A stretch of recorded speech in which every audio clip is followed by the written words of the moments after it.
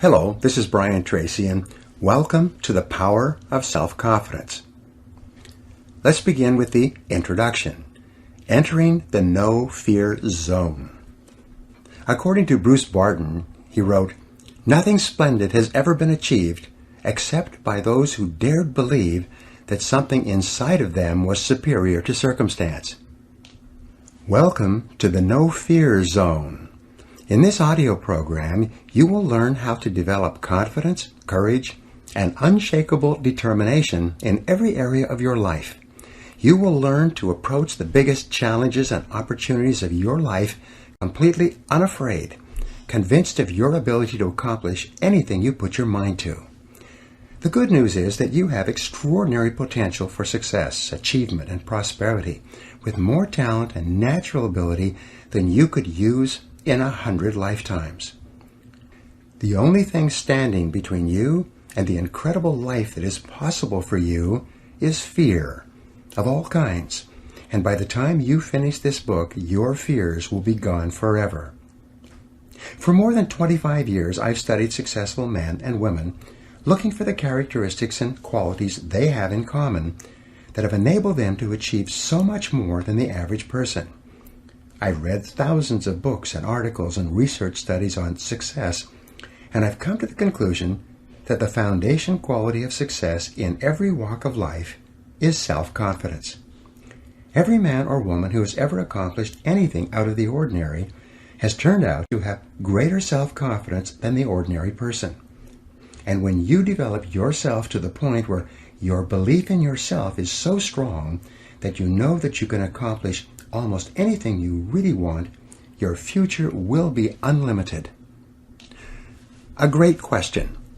A woman who had listened to one of my programs wrote to me recently and told me that one line in that program had changed her whole outlook on life. It was simply a question. What one great thing would you dare to dream if you knew you could not fail?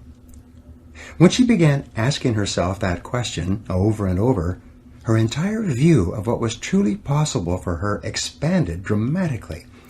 She saw clearly what she really wanted to be and have and do, and she simultaneously realized that it was only fear and doubt in her own abilities that was holding her back. What would you do differently if you were absolutely guaranteed of success in any undertaking? What if some great force could endow you with the power to achieve any goal that you could set for yourself? To put it another way, what if you were completely unafraid of anyone or anything, and you felt completely free to act in any area in your own best interests? The fact is that if you developed the quality of unshakable self-confidence, your whole world would be different. Unlimited self-confidence. With greater confidence in yourself and your abilities, you would set bigger goals, make bigger plans, and commit yourself to achieving objectives that today you only dream about. You would take whatever steps were necessary to earn more money and enjoy a higher standard of living. You would set your sights on a bigger house, a better car, more beautiful clothes, and nicer vacations. You would want all kinds of things for your family and for those close to you. With unshakable self-confidence, you would do what you really want to do, and you refuse to conform to the wishes or opinions of anyone else. You would define your life in your own terms and live every day consistent with exactly what it is you want, and not the wishes of other people. With greater self-confidence, you would be a different person in every part of your work life and career. You might decide to ask for a promotion or a raise, or even change to another job or another company, or even another industry. You would move immediately to do whatever it took to get onto the fast track in your career. If you're in sales, you would call on more people, make better and more forceful presentations, ask for more orders, and close more business. If you're in management, you would organize and reorganize your human and material resources to create a work environment that suited you perfectly, rather than making endless compromises in an attempt to please a variety of different people. With greater self-confidence, you would be bolder and more imaginative. You would be more creative and willing to experiment with new and different ideas and ways of doing things. You would be willing to consider unusual and risky alternatives, and willing to commit yourself wholeheartedly to projects that are today sitting only on the back burner of your mind. More powerful, popular, and persuasive. If you had unlimited self-confidence, you would be more powerful, popular, and persuasive with other people. You would be more cheerful, likable, and welcome wherever you went. You would speak up and speak out clearly in your interactions with others, and you would be admired, respected, and sought after by everyone who knew you. Recognition and responsibilities would flow to you because of people's belief in your ability to do whatever it took to get the job done. Positions of prestige and status would open up for you, and people would bring you opportunities and possibilities that you cannot now imagine. Dealing with difficulties. With greater self-confidence, you could deal more effectively with the inevitable problems and difficulties that arise in day-to-day life. You would think continually in terms of solutions and how you could turn any situation to your best advantage. You would laugh at adversities that would dishearten most people and pluck success out of the jaws of failure. You would turn lemons into lemonade. You would feel invincible and unconquerable. With higher levels of self-confidence, you would be far more effective in dealing with difficult people and situations. You would be a far better negotiator and be able to ask for and get better prices, terms, and conditions in everything you bought and sold. Feel terrific about yourself. With greater self-confidence, with an unshakable belief in yourself, nothing would be impossible for you. More than anything else, you would feel terrific about yourself. You would feel truly happy about every part of your life, knowing deep down inside that you have the ability to take whatever steps and make whatever changes are necessary to assure that your life is exactly the way you want it. You would experience a tremendous sense of control, which is the fundamental requirement for happiness, well-being, and maximum performance. You would feel like the master of your fate and the captain of your soul. With unlimited self-confidence, you would feel completely self-determined and in charge of your life. You would experience a feeling of strength and power and purpose, and have a positive mental attitude toward yourself and everyone in your life and everything you do. With unshakable self-confidence, you would unquestionably be an exceptional human being. You can develop self-confidence. Unfortunately, however, this is not all that easy. Most people have limited self-confidence, and many people have no self-confidence at all. Human beings tend to be plagued with doubt about their own abilities and fears about every imaginable thing, especially the unknown. The psychologist Abraham Maslow said that the story of the human race is the story of men and women selling themselves short. The great majority of people tend to compare themselves unfavorably with others. They dwell on their own weaknesses and limitations, and they eventually settle for far less than they're really capable of. Instead of enjoying high levels of self-esteem, self-respect, and personal pride, the average person just gets by from day to day. If self-confidence and the self-esteem that goes with it is so desirable, why is it that so few people have enough self-confidence to live the lives that are possible for them? There are 1,000 reasons, but perhaps the most wonderful discovery about self-confidence is that it is a mental quality that can be learned with practice. And because it is learnable, self-confidence can be developed and built up systematically and progressively over time by following the instructions in this program. The good news is that everyone has a certain amount of self-confidence, more in some areas and less in others. And by working from that base, it's possible for you to build yourself up to the point where you are completely confident in any area that is important to you. The Great Law. Perhaps the most important of all the laws that govern our lives was put forth by Aristotle in about 350 BC. He called it the principle of causality, and proclaimed for the first time that we live in a universe governed by order and that there is a reason for everything that happens. We call this the law of cause and effect, and it's often referred to as the iron law of human destiny. The law of cause and effect can imprison us in a cell of our own making, or it can liberate us by giving us complete freedom, depending upon how we use it. The law itself, like the law of gravity, is neutral. This law of cause and effect, which is both a physical and mental law, says that for every effect in our lives, there is a specific cause or causes. If there's an effect in our life that we want more of, like more money or greater success, we can trace it back to the cause, and by repeating the cause, we can enjoy more of the effects. If we're in sales or business, and we have successes, we can trace those successes back to the specific things that we did to achieve them, and by repeating those causes, we can enjoy the same effects again. This law also says that if there's an effect in our lives that we don't want, whether it be overweight or insufficient funds or problems with people or negative business conditions, we can trace that effect back to the causes, and by removing or changing the causes, we can achieve different effects or results. This law of cause and effect is so simple and obvious that no one seriously questions it. We live in a world and in a universe governed by law, not by chance. Everything happens for a reason. Neither success nor failure is an accident. They have specific causes, and when we repeat the causes, we get the same effects, no matter who we are. This is just the way the world works.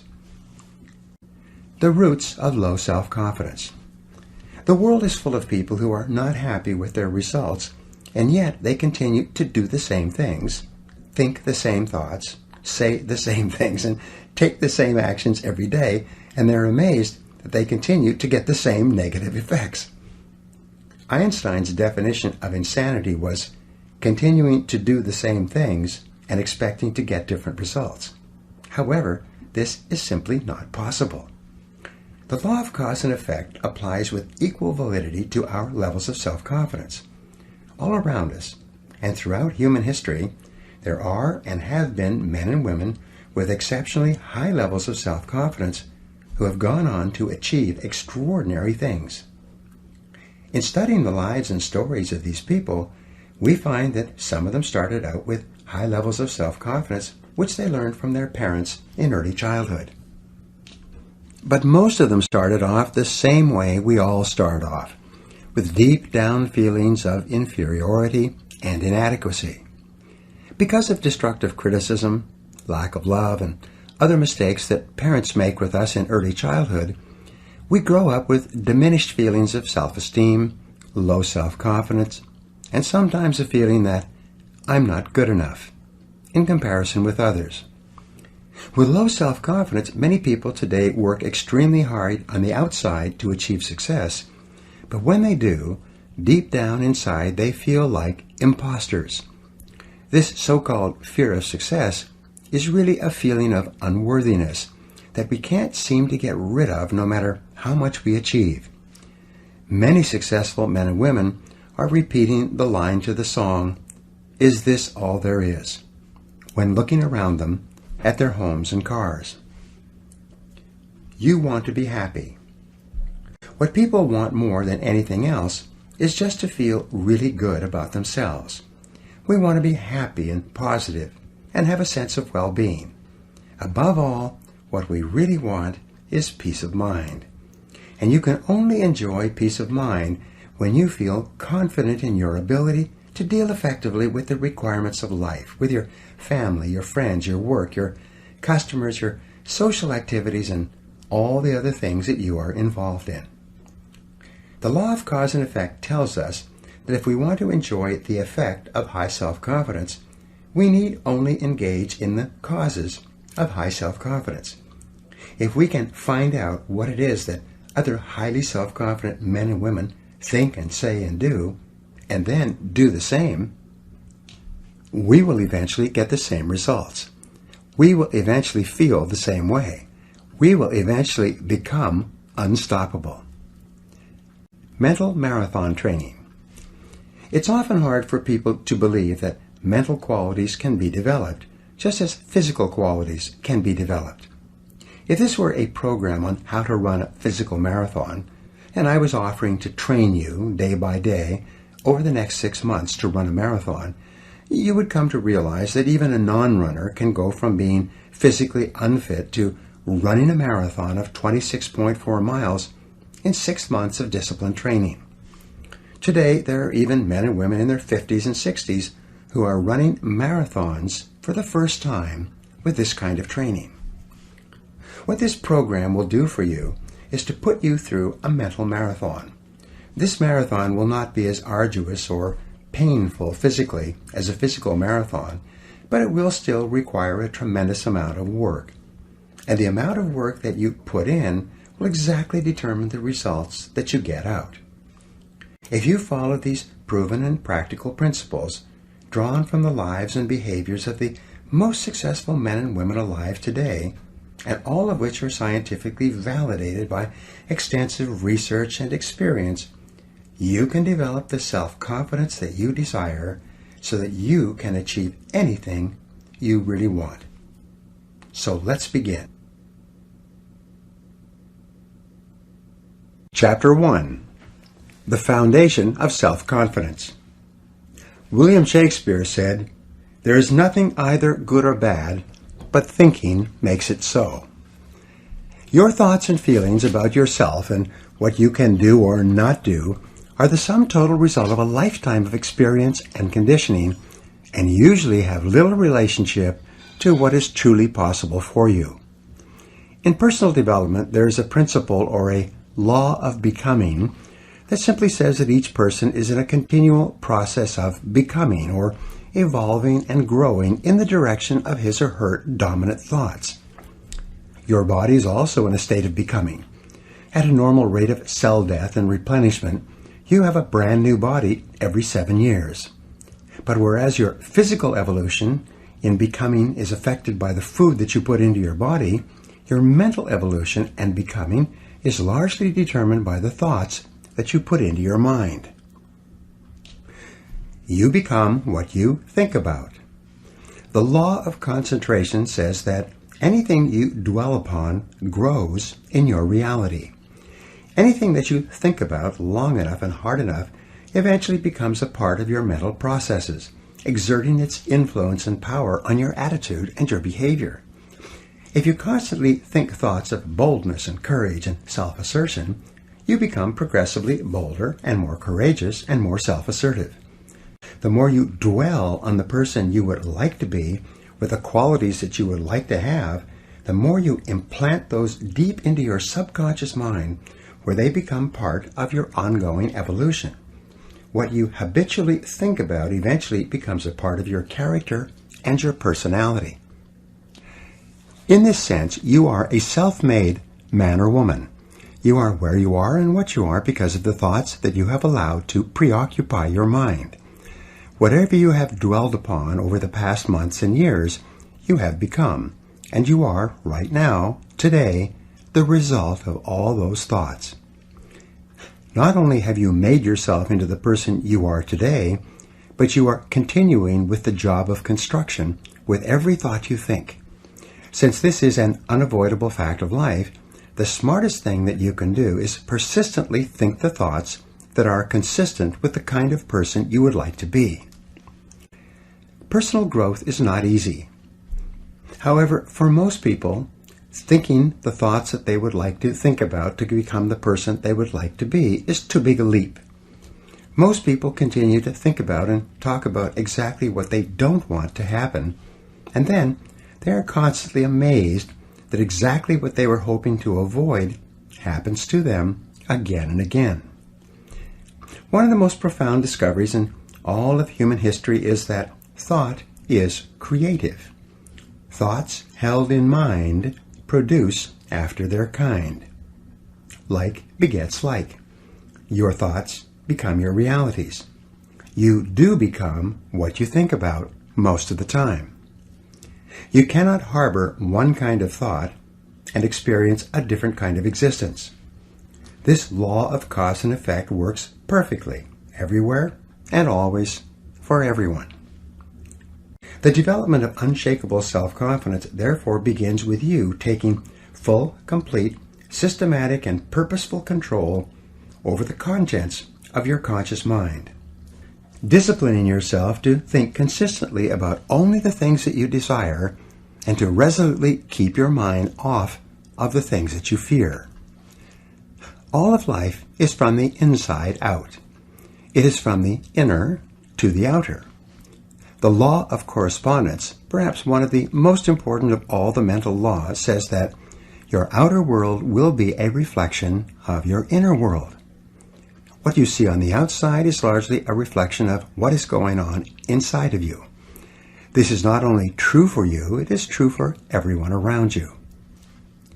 Your inner life predicts your outer life. Many times we see people who seem to be very nice and pleasant on the outside, but who seem to have continuous problems in their personal and business lives. We wonder, how could these unhappy things happen to such nice people? The unavoidable fact is that, with few exceptions, most of what a person experiences in his or her outer life corresponds exactly to something that is going on in their inner life, something which you seldom know. And it cannot be otherwise. True happiness and success comes from living your life in harmony with the laws that govern your being. Even though these laws are invisible, they are like the law of gravity, which is also invisible, but is to be violated only at your own peril. Happy people are those who obey and follow the laws of nature and live their lives consistent with those laws. Start with your inner life. If you want to enjoy self-confidence on the outside, you must practice complete integrity on the inside. The foundation of self-confidence is for you to live your life consistent with your innermost values and principles, while thinking and acting in harmony with your highest aspirations. Men and women with the most rock-solid self-confidence are those who are absolutely clear about what it is they believe to be right and good and worthwhile, and who live their lives consistent with these values. Everything they do or say is an expression of their innermost convictions. Your whole world can fall down around you, but as long as you know that you are doing the right thing, you will have a deep inner sense of calm that will manifest itself in an attitude of confidence and self-assurance in any situation. You'll have many ups and downs in life, but what is most important is that you remain true to yourself. And then, as Shakespeare said, "Thou canst not then be false to any man." Determine your values. The starting point of developing high levels of self-confidence and becoming a superior human being is for you to think through and decide upon your values. Superior men and women are those who have taken the time to decide clearly what it is they believe in and in what order, and they have then organized their lives so that everything that they do reflects those values. Recently, I addressed about 150 members of the national sales force of a very successful company.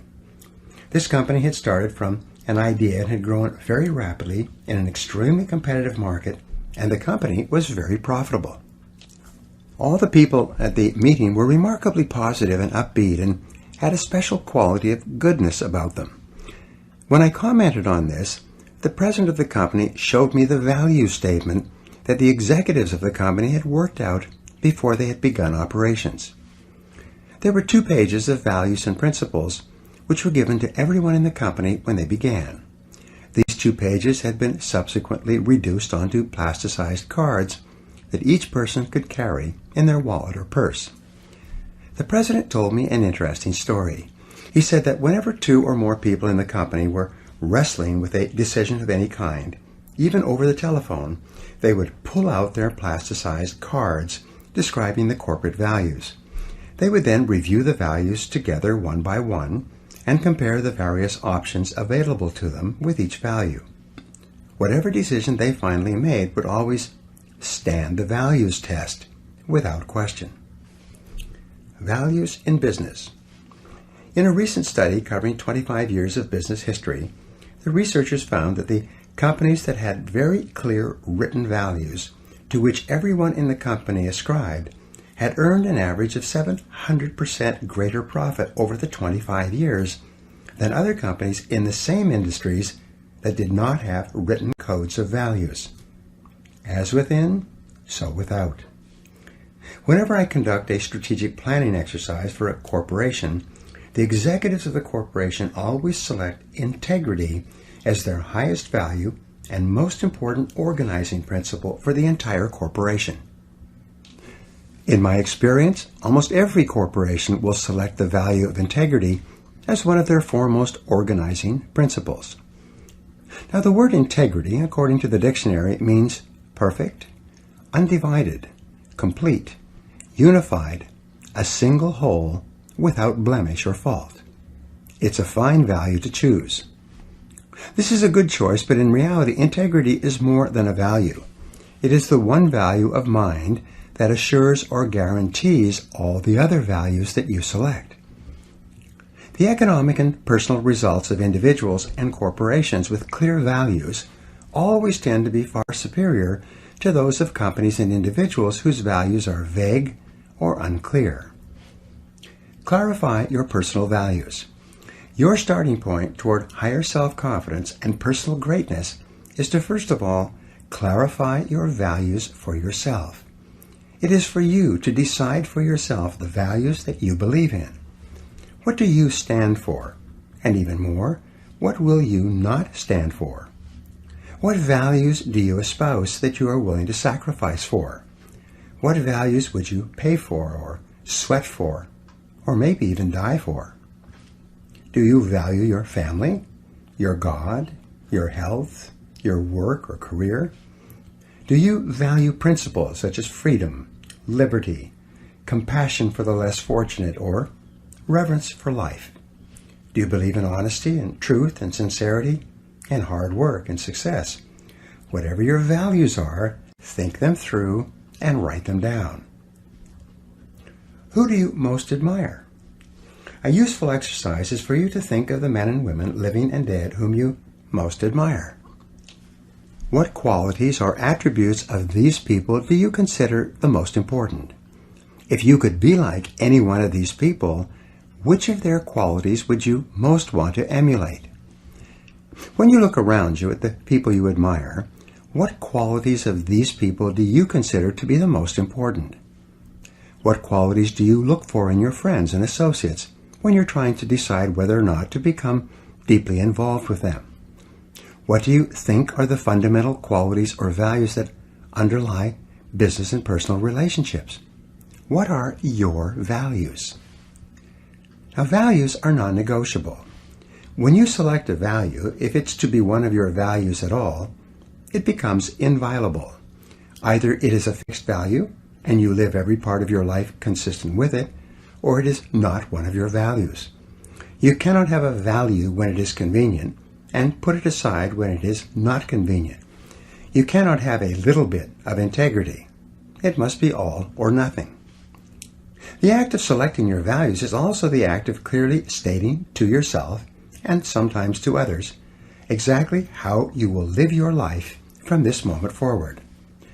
Once you have selected a value, and you have declared it to be one of your unifying principles, you are in effect saying that this is something upon which you will never compromise.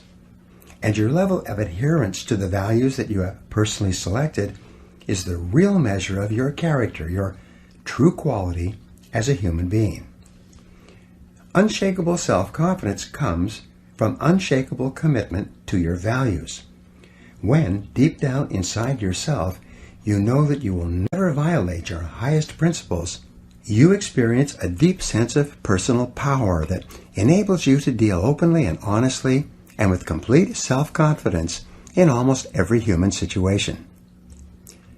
Values clarification. If you're having any difficulty in clarifying your values, a very helpful exercise is to take some time to write out your own obituary or eulogy.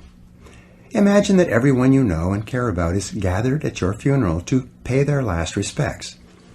The minister reads your eulogy to this assembly of people, and in it he describes the person you became over the course of your lifetime. He describes not only what you accomplished and what you contributed to the lives of others, but he reads out the virtues, values, and qualities that you were known for by the people around you. This obituary can become your vision of the kind of person you wish to be and the kind of values that you wish to live by. No one is perfect, and we all have a long way to go in living our lives consistent with our highest values. But the very exercise of writing out your obituary will exert a powerful influence on everything that you do thereafter. Both consciously and unconsciously, you will be drawn toward living and acting more and more like the person you described in that final testament. Organize your values. Once you've decided upon your values, your work is not over. Now you have to organize your values by priority. You have to decide which value is more important and which value is less important. If you wrote out each of your values on small squares of paper, and then you had to throw away all the squares but one, which one would you keep? This then becomes your foremost value, the one that takes precedence over all the others. Which would be your second most important value? Your third, your fourth, and so on. Your order of priority is extremely important in determining the kind of person you are and the kind of life you live. Many people organize their values with number 1 being God, number 2 being their family, number 3 being their health, number 4 being their career, and perhaps number 5 being success. A person with this order of values is saying that, when push comes to shove, I will always favor the higher order value over the lower order value. Values order forces you to choose. If your family comes before your health or your work, you would always sacrifice your health or your work for the well-being of your family. If your order of values was changed and your work or financial success came before your health, you would be saying that you would sacrifice your health if that was necessary to get ahead in your career. I have known businessmen who put career success ahead of their families in their order of priority. When they had to choose one or the other, they regularly chose their work over spending time with their spouse and children. And as a result, both the marriages and the careers have run into serious trouble. Selecting your values and then putting them in order of importance actually creates a mental and emotional structure that enables you to make better decisions and choices in every area of your life.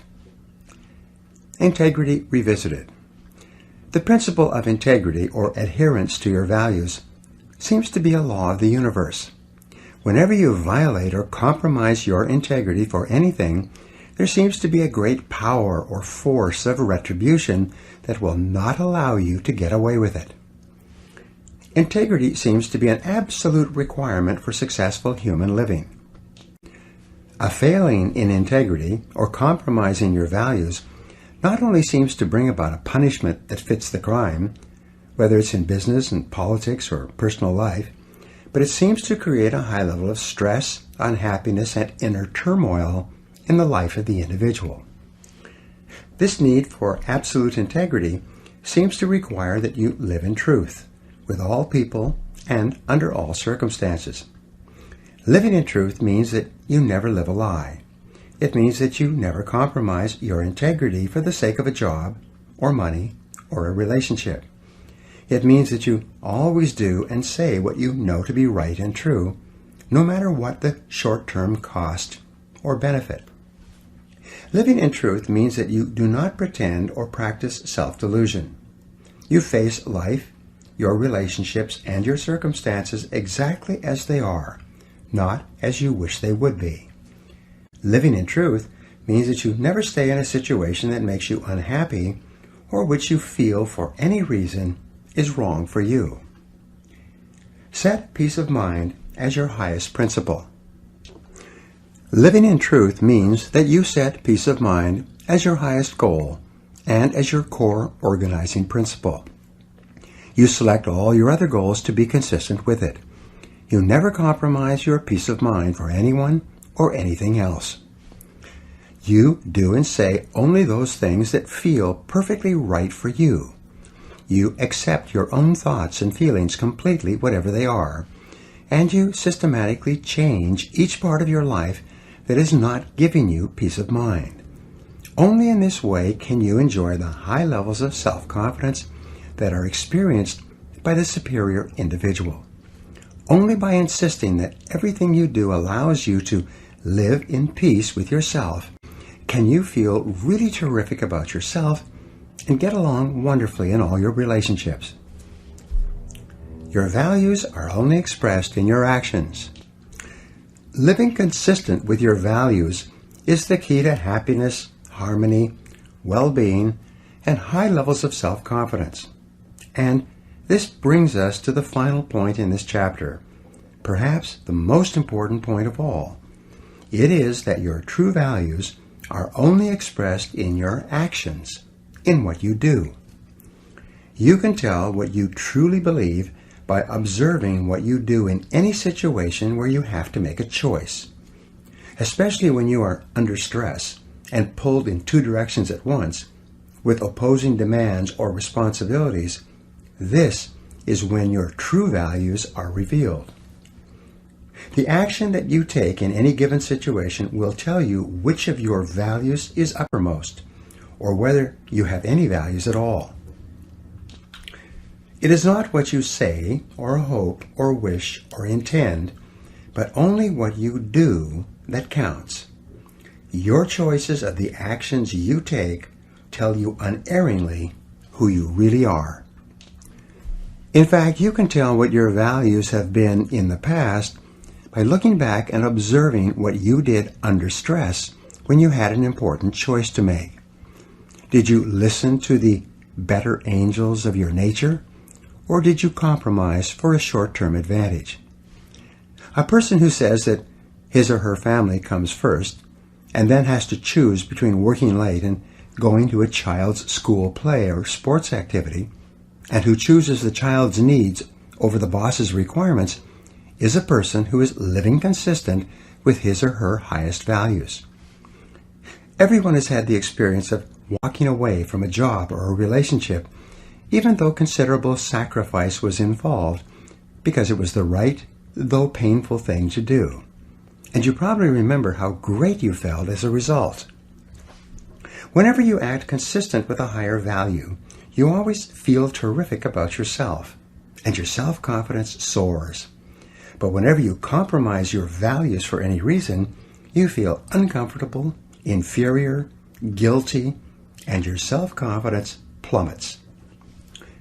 The law of reversibility.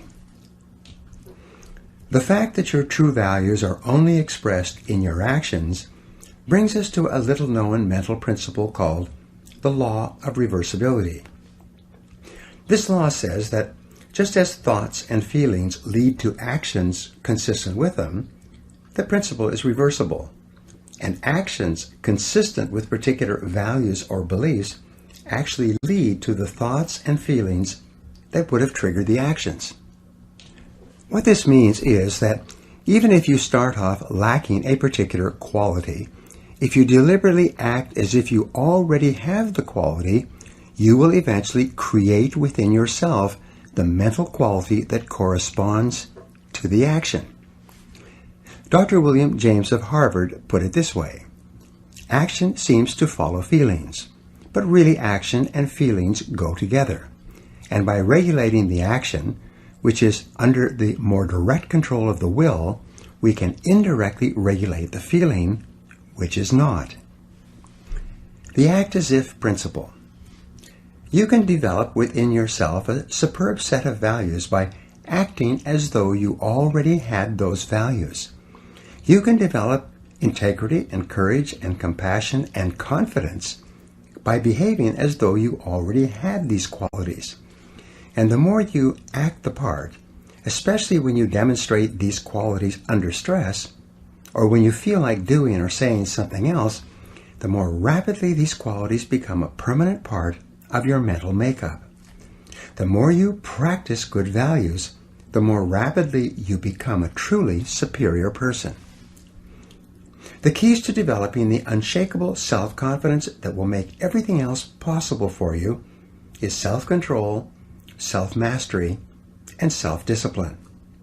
Self-confidence can come directly by behaving in a self-confident manner, but it comes more often indirectly by doing and saying the things and practicing the behaviors that lead to self-confidence.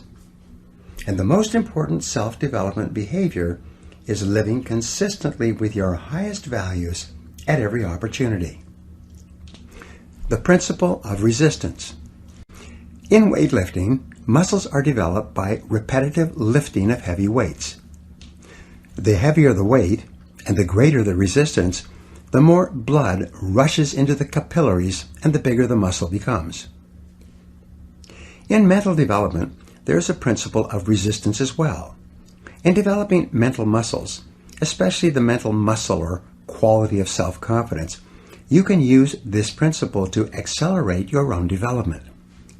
Whenever you exert self-mastery and discipline yourself to do or say the right thing, especially under stress, you create resistance to your natural tendencies. This resistance generates friction. This is the same kind of friction or heat that when applied to a crucible containing chemicals will cause the chemicals to crystallize and take on a new form.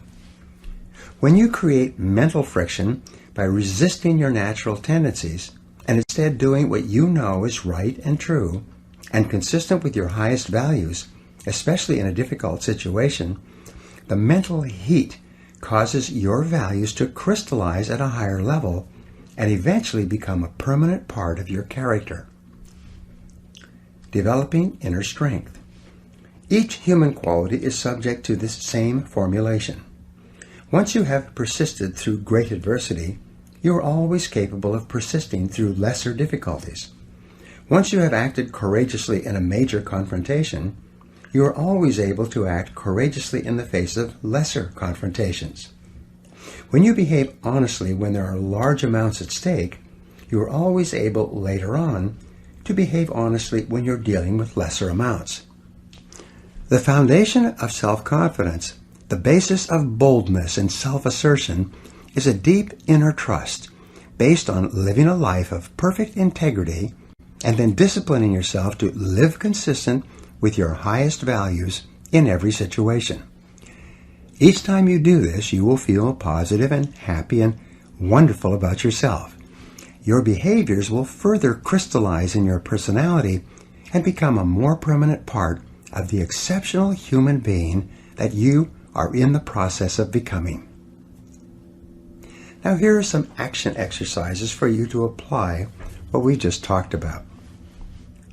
Number 1, list your 3 most important values governing your personal life. Number 2, list the 3 most important values that you practice in your work and business life. Number 3, list the 3 people, living or dead, who you would most like to spend an afternoon with. Number 4, why would you want to spend an afternoon with these people? What would you ask them or talk about? Number 5, why would these 3 people want to spend an afternoon with you? What are your most admirable qualities?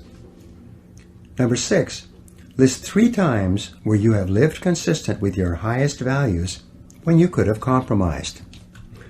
And number 7, what are you going to do differently from now on to assure that your values and actions are in harmony? Chapter 2, Purpose and Personal Power. Orison Swett Marden wrote, "There can be no great courage where there is no confidence or assurance, and half the battle is in the conviction that we can do what we undertake." The development of unshakable self-confidence will open up such possibilities for you as you cannot now imagine. You will be able to dream bigger dreams, set bigger goals, make greater commitments, and plunge into life more wholeheartedly than you ever have before. Self-confidence is the hinge upon which turns the gate of individual achievement.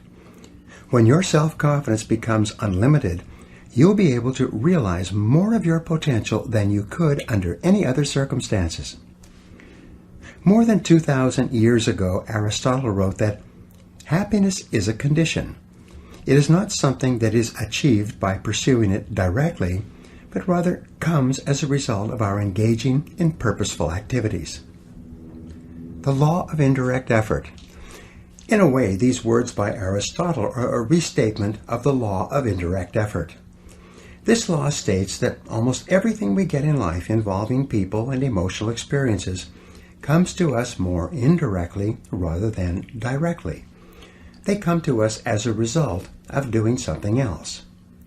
For example, if we pursue happiness directly, it eludes us.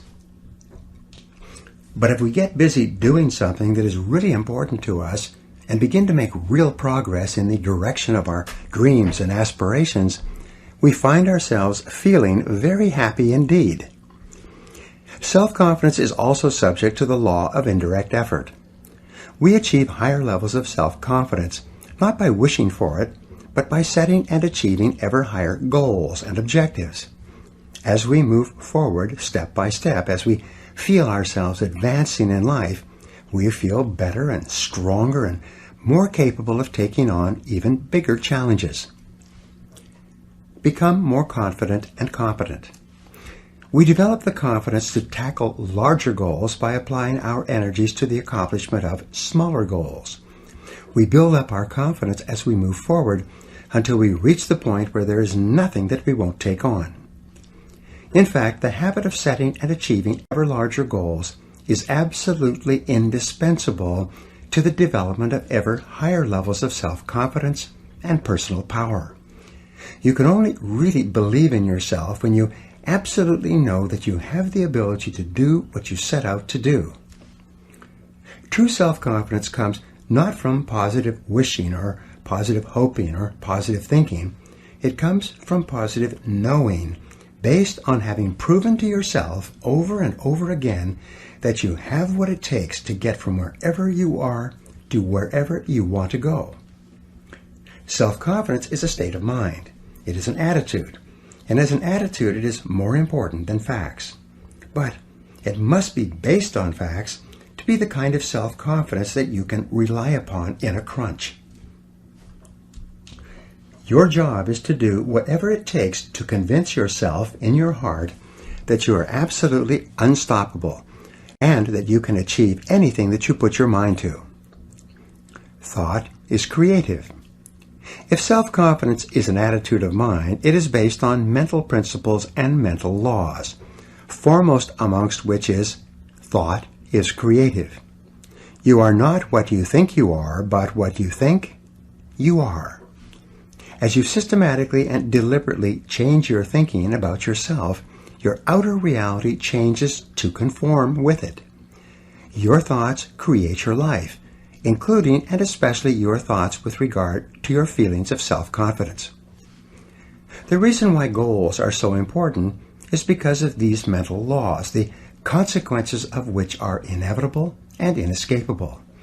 You are happy and successful to the degree to which you conform your life and your thinking to these laws and live in harmony with them. The first law, which we have already discussed, is the law of cause and effect. This law is so simple and powerful that you need to remind yourself of it all the time. Everything that happens in your life, success or failure, wealth or poverty, health or illness, happiness or unhappiness, self-confidence or insecurity, are all subject to this law. The Bible teaches this basic law as the principle of sowing and reaping. It says that whatsoever a man soweth, that also shall he reap. This especially refers to the thoughts you think. If you sow positive, optimistic, uplifting thoughts in your mind, you will reap positive, optimistic, uplifting events and experiences in your life. And it cannot be otherwise. If you sow clear goals and objectives in your mind, you will reap clear results and rewards in your outer life. The law of attraction. A corollary of the law of cause and effect is the law of attraction. This is one of the most important of all mental laws in explaining what happens to you. This law says that like attracts like. It says that you inevitably attract into your life the people, ideas, circumstances, and opportunities that are in harmony with your dominant thoughts. Just like a magnet attracts iron filings, you attract whatever is consistent with whatever you are thinking about most of the time. Because this is a law, you cannot think one thing and attract something else. Whatever you are thinking about most of the time, you are drawing into your life from all directions. This is why fuzzy goals bring fuzzy results. Clear goals bring clear results.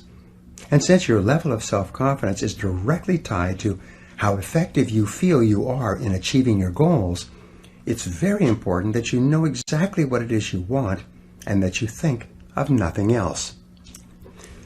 The law of correspondence. Another mental law, also a corollary of the law of cause and effect, is the law of correspondence. This law says that your outer world tends to correspond to your inner world.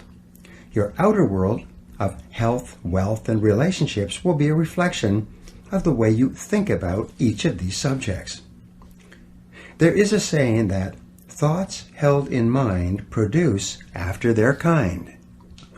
Your thoughts and goals are like seeds, and your mind is like fertile soil. Whatever seeds, positive or negative, clear or unclear, you are planting into your mind will grow in your reality. Whatever you are reaping or experiencing today is the result of what you have sown in the past. Since your mind is not a vacuum, it doesn't remain empty. Like a garden, either flowers or weeds will grow. Your thoughts are the most powerful forces in your universe.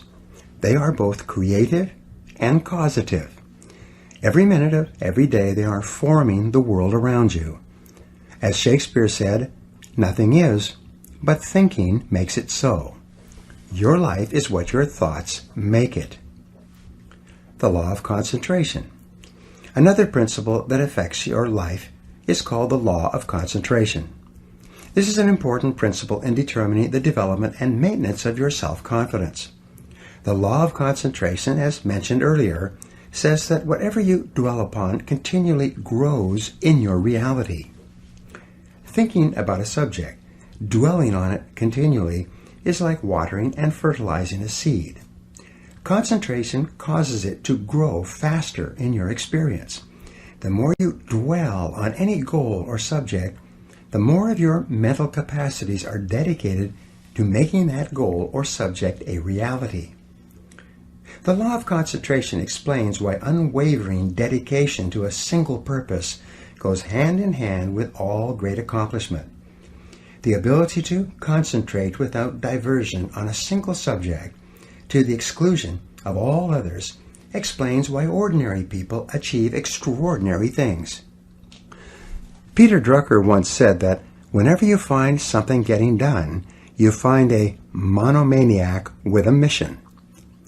Because of this mental law, an average individual with average capabilities, by bringing all of his or her mental powers to bear on the achievement of a single goal, can often accomplish far more than a seemingly more fortunate person whose energies are dispersed by having several goals at once, or, as quite commonly happens, no goals at all. The law of substitution.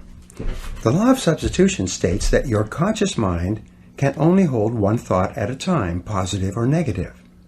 And whatever thought is held continuously in your conscious mind will eventually be accepted by your subconscious mind as an instruction or command. Your subconscious mind, in harmony with these mental laws, will go to work 24 hours per day to bring your dominant thought or idea into reality. Your subconscious mind is inordinately powerful. It is the repository of all of your emotions and beliefs and values and attitudes and feelings. All your thoughts and feelings throughout your life are stored in your subconscious mind. The development of the unshakable self-confidence that you desire requires that you step up to your mental computer and take every step necessary to program self-confidence deep into your subconscious mind. The law of emotion. The final mental law you need to know in the development of purpose, personal power, and self-confidence is the law of emotion. This law says that every decision you make, every thought you think, every action you take is based on an emotion of some kind. And the two primary emotions are either the emotion of fear at one end of the spectrum of emotions, or the emotion of desire at the other end of the spectrum. When you hold an emotion-charged thought in your conscious mind, it is rapidly accepted by your subconscious. Your subconscious then activates all your mental powers and begins to turn that inner thought into a result or experience in your outer world. The more powerful the emotion, the more effect it has on your thinking and actions, the more rapid the change in your experience. If the emotion is strong enough, the change can be instantaneous. The power of decision. I had a friend who smoked for 30 years. He claimed that he couldn't quit smoking because it was a deeply entrenched habit, going back to early adulthood. One day, he had some chest pains and went to his doctor, who performed a series of tests on him. When the results of the tests were in, the doctor sat my friend down and told him that he had a serious heart condition and that if he continued to smoke, he would be dead within 6 months. Samuel Johnson once wrote, "When a man is to be hanged on the morrow, it clears his mind wondrously."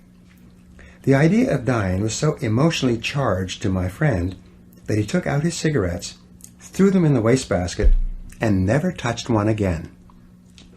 In a positive vein, if you're absolutely convinced that you are meant to be a great success in life, and that there's nothing in the world that could stop you from achieving great things, as long as you threw yourself wholeheartedly into every activity and persisted until you succeeded, you would become an irresistible force of nature.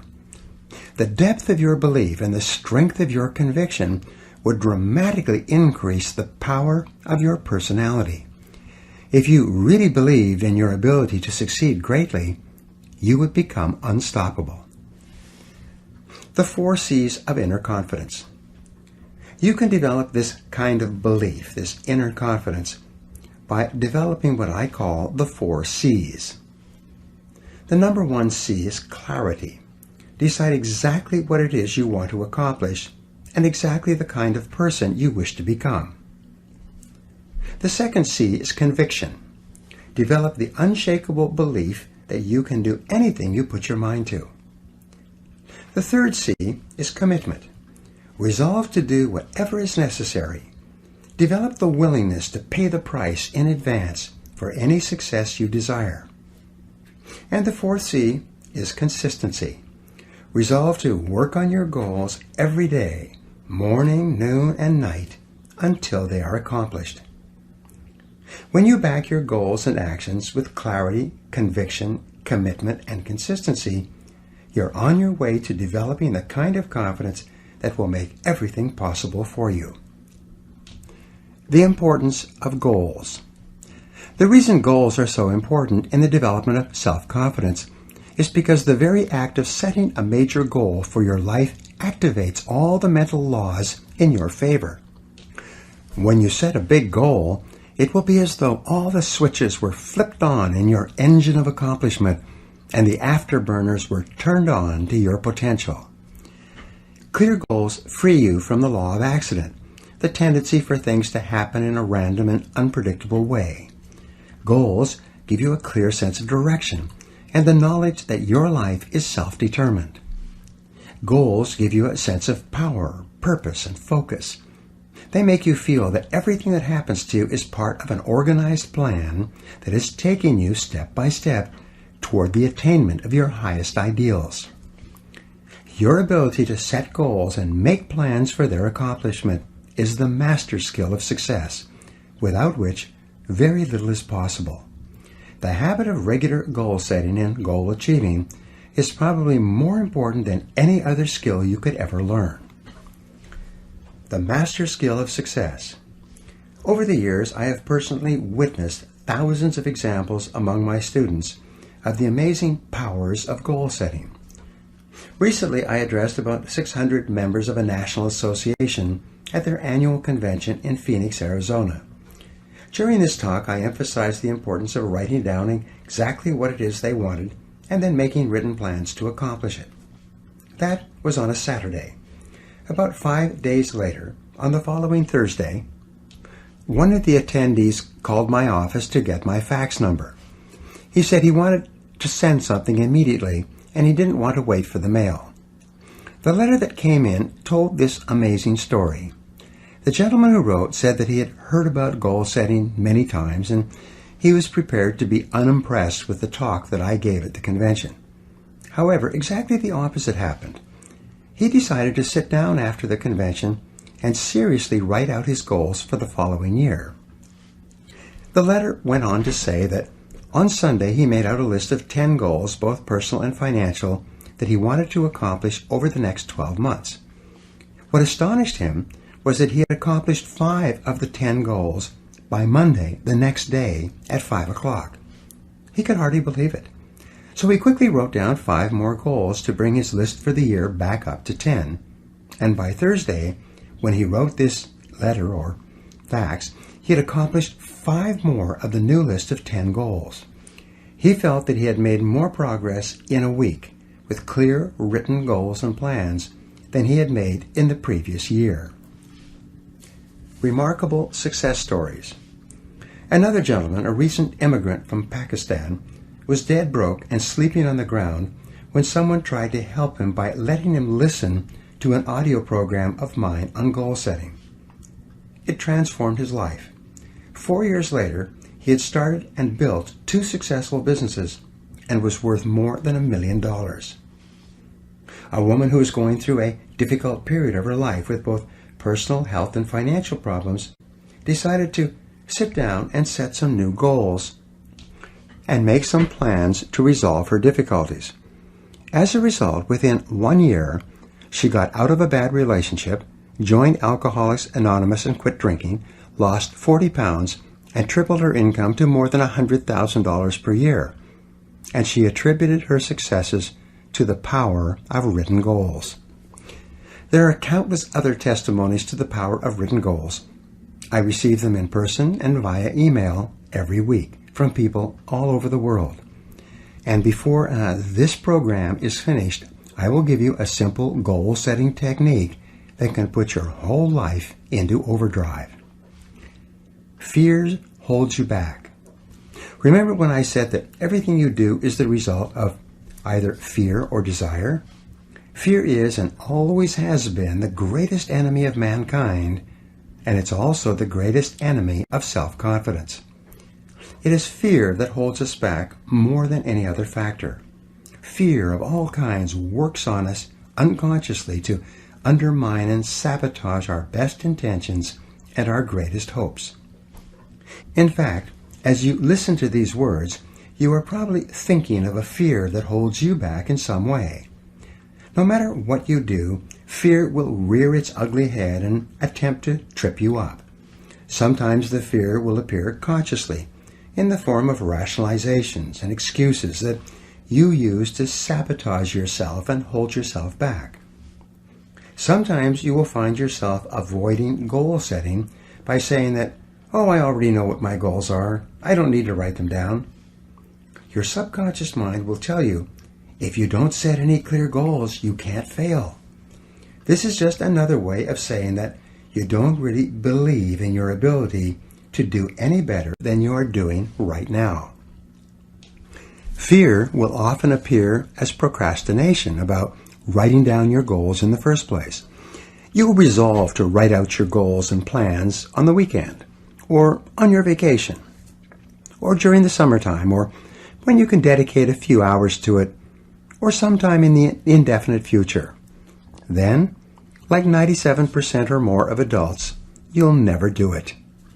You will start to rationalize and say, "Well, considering my situation, it probably wouldn't make any difference anyway." The comfort zone. If the greatest enemy of self-confidence is fear, then the greatest enemy of human achievement is the comfort zone. Psychologists have determined that each of us has a natural tendency to slip into a zone of performance and behavior where we feel comfortable, one that is easy and unchallenging, and then to stay there. We stop striving, we relax, and day by day we develop the habits that lead to underachievement and failure. We settle for far less than we're truly capable of. We engage in social networking, watch television, listen to music, socialize, and generally waste our time, and then we eventually convince ourselves that this is the very best that we can do. Most people are in comfort zones of their own making. Your attitude and personality, your habitual way of responding to people and to life is your comfort zone. The amount you earn, your standard of living, and your level of performance in your work is your comfort zone. Your level of mental and physical fitness is your comfort zone. Resistance to change. The natural tendency once a person gets into a comfort zone is to resist change of any kind, even beneficial change. And if you're forced out of your comfort zone, like the collapse of a relationship or the loss of a job, your natural tendency will be to attempt to recreate the same comfort zone with the same type of person or doing the same work. Everyone has had the experience of losing a job that they disliked, only to go out looking for a similar job doing the same work. We get into a relationship that doesn't work out, and our natural tendency is to try to form a new relationship with a similar type of person. We earn a certain amount of money, and rather than striving to increase our earning ability, we adjust our lifestyle and accommodate to our financial situation. The tragedy of the comfort zone is that it first of all starts off by being comfortable, but it leads rapidly to complacency. Complacency eventually leads to boredom, to the question, is this all there is? Instead of life being an exciting adventure, it becomes merely a boring repetition of what happened yesterday. Eventually, the comfort zone leads through complacency and boredom to frustration and unhappiness.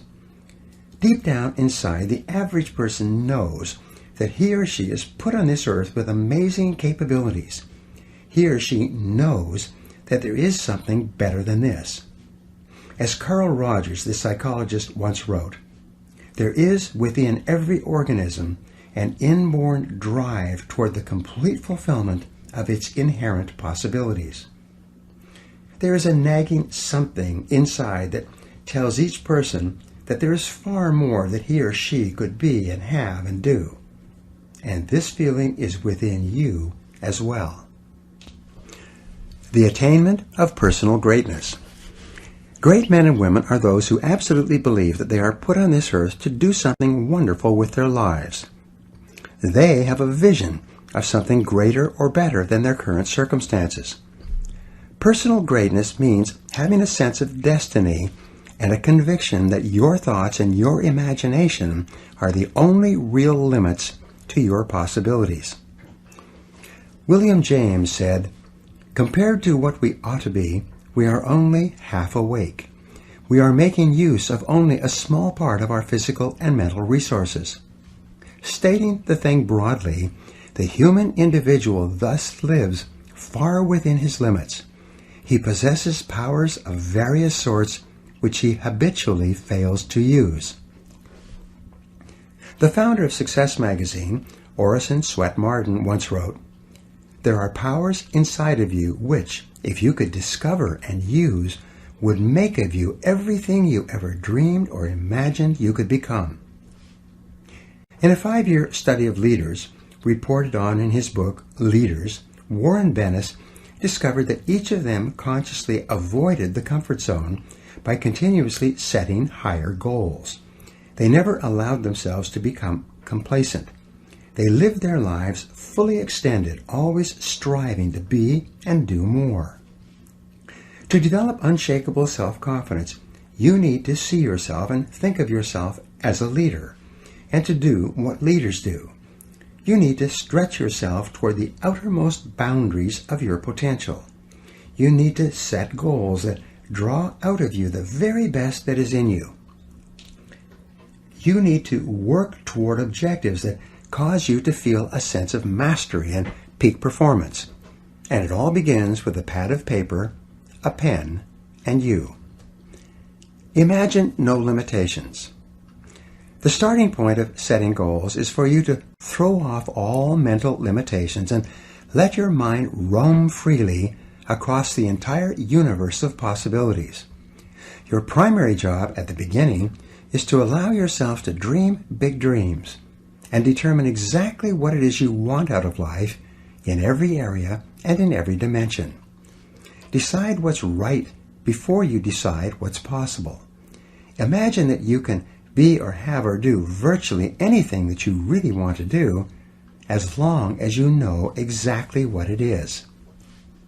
First, make up a dream list.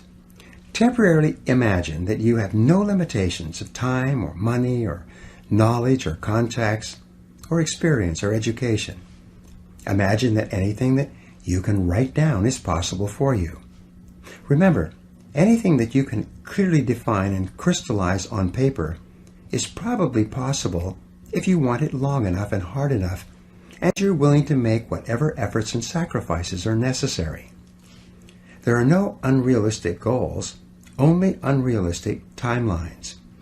The very act of writing your goals down sets the whole universe to work in your favor and activates all the mental laws to help you. In fact, many people have had the experience of writing out a list of goals on New Year's Day, putting the list away and not referring to it again till the end of the year, and then finding that 80% of the goals have been achieved, sometimes in the most amazing ways. The very act of writing down big, challenging goals causes three things to happen.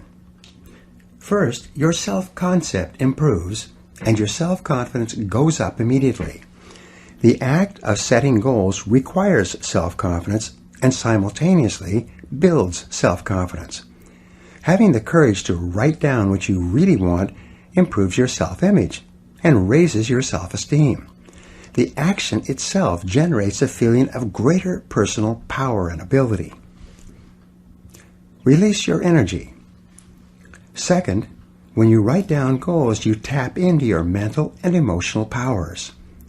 Goal setting actually gives you a burst of physical and mental energy. Your heart rate and your respiratory rate speeds up. The very act of goal setting is inherently exciting. It sounds a little bit corny, but someone once said, "Feeling listless? Make a list." It's true. It's like stepping on the accelerator of your own mental and physical potential.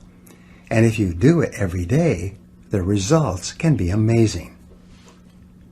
Write it down. Third, commit it to paper. The very fact that you have committed a goal to paper dramatically increases the likelihood that you will achieve that goal. Your mind is structured in such a way that you cannot write down a goal clearly on paper, not on a computer screen, without simultaneously having the ability to somehow attain it. The most important question is, how badly do you want it? There are several mental exercises that you can use to set your goals. Number one, imagine that you have just won $1 million cash and that you can do or have anything you want with the money. What would you do first? Where would you go? What changes would you make in your life? If you had complete financial freedom, what would you do differently from what you are doing now? Number two, describe your ideal lifestyle. Imagine that you could live your ideal of the perfect life. What part of the country would you choose to live in? What kind of a company would you choose to work for or to start and run as your own? What kind of a home and car would you want? How would you like to spend your time and live your life? What kind of relationships would you want? Number three, ask yourself what you would do if you learned today that you only had 6 months left to live.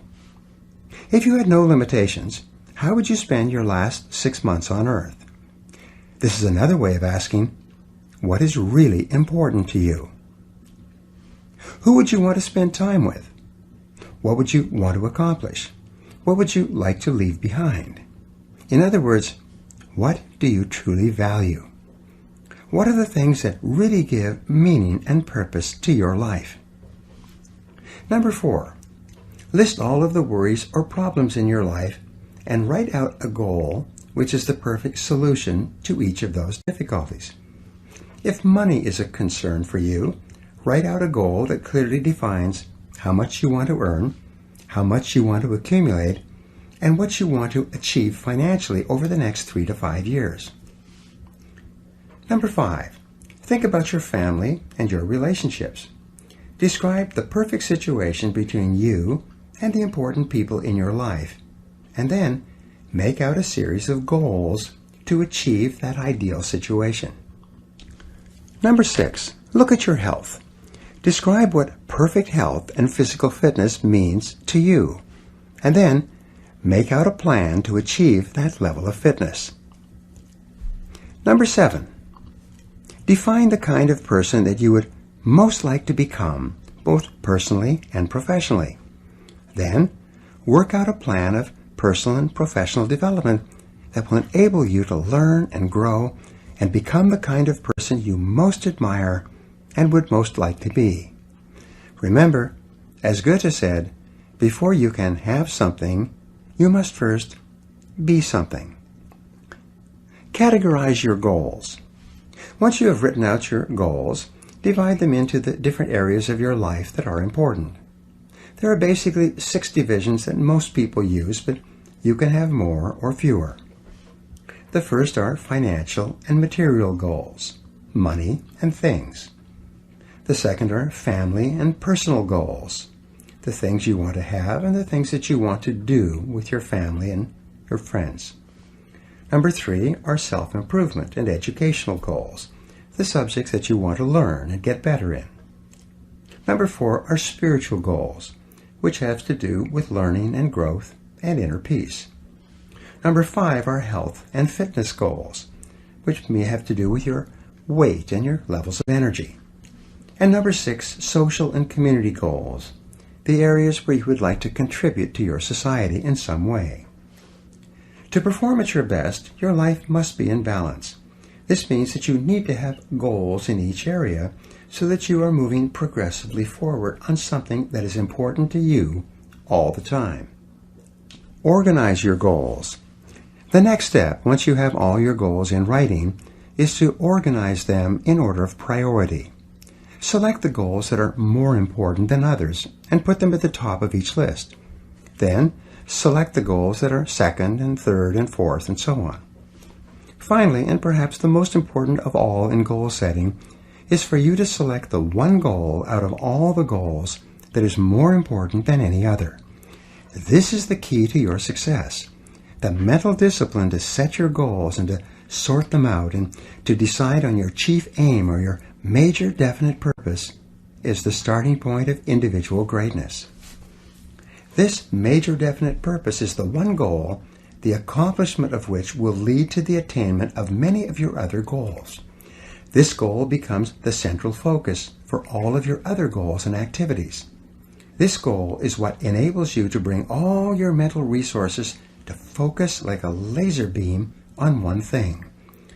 Your forward progress on this one goal is what eventually generates the unshakable self-confidence that you desire. Focus and concentrate. This intense focus on one goal is not easy, but it is all important. Orison Swett Marden also wrote, "The giants of the race have been men and women of concentration, who have struck sledgehammer blows in one place until they have accomplished their purpose. The successful men and women of today are those of one overmastering idea, one unwavering aim, men and women of single and intense purpose." Martin also said that every great man has become great, every successful man has succeeded in proportion as he has confined his powers to one particular channel. Single-minded concentration in the direction of your dreams will intensify your desires and increase your emotional drive towards your goal. This intensity of concentration will activate the law of attraction and begin to attract people and opportunities into your life to help you to achieve your goal. The more you think about your goal, the more it will come to dominate and direct your life. The more you think about it, the more rapidly you will move toward it, and it will move toward you. Make it measurable and time-bounded. Your major goal must be measurable. It's a basic rule that what gets measured gets done. Make it clear and quantitative and objective, and if necessary, break it down into smaller parts that you can work on one at a time. Your major goal must also be clearly time-bounded. Set a deadline on it. Select a realistic but challenging date for its completion and write it down. If it's a long-term goal, such as 2 or 3 years, break it down into smaller parts with minor goals or benchmarks every 30 to 60 days. Create a structure of rewards that you will give yourself upon the attainment of each part of your goal and on the attainment of your entire goal. For maximum motivation and high achievement, you need to tie each goal to a reward and each part of the goal to a smaller reward. Now, the reward may be dinner out, or a vacation, or a holiday. It may be a new car or a new home. It may be something that affects all the members of your family. Many people enlist the support and cooperation of their spouses and children by agreeing to rewards that everyone will get when the goal is attained. Rewards make the process more fun and interesting, and they act as an inner drive that propels you forward when the going gets rough. Make your plans. Once you've determined your major and minor goals, you construct your plans by making detailed lists of everything that you will have to do to achieve each goal, and then organizing the lists by time and priority. What will you do first? What will you do second? What is more important? And what is less important?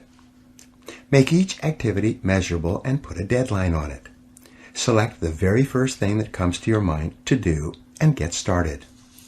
By setting goals, making plans, and getting started, you will join the top 3% of adults in the world today, and your success will be virtually guaranteed.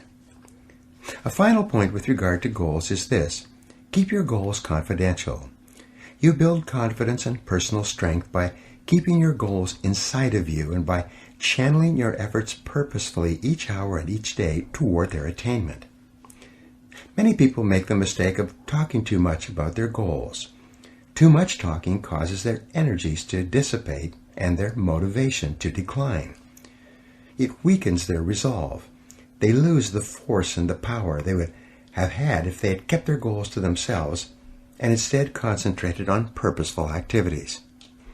As Henry Ford said, you can't build a reputation on what you're going to do. A simple technique. Let me now give you a simple technique that has transformed my life and the life of almost every person who has ever used it. It is simply this: get yourself a spiral notebook, the kind used in school for taking notes. Begin each day by sitting down with this notebook and writing out your main goals in the present tense as though they were already a reality. Use strong, definite words like I earn, I achieve, or I am. You can write other things in this notebook if you like, but the most important action is that you take 5 minutes each day to write and rewrite your major goals without referring back to what you wrote yesterday. Handwriting your goals is called a psychoneuromotor activity. Each time you write out your goals, you drive them deeper into your subconscious mind. You increase the intensity of your desire and the depth of your belief. You activate the mental laws of concentration and attraction and correspondence. You focus your mental powers and increase your confidence that the goal is achievable. By rewriting your goals every day, they become clearer and stronger and take on a power of their own. This exercise impresses your goals so deeply into your subconscious mind that they will eventually lock on, and you will begin to move irresistibly and unstoppably toward their achievement. When this happens, your future will be guaranteed.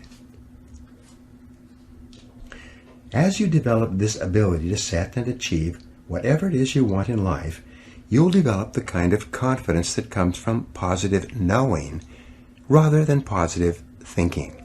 You will become unstoppable. Now here are some action exercises that you can use to put these ideas to work in your life. Number 1, decide exactly what you want in life. Set your goals as if you had no limitations, and whatever you wrote, you would achieve. Number 2, make a list of 10 goals that you would like to achieve in the next 12 months or so. Number 3, write your goals in the present positive personal tense. For example, you could write, I earn X number of dollars by this date. This is personal, positive, and in the present tense. Number 4, make a list of everything you will have to do to achieve your goal, and then organize the list by sequence and priority. This now becomes your plan. Number 5, review your list and ask, if I was guaranteed to achieve any one goal on my list within 24 hours, which one goal would have the greatest positive impact on my life? Number 6, take this number 1 goal, your major definite purpose, write it at the top of a new page in the present personal positive tense. Make a list of everything you could do to achieve this goal, organize it into a plan, and take action on your plan immediately. And number 7, do something every day, 7 days per week on your major goal. Resolve to persist on this goal until you succeed, no matter how hard it becomes or how much time it takes. This process of setting and achieving one big goal will build your self-confidence to the point where you will become unstoppable for the rest of your life. Chapter 3, Achieving Competence and Personal Mastery. Vince Lombardi said, the quality of a person's life is in direct proportion to their commitment to excellence, no matter what their chosen field. You will only be happy, satisfied, and capable of enjoying high levels of self-confidence when you know that you are absolutely excellent at doing something that is important to yourself and others. What is it? What could it be? These are two of the great questions of life. Fortunately, you and every other person has the inborn ability to become excellent at what you do and to achieve peak performance in your life in your chosen field. You have the capacity to function in the exceptional range and to achieve mastery in any area that is important to you. The development of lasting self-confidence requires nothing less. The edge of the envelope. In the world of test pilots and prototype aircraft, as described in the book and the movie The Right Stuff by Tom Wolfe, they refer continually to what is called the envelope. This envelope consists of an upper and lower edge. The upper edge marks the height and speed that any previous aircraft or jet has flown up to the time of the most current test run. This upper edge of the envelope is the maximum height and speed deemed possible for a new aircraft before it theoretically comes apart in the air or malfunctions or self-destructs. Now the goal of the test pilot is to expand the edge of the envelope. His job is to fly ever faster and higher in order to discover the outer limits of speed, height, and endurance that a particular aircraft is capable of achieving. The test pilot continually takes the aircraft higher and faster until he feels that the plane has reached its absolute outer limits. This is where and when he pulls back to avoid destroying the aircraft and even fatally crashing. This is called the outer edge of the envelope, and it then becomes the lower edge of the envelope for the next aircraft and the next round of testing. Every aircraft, no matter how well made, has an outer limit on its capabilities. It can fly only so fast and so high and no further. Very little can be done to expand the mechanical ability of something made of metal by the hands of man. Expand your envelope. The major difference between you and an aircraft is that there is no outer edge to your personal envelope. As Emerson said, the power which resides in man is new in nature, and none but he knows what that is which he can do, nor does he know until he has tried. Thomas Edison said, if we all did the things we are capable of doing, we would literally astound ourselves. Maxwell Maltz, the author of Psycho-Cybernetics, said, Within you right now is the power to do things you never dreamed possible. And this power becomes available to you just as soon as you can change your beliefs. In other words, the outer limit of your envelope, or the outer limit of your potential, is not fixed in time or space, like that of an aircraft. Your limits are determined solely by your own beliefs and by your own confidence in what you think is possible for you. Self-confidence and self-esteem. Your self-confidence is closely connected to your self-esteem and to how much you like yourself. Dr. Nathaniel Branden calls self-esteem your reputation with yourself. It is how you feel about yourself and your abilities in relation to any situation that determines how much you like yourself and consider yourself to be a valuable and worthwhile person. The more you like yourself, the better you do. The flip side of self-esteem is what psychologists call self-efficacy. Self-efficacy is a measure of how effective and competent you feel you are to perform a particular task or to achieve your goals. This is called performance-based self-esteem. What this means is that if your self-confidence and your belief in yourself are determined by your self-esteem, or how much you like yourself, then your self-esteem is determined by how capable you feel you are in any given set of circumstances. For example, if a problem comes up at work or at home, and you are so familiar with it that you can solve it quickly and correctly, your self-efficacy and your self-esteem goes up. You feel more capable and confident and more willing to take on other challenges and difficulties. You feel more positive and optimistic. You feel like an excellent person. If, on the other hand, a problem or difficulty came up and you were unable to do anything to solve it, and you felt frustrated or ineffective, your self-esteem would suffer and your self-confidence would go down. You would feel negative about yourself and your abilities. You might even become angry or depressed. You would feel powerless rather than powerful. That's why they say, in playing poker, the winners laugh and tell jokes, while the losers say, shut up and deal. Build your own self-confidence. The law of cause and effect applies to everything you are today and to everything that you become. If the effect that you desire is high and unshakable levels of self-confidence, then it is necessary that you engage in the same behaviors practiced by others who enjoy high and unshakable levels of self-confidence, and you will soon experience high levels of self-confidence yourself.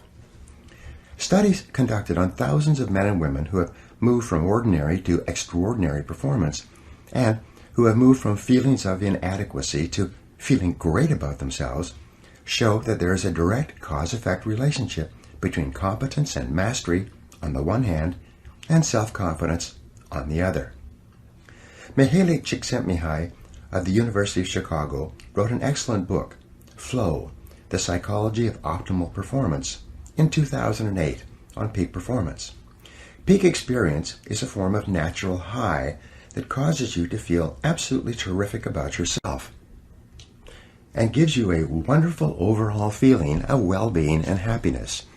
And the causes of this effect are now well known.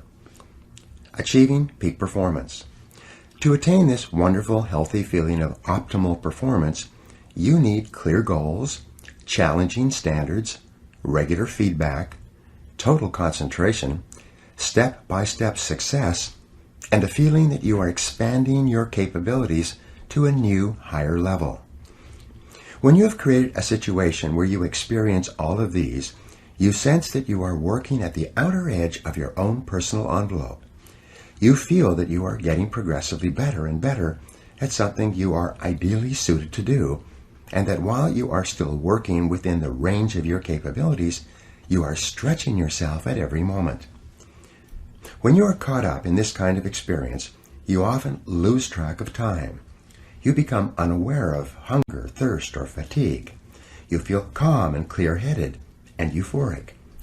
Tests show that when you are in this state of flow, your brain releases endorphins, nature's happy drug, which causes you to feel happy and energized. Often when you are in this state, the rest of the world seems to slow down. You seem to function with extraordinary clarity. You seem capable of accomplishing great quantities of work in a shorter period of time, with great accuracy and few mistakes. You realize that if you could have this flow experience on a regular basis, you could do incredible things in your work and your life. Getting into the flow experience. Everyone has had this heightened experience at some time, usually when they have been under a tremendous amount of stress or pressure to get a lot done in a short period of time. But at the same time, they had clear goals and a strong belief that they were capable of meeting the challenge. At this point, they kicked into flow and felt as though they had taken off and left the ground. You have had this experience yourself in the past. Often, it was so extraordinary that you remembered it for many months or even years. And here's the point. Men and women who achieve extraordinary things in life are merely ordinary men and women who have learned how to put themselves into flow and to function at peak performance more often than the average person. And what someone else has done, you can do as well. In every study of success and self-confidence, in every situation where a person enjoys high levels of self-esteem, self-respect, and personal pride, we find that they all have one thing in common. And that one thing is that each high-achieving man or woman is in the right place at the right time, doing exactly the work that he or she is uniquely qualified to do. Not only are these people the happiest and highest performing men and women in our society, but you personally will never be truly happy and truly satisfied until you take your rightful place among them. Find your true place. One of the greatest joys of human existence is to find your true place, the job or occupation that is ideally meant for you, and then to throw your whole heart into doing it and doing it well. The most fortunate people in our society are those who are so totally absorbed in their work that they don't know where their work ends and their play begins. If they could, many of them would do what they love for free, and many do. If they won $10 million in the lottery, this is what they would consciously choose to do for the rest of their lives, or until the money ran out. Spiritual teacher Emmett Fox referred to this as your heart's desire. He said that you are here on earth to do something special, something that perhaps only you can do, and that you will never be truly fulfilled until you find it and completely commit yourself to it. And the remarkable thing, said Fox, is that you almost always have an idea of what it is. You only need to listen to yourself and then trust the guidance you receive. Grandma Moses. When Grandma Moses, as she came to be called, was a young farm girl, she had a desire to paint. But her family and friends told her that that was nonsense. They told her that, as a farm girl, her role in life was to marry a farm boy and to have and raise farm kids. So she put her heart's desire aside and did what she thought she was supposed to do. She had children by the time she was out of her teens, and more children in her 20s. In her 40s, she became a grandmother, and in her 60s, a great-grandmother. When she turned 75, her husband was dead and her children were grown, and the doctor told her she was too old to work on the farm any longer. She felt that she didn't have much time left, so she decided to fulfill her heart's desire and to do some painting before she passed on. She went to a nearby town and visited an art store.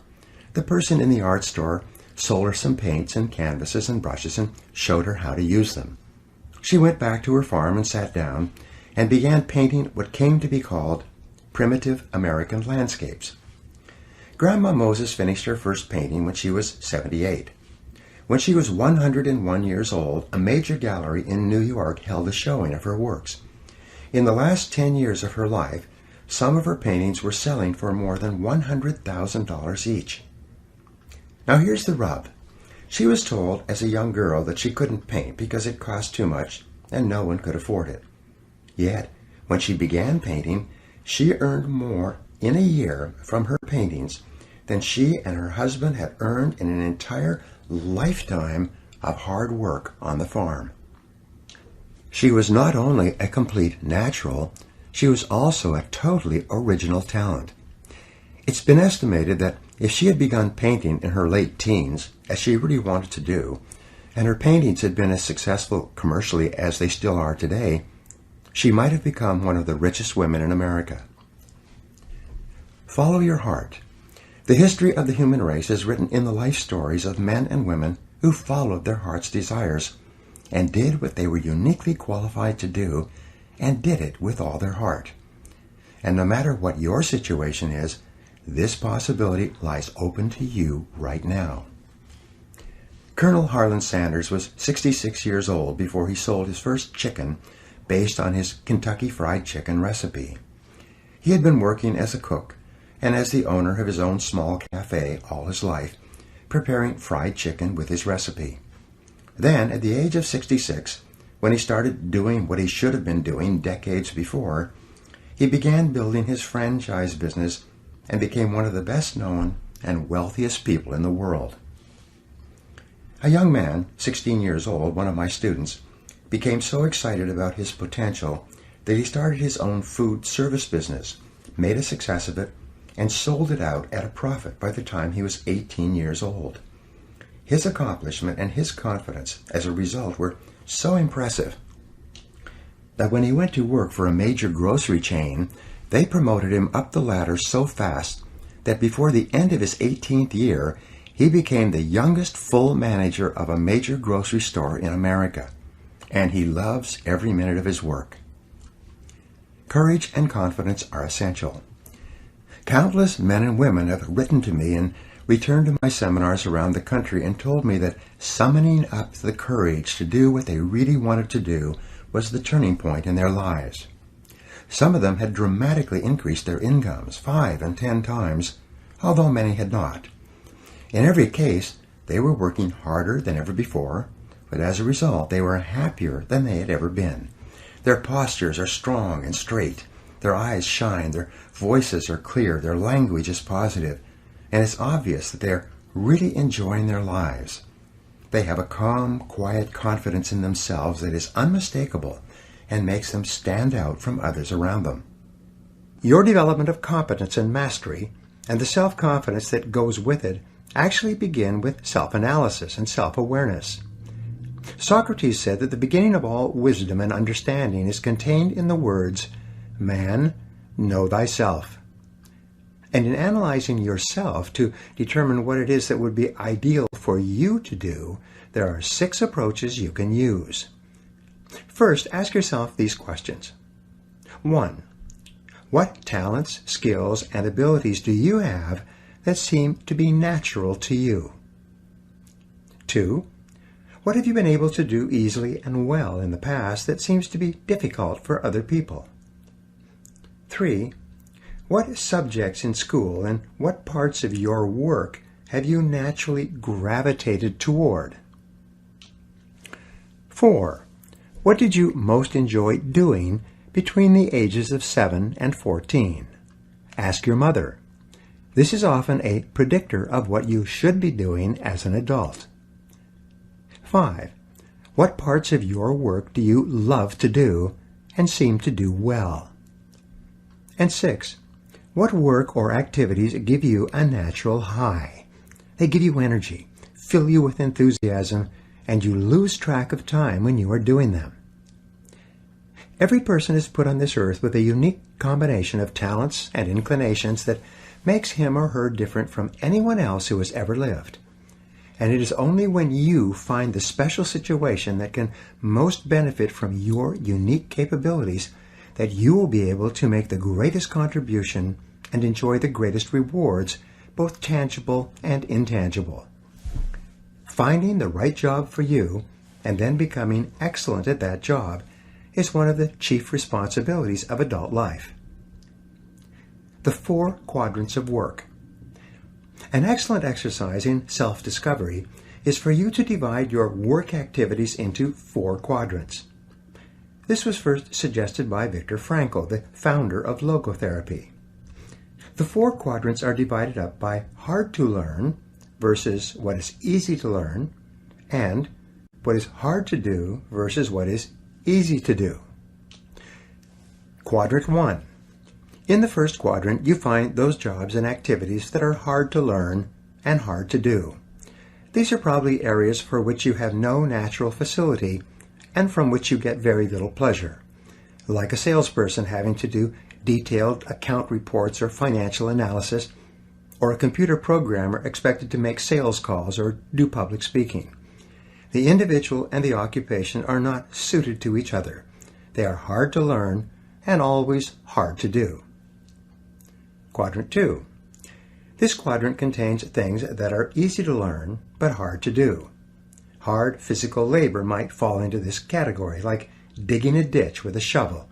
It's easy to learn, but it's always hard to do. Quadrant 3. This quadrant contains those jobs or activities that are hard to learn but easy to do. Driving a car or typing with a keyboard might fall into this category. They are difficult to learn at first, but once you have learned them, they're easy to do afterwards. Quadrant 4. This quadrant, in terms of what you should ideally be doing, is the most important. These are the jobs that are easy to do, and they were so easy to learn that you often forgot how you learned them at all. These are invariably the types of jobs or the kind of work at which you excel and which are almost effortless for you, although they may be difficult for others. This is or are the work or jobs that you should be doing with your life. Examine your work history. Look back over your life and ask yourself, what activities, behaviors, or decisions have been most responsible for my success in life to date? You'll probably find that less than 5% of the things that you have said or done have accounted for most of the success that you have enjoyed. You may find that it was your unique ability to solve a particular kind of problem or to take advantage of a particular type of opportunity. You may find that your special talent was an interpersonal skill that enabled you to influence and persuade other people at a particular time and place. You may find, upon analysis, that it was an ability to take charge and accept responsibility for accomplishing a particular goal. Whatever has been responsible for your successes in life to date may be a good indication of what you should be doing in the future. Design your ideal work life. Describe in detail the amount of money you would like to earn, the kind of work you would like to do, the size and character of the company you would like to work for, the type of people you would like to work with, the kind of customers that you would like to sell to, and the level of responsibility or position you would like to attain. As you think through the kind of job that would make you happy, you may find that it is a completely different field than the one you're in now. A woman who was working as an accounting clerk at a computer sales company in New Jersey noticed how much the salespeople were earning and decided that she wanted to get into telephone sales herself. When she applied for the job, she was told that the two occupations, selling and accounting, were totally different and that a person from accounting had very little probability of success in selling. But she kept asking for a chance to try selling, and finally, she was given a chance to replace a salesman who was on vacation. Today, the company sells more than $17 million per year in software and computer peripherals, largely over the phone. This woman is so good at selling that she accounts for more than 50% of the total revenues. She went from earning $2,500 per month to almost $500,000 per year. Best of all, she has never been happier in her whole life when she started doing something she cared about. Maximize your return on energy. Analyze your work based on the measure that I call return on energy. Leaders in every field deliberately apply their talents and energies where they can achieve their greatest return on the amount of energy, mental, emotional, and physical, that they invest in any endeavor. They refuse to take on jobs or work in areas where they cannot perform at exceptional levels. They treat themselves as valuable resources, and they spend their energies very carefully. One of the questions that you might continually ask yourself is this: is this the best possible use of my time and energy? Is what you are doing right now the most valuable thing that you could be doing, given your particular combination of talents and abilities? Often, Answering this question will help you to see that there is a vast difference between what you are currently doing and what you should be doing if you want to be fulfilling more of your potential. Do what you love. Marcia Sinitar wrote a top-selling book a few years ago whose title says it all. Do what you love, the money will follow. Almost every really successful, happy man or woman will say that the reason for their success is that they are doing what they love to do. Whenever a person is unhappy for any reason, I always ask them how much they enjoy their work, and would they choose to do this type of work if there were other options open to them. Invariably, when someone is generally unhappy with their life, especially a man, they are dissatisfied with their work for some reason. Unfortunately, there's an old myth in our society that suggests that work is a penalty you pay during the day so that you can get your enjoyment from other things in the evenings and on the weekends. Many people view work as a punishment, but something that is unavoidable.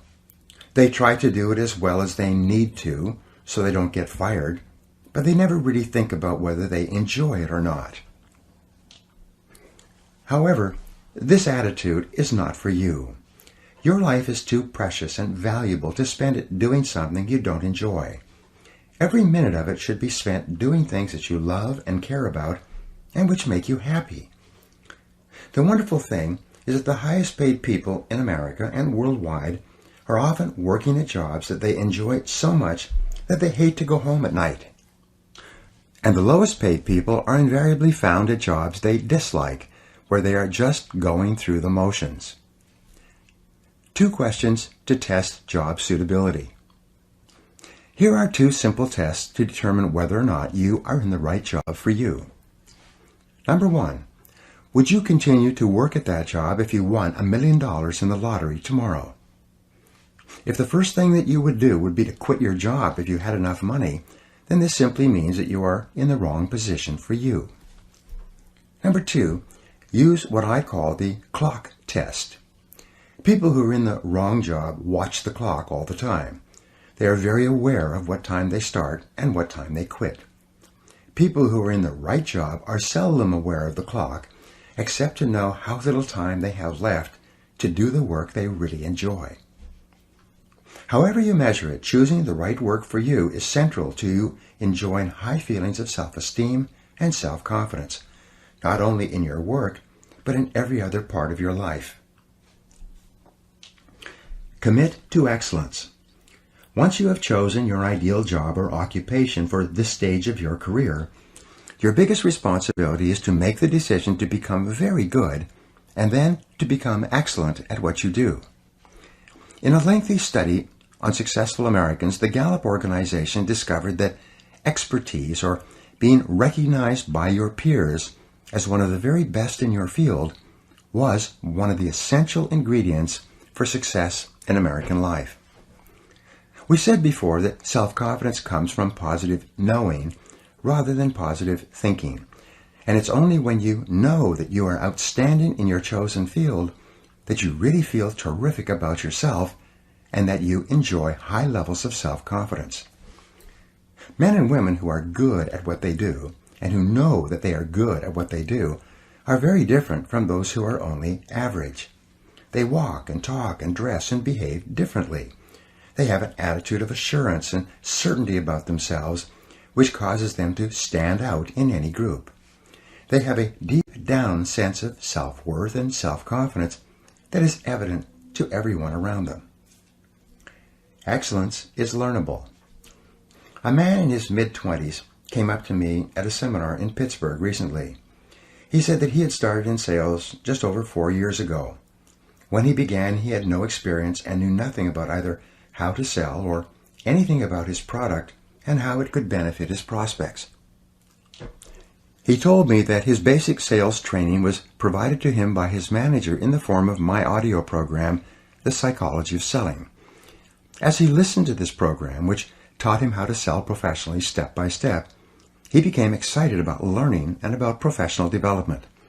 He listened to the audios over and over and then bought additional audio programs and began reading voraciously in the field of selling. He told me that in his first year in a very competitive market, he earned $22,000. But as he read and listened to audio programs and attended seminars, he got better and better. In his second year, he earned $48,000. He became totally committed to continuous learning, and in his third year, he earned $94,000.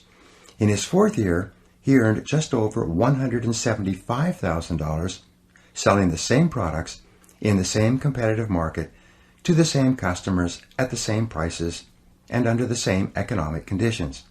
And he had driven to the seminar in his new Mercedes. Not everyone can experience such extraordinary financial results, but the most important thing about this young salesman was that he exuded self-confidence and personal pride from every pore. He had a positive self-image and high self-esteem.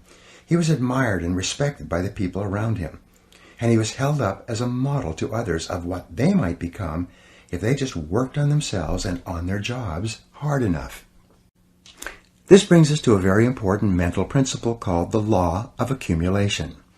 The application of this law is a fundamental reason for success in every field, including yours. This law says that every great life or great career is an accumulation of hundreds and perhaps thousands of efforts that nobody ever sees or appreciates. Great success is the result of countless hours, maybe even months and years of preparation and hard work toward the goal of becoming very good at what you are doing. This law of accumulation says that life is very much like a balance sheet, with both credits and debits. Every time you do something positive to enhance your abilities and to improve your life, you get a credit on the credit side of your ledger. Every time you waste your time or neglect to take advantage of an opportunity to learn and grow, you get a debit on the debit side of your ledger. Here's the key. Everything counts. Everything that you do or fail to do is written down and totaled up on your balance sheet. Everything that you do or fail to do counts in some way. Nothing is neutral. Everything is either moving you toward a better life or moving you away from it. Everything counts. A successful, happy, self-confident person is an individual who has consciously and deliberately built up a lot of credits on his or her balance sheet. An unhappy, negative, or insecure person is a person who has a lot of debits on his or her balance sheet. And since the only things that count are your actions, it seems that every positive and constructive action you engage in adds up and increases your levels of self-confidence and self-esteem. The law of incremental improvement. Perhaps the most important corollary of the law of accumulation is what is called the law of incremental improvement. This is really the law that explains how you move from wherever you are to the top of your field. This is the law that explains all great success in America or anywhere else in the world. This law simply states that a person becomes good at his or her chosen field by improving incrementally, continuously, over a long period of time. My friend Darren Hardy has written a book entitled The Compound Effect, in which he explains how it is that everything positive you do in your life compounds and multiplies, growing with force and power over the months and years. As Einstein said, compounding is the most powerful force in the universe. Pattern recognition. In a study on the subject of mastery, reported on in the magazine Psychology Today some years ago, the researchers concluded that mastery consisted of the ability to recognize a great variety of patterns in a given situation based on what they called a high level of integrative complexity. Integrative complexity is defined as the ability to recognize patterns in a situation and to accurately predict what is likely to happen and the best action to take based on previous experiences with similar situations. For example, a salesperson would achieve a high level of confidence and capability in a sales situation by having both studied his or her profession and by having been in countless previous sales situations. He or she would have developed the ability to integrate his knowledge and experience and to recognize a particular pattern in the sales situation based on previous sales situations that were similar to this one. An excellent business person is one who has developed this same capability of recognizing a pattern when it occurs again, drawing upon previous experiences, and is therefore able to respond effectively and do and say the right things to complete the business transaction successfully or make the correct investment decision. The Grand Masters. The researchers found that a Grand Master in chess, for example, was able to recognize as many as 100,000 different patterns or layouts on the chessboard and had developed a strategy to deal with each one. A national chess champion was able to recognize perhaps 50,000 patterns. A tournament chess player was able to recognize perhaps 10,000 patterns on the chessboard, and so on. Their conclusion was that it takes several thousand hours of research and practice to achieve and perform at exceptional levels in any complex field or any difficult occupation or profession. Although there are prodigies, people who succeed in a short period of time, these are very rare. Malcolm Gladwell, in his best-selling book Outliers, quotes the extensive research that shows that it takes several years on average for a person to become excellent in his or her chosen field. According to Gladwell, mastery in any field requires 10,000 hours or 7 years of hard work, or both.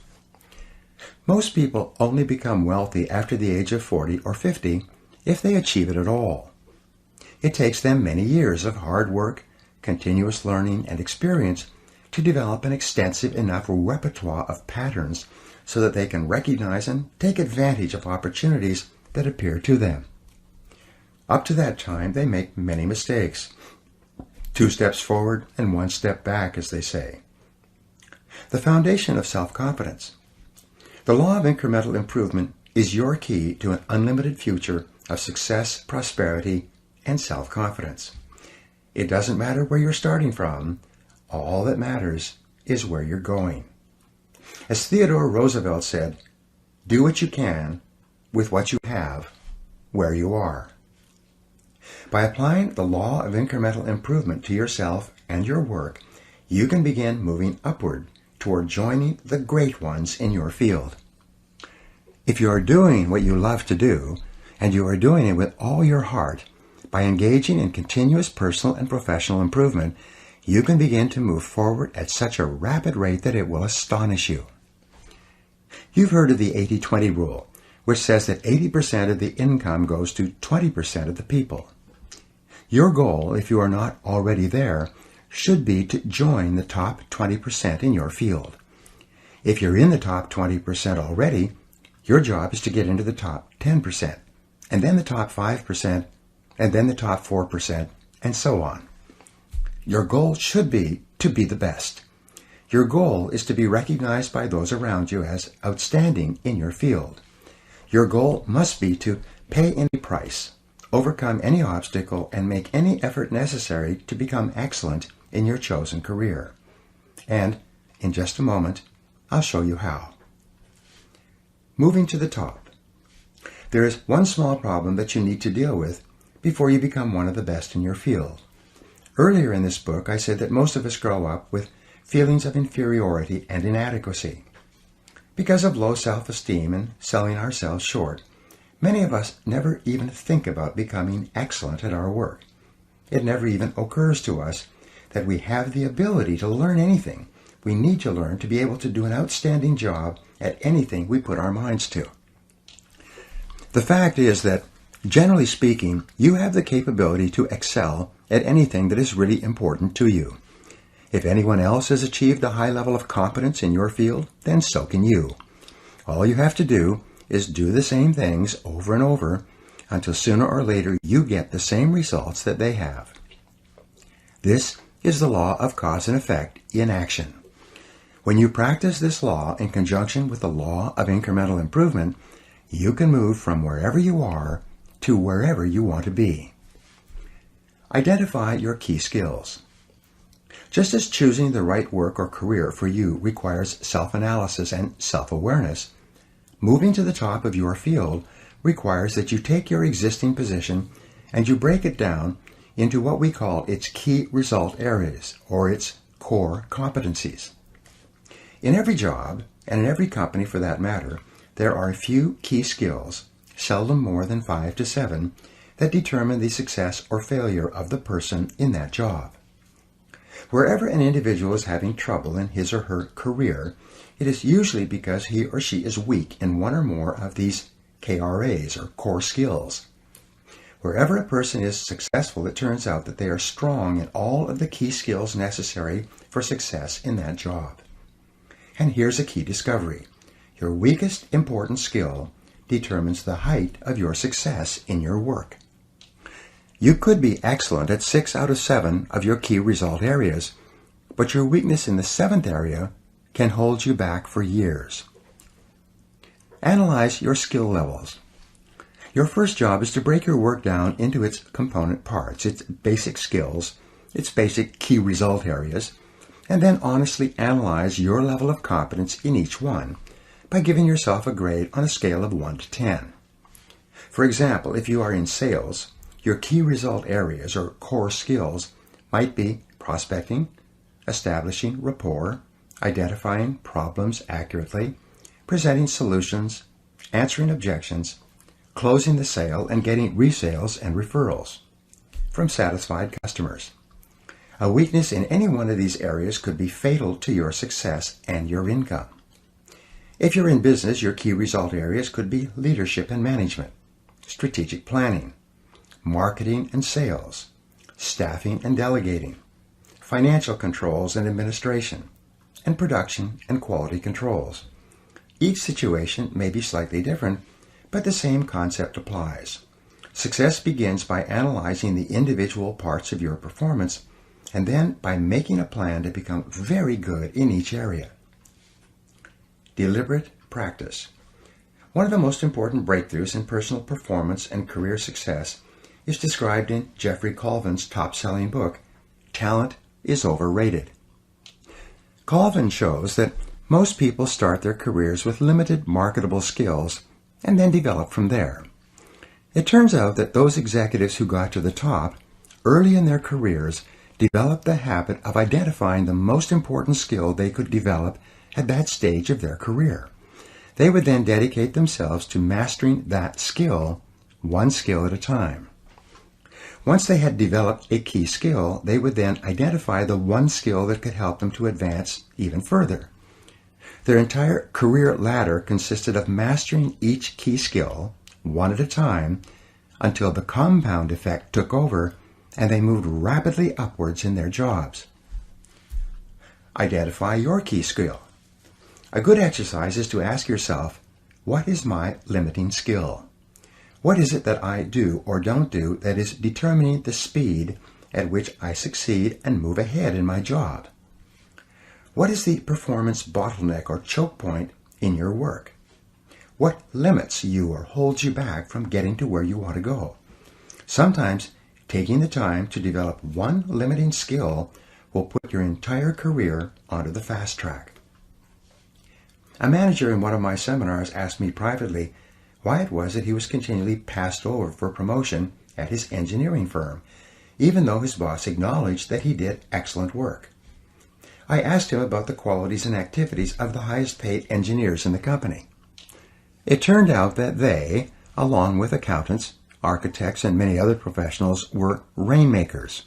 They had the ability to make presentations to clients and to sell them on the idea of giving work to their firm. He then told me that he was terrified of public speaking and any kind of selling.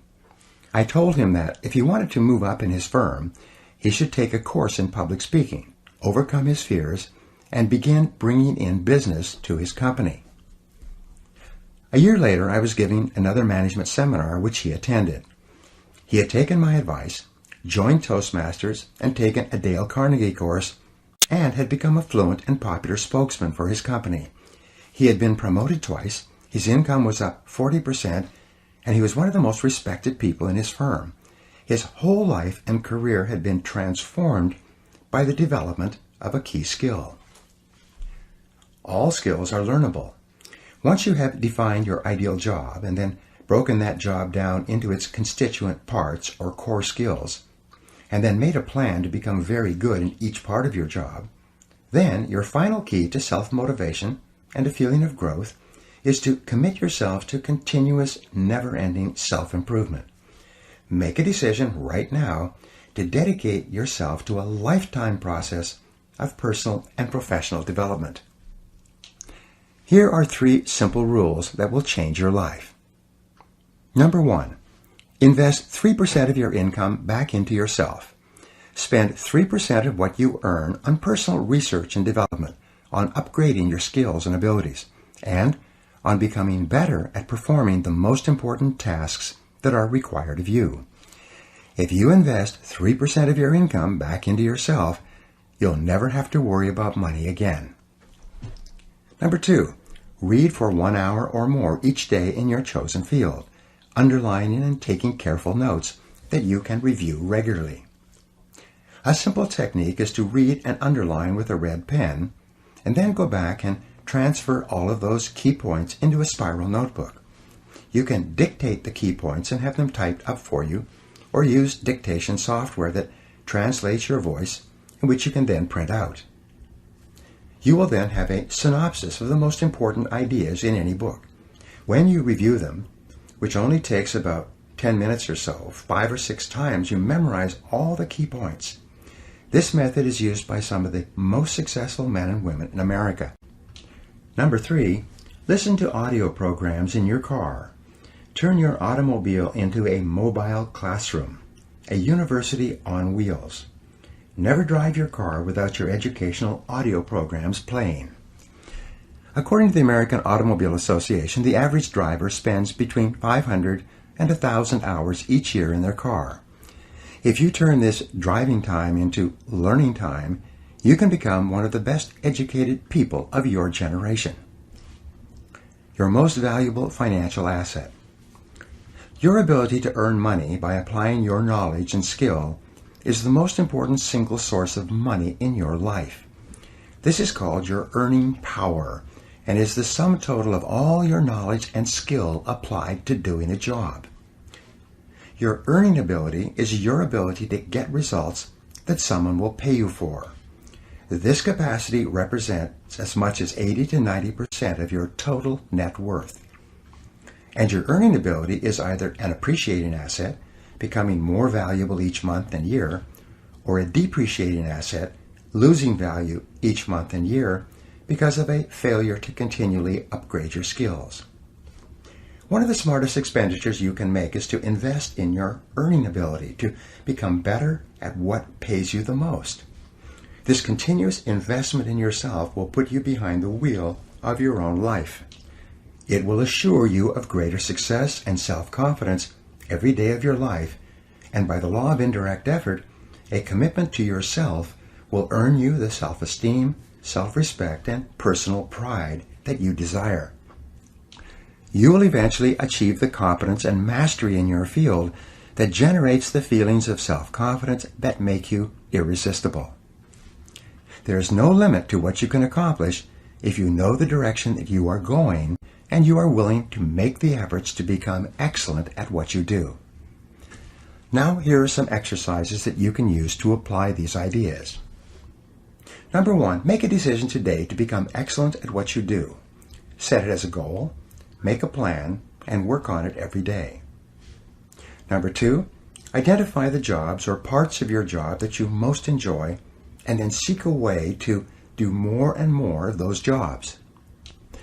Number 3, identify those jobs in your career that have been easy to learn and which are easy to do, and look for ways to do more of them more of the time. Number 4, identify the key result areas of your work and give yourself a grade of 1 to 10 in each one. Remember that your weakest key skill sets the height of your success. Number 5, what one skill, if you are excellent at it consistently, would have the greatest positive impact on your career. Number 6, develop a continuous learning plan for yourself and dedicate yourself toward getting better and better at what you do. And number 7, identify the most important result or results for which you are paid and resolve to get more and better of those results every day. Chapter 4, the inner game of self-confidence. Confidence doesn't come out of nowhere, said Roger Staubach. It's a result of something, hours and days and weeks and years of constant work and dedication.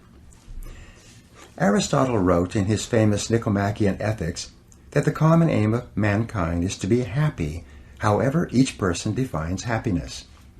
One thing we know is that the more confident and the better we feel about ourselves, the happier we are and the more effective we seem to be in everything we do.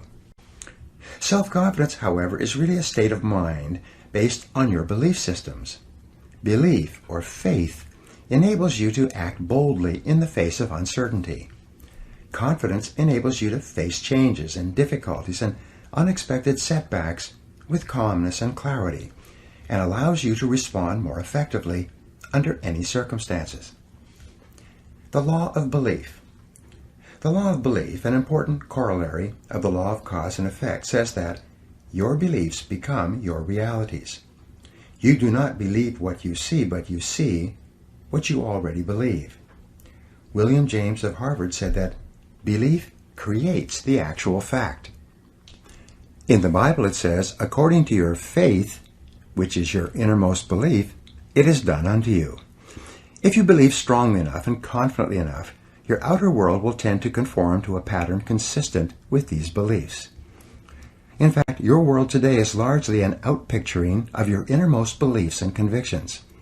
You behave on the outside based on your beliefs on the inside. You see the world around you based on your beliefs about reality, whether they are correct or not.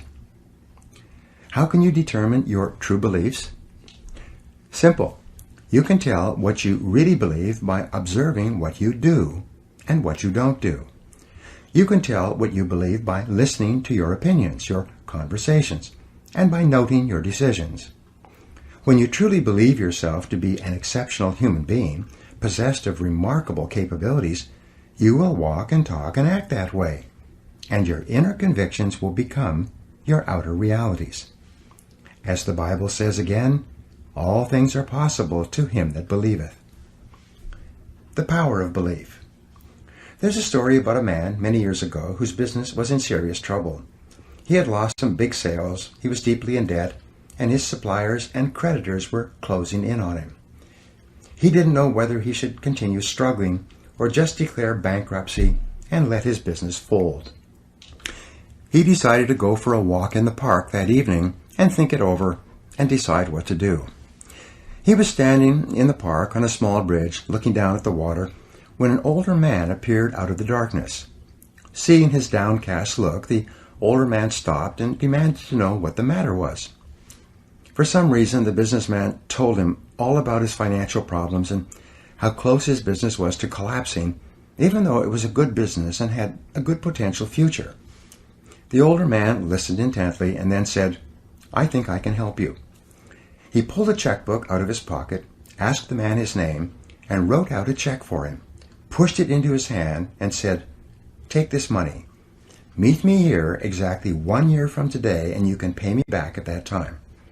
Then the older man turned and disappeared into the darkness. The $500,000 check.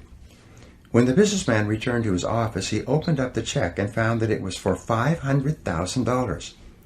He thought it was just a joke until he read the signature. The signature read, John D. Rockefeller. He had received a check for $500,000 from the richest man in the world at that time, the man who had formed the Standard Oil Company and who was well known for giving money away to others. At first, he thought he would cash the check and solve all his financial problems. But then he decided that instead, he would put the check in his safe, knowing that he could draw upon it at any time. He would use this knowledge of having this amount of money to deal more confidently with his suppliers and creditors and to turn his business around. With renewed enthusiasm, he plunged back into his business and made deals, negotiated settlements, extended terms of payments, and closed several large sales. Within a few months, his business was back on top, out of debt, and making money. The man on the bridge. 1 year later, he went back to the bridge in the park with the uncashed check still in his hand. He could hardly wait to tell the older man what had happened. At exactly the agreed upon time, the older man emerged from the darkness once more. Just as the businessman was about to give him back his check and tell him his exciting story of success and achievement over the previous 12 months, a nurse came running out of the darkness up to the old man and grabbed his arm. She apologized to the businessman, saying, "I'm so glad I caught him. I hope he hasn't been bothering you. He's always escaping from the rest home and going around telling people that he's John D. Rockefeller." She took the old man's arm and led him away. The businessman just stood there, stunned. All year long he had been wheeling and dealing, buying and selling, and building his business with the calm, confident knowledge that he had a $500,000 check in his safe that he could cash at any time. It suddenly dawned on him that he had made his business successful based on his beliefs, even though the information upon which his beliefs were based was false. It had been his self-confidence in action that was responsible for the turnaround in his affairs. First, convince yourself. Your job is to achieve the same level of confidence and belief as that possessed by that businessman. The world will largely accept you at your own estimation. It is yourself that you have to convince before you can convince anyone else. But once you are absolutely sure that you have what it takes to master any situation, you will act in such a way that your beliefs will become your reality. We're really talking here about what we call mental fitness, or the hardy, resilient personality. And mental fitness is subject to the law of cause and effect. You can develop the kind of unshakable self-confidence that you desire by simply repeating certain thoughts and actions over and over until they are driven deep into your subconscious mind and take on a power of their own. You can build your level of mental fitness just as you would build your level of physical fitness by working on your mental muscles in a specific way until they are as strong and as effective as you want. The power of suggestion. Perhaps the most powerful influence in determining your mental and emotional state at any time is the power of suggestion. The power of suggestion begins influencing you even before you're born and continues from infancy and throughout your life, making you the kind of person you are today. Experts say that fully 95% of what you do, say, think, and feel is determined by environmental and psychological suggestive influences around you.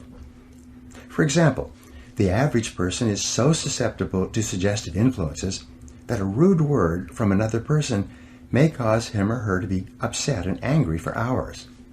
On the other hand, a kind word of praise or recognition may cause him or her to be positive and happy for the rest of the day. We are all very susceptible to the suggestive influences that surround us. Control your suggestive environment. To enjoy high levels of self-confidence, you must be able to make up your own mind and free yourself from any influences that cause you to feel negative or unhappy for any reason. You must take full control over your own thinking and over your own suggestive environment, making sure that what you are allowing into your mind is consistent with the things you want and the person you want to be. And you must work to keep out all other influences. There are 3 forms of suggestion that can determine how you feel about yourself and how you think. The first is called external suggestion. These are all the activities that go on around you, from the moment you get up in the morning until your last communication or information input in the evening.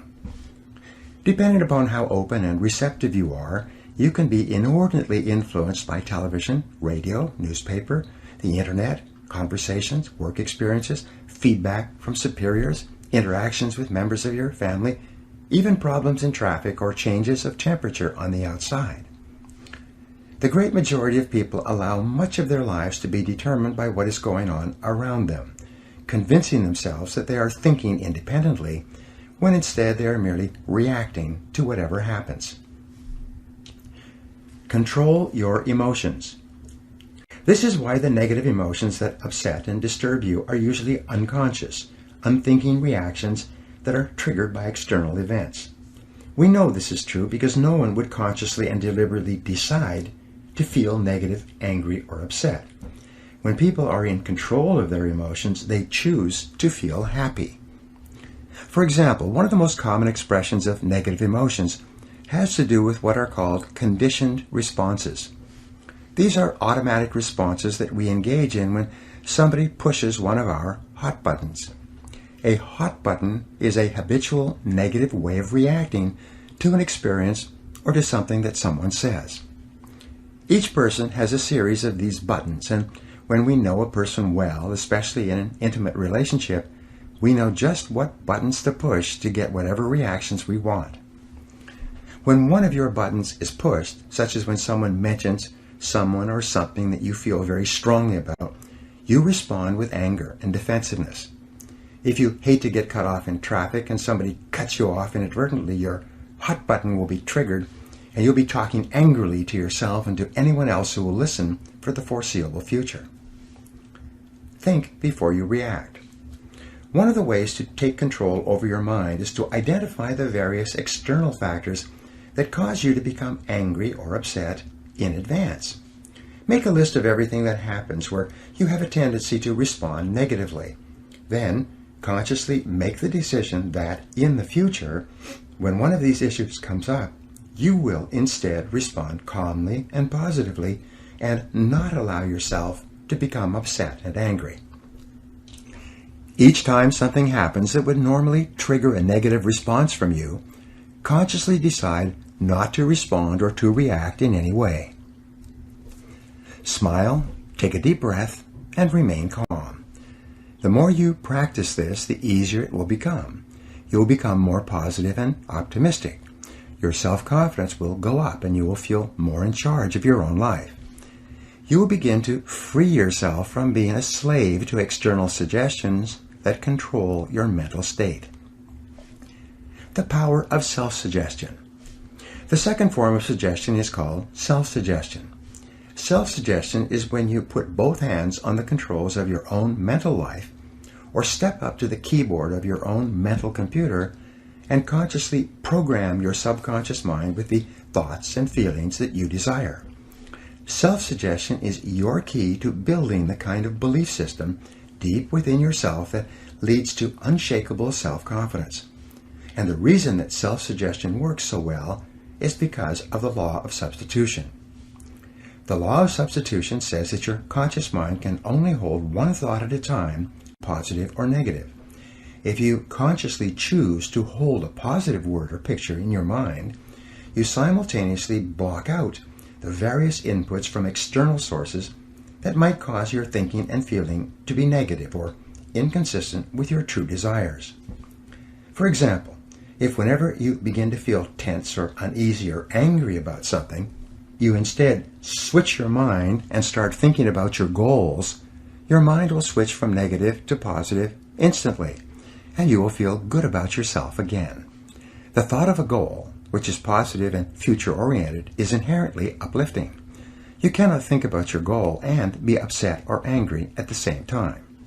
By using the law of substitution, you take full control over your suggestive environment and over the information that reaches your subconscious mind. Make self-control into a game. When something negative or unexpected happens to you, immediately seize upon the moment as an opportunity to demonstrate calmness and self-control. Make it a game.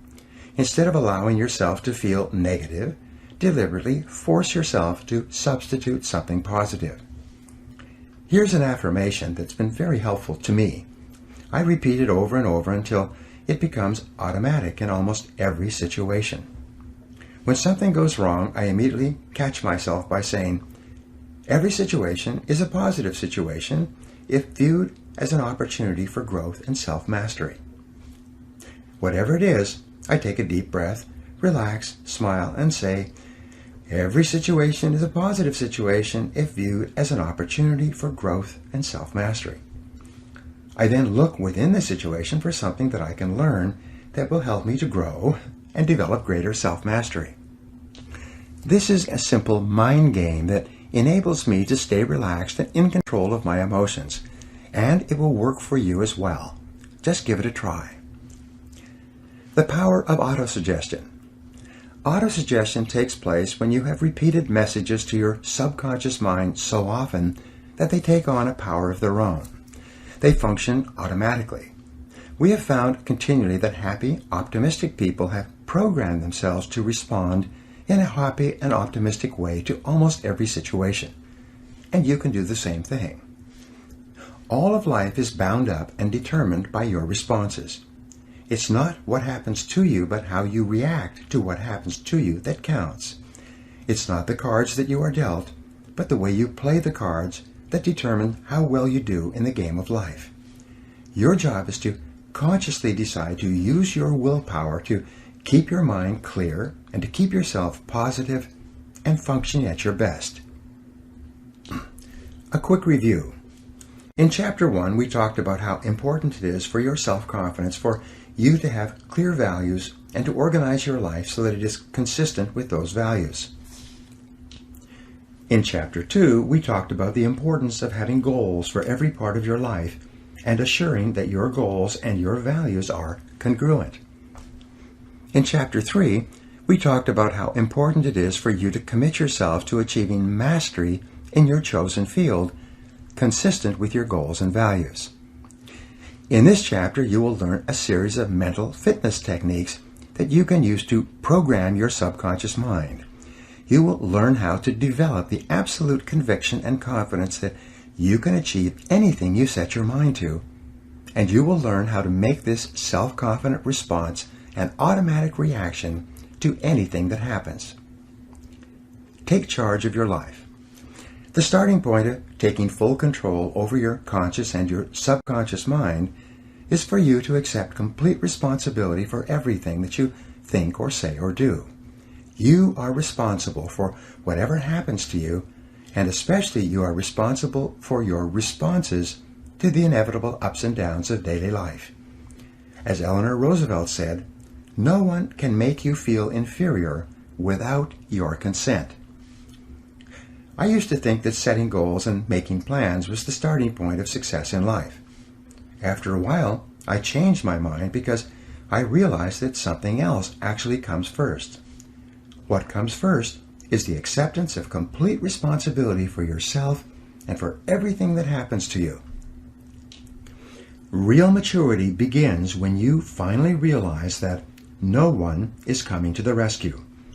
It is only when you accept total responsibility for your life situation with no excuses and no blaming of others that you move into a mental position to kick the long ball in your own life. It's only when you have accepted 100% responsibility for yourself that you are ready to take the next step and decide exactly what it is you want and exactly what it is you want to do. Accepting responsibility is not an option that is open to the individual. It is mandatory. It is an absolute fact of human existence. You do not have the luxury of blaming others or making excuses for parts of your life that are not satisfactory. As Henry Ford II said, never complain, never explain. No one makes you do anything or feel anything. You are where you are and what you are because you have decided to be there. Everything that you are or ever will be is entirely up to you. If there is any effect in your life that you're not happy about, it is solely up to you to change the causes. You are completely responsible. Actions have consequences. Fully mature people accept that their actions have consequences. A fully functioning adult knows that he or she can choose an action, but that once the action is taken, both predictable and unpredictable consequences will follow. The true adult accepts that for every cause there will be an effect. For every action, there will be a reaction. You can choose the action before you act, but you cannot choose or control the consequences or reaction afterwards. Intelligent adults are very careful about the thoughts they think and the actions that they take. They do not fool themselves or engage in self-delusion. They don't pretend that things might happen differently, nor do they trust to luck. Inactions also have consequences. What are called crimes of omission are often more serious to your long-term prospects than the mistakes you make. Omitting to think through your values, set clear goals, make plans, commit to excellence, and so on, can be disastrous to your possibilities of great success. Problems versus facts. The starting point of success is the acceptance of reality. What cannot be cured must be endured. Often people will come to me with challenges they are facing, and I will ask them this simple question: is this a problem, or is this a fact? If it's a problem, it's amenable to a solution. There is something that you can do to change it. If you're not happy with the situation, it is up to you to go and do whatever you can to resolve it. A fact, however, is different from a problem. A fact is something that exists, like the weather, like rain or snow. There is nothing that you can do about it. You can solve problems, but the reality principle says that you have to learn to live with facts. Something unfortunate that has happened is a fact. A sale that did not go through, a business deal that collapsed, a relationship that didn't work out. All of these are facts. Many people waste an enormous amount of emotional energy struggling with facts when they would be much better off concentrating on doing better in the future. Accepting responsibility is the beginning. Your goal is to be happy, confident, and optimistic. The way that you achieve this is by making these positive responses so automatic that you remain predominantly happy, confident, and optimistic no matter what happens. You can achieve this result by taking specific, proven, practical steps that have been used by millions of people and which work with virtually unfailing certainty. The starting point is accepting complete responsibility for every aspect of your life. Control your thoughts. You demonstrate this attitude of responsibility by exerting your freedom to choose the thoughts you wish to hold in your conscious mind. You choose to think positive, constructive thoughts rather than negative, destructive thoughts. Psychologists refer to this as the cognitive control method. Cognitive control simply means that you control your thoughts, keeping them positive and repeating positive messages to yourself over and over until they become automatic responses to daily life. Positive self-talk. The first mental fitness technique is that of positive self-talk, or the use of positive affirmations. The way you talk to yourself has an inordinate impact on your thinking and feeling. Many researchers, including Dr. Martin Seligman of the University of Pennsylvania, have discovered that high-performing men and women talk to themselves differently from low-performing men and women. Basically, your self-talk, or your inner dialogue, determines the tone of your emotional life.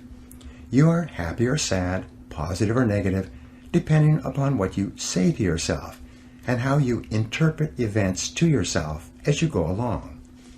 For example, if you're cut off in traffic and you immediately become angry and begin thinking about how stupid and irresponsible and what a bad driver the other person is, you will trigger a very different reaction than if, when you are cut off in traffic, you excuse the other person by thinking to yourself that he or she must be late or distracted or must not have seen you.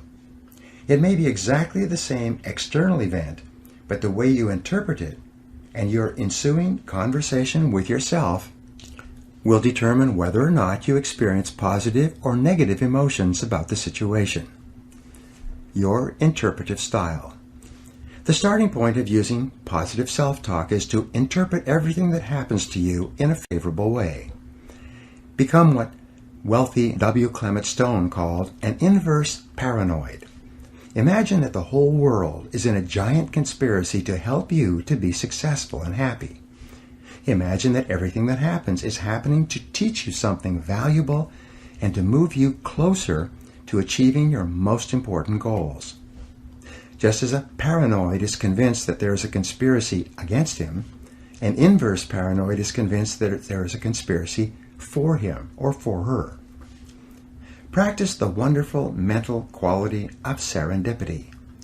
In the fairy tale, the three princes of Serendip traveled around finding that every apparently negative or calamitous event they witnessed turned out to be positive and beneficial in the end. Make it a game to look for the good in every situation. practice positive expectations. The law of expectation says that whatever you expect with confidence becomes your own self-fulfilling prophecy. When you develop an attitude of positive self-expectancy, you become a more optimistic and cheerful person. Whatever happens, you immediately interpret it in the best way possible. In Napoleon Hill's famous book, Think and Grow Rich, he wrote that one of the characteristics of the most successful men and women in America is that they always look for the opportunity or benefit within every setback or obstacle. Because of the law of substitution, if you're looking into every difficult situation for the lesson you can learn, or for the possible opportunity it might contain, your mind will remain positive and you will continue to function at your best. Talk to yourself positively. Whenever you think of an upcoming event, talk to yourself in positive language. Perhaps the most powerful affirmation of all for building self-confidence is for you to repeat over and over 50 or 100 times per day the words, I can do it, I can do it, I can do it.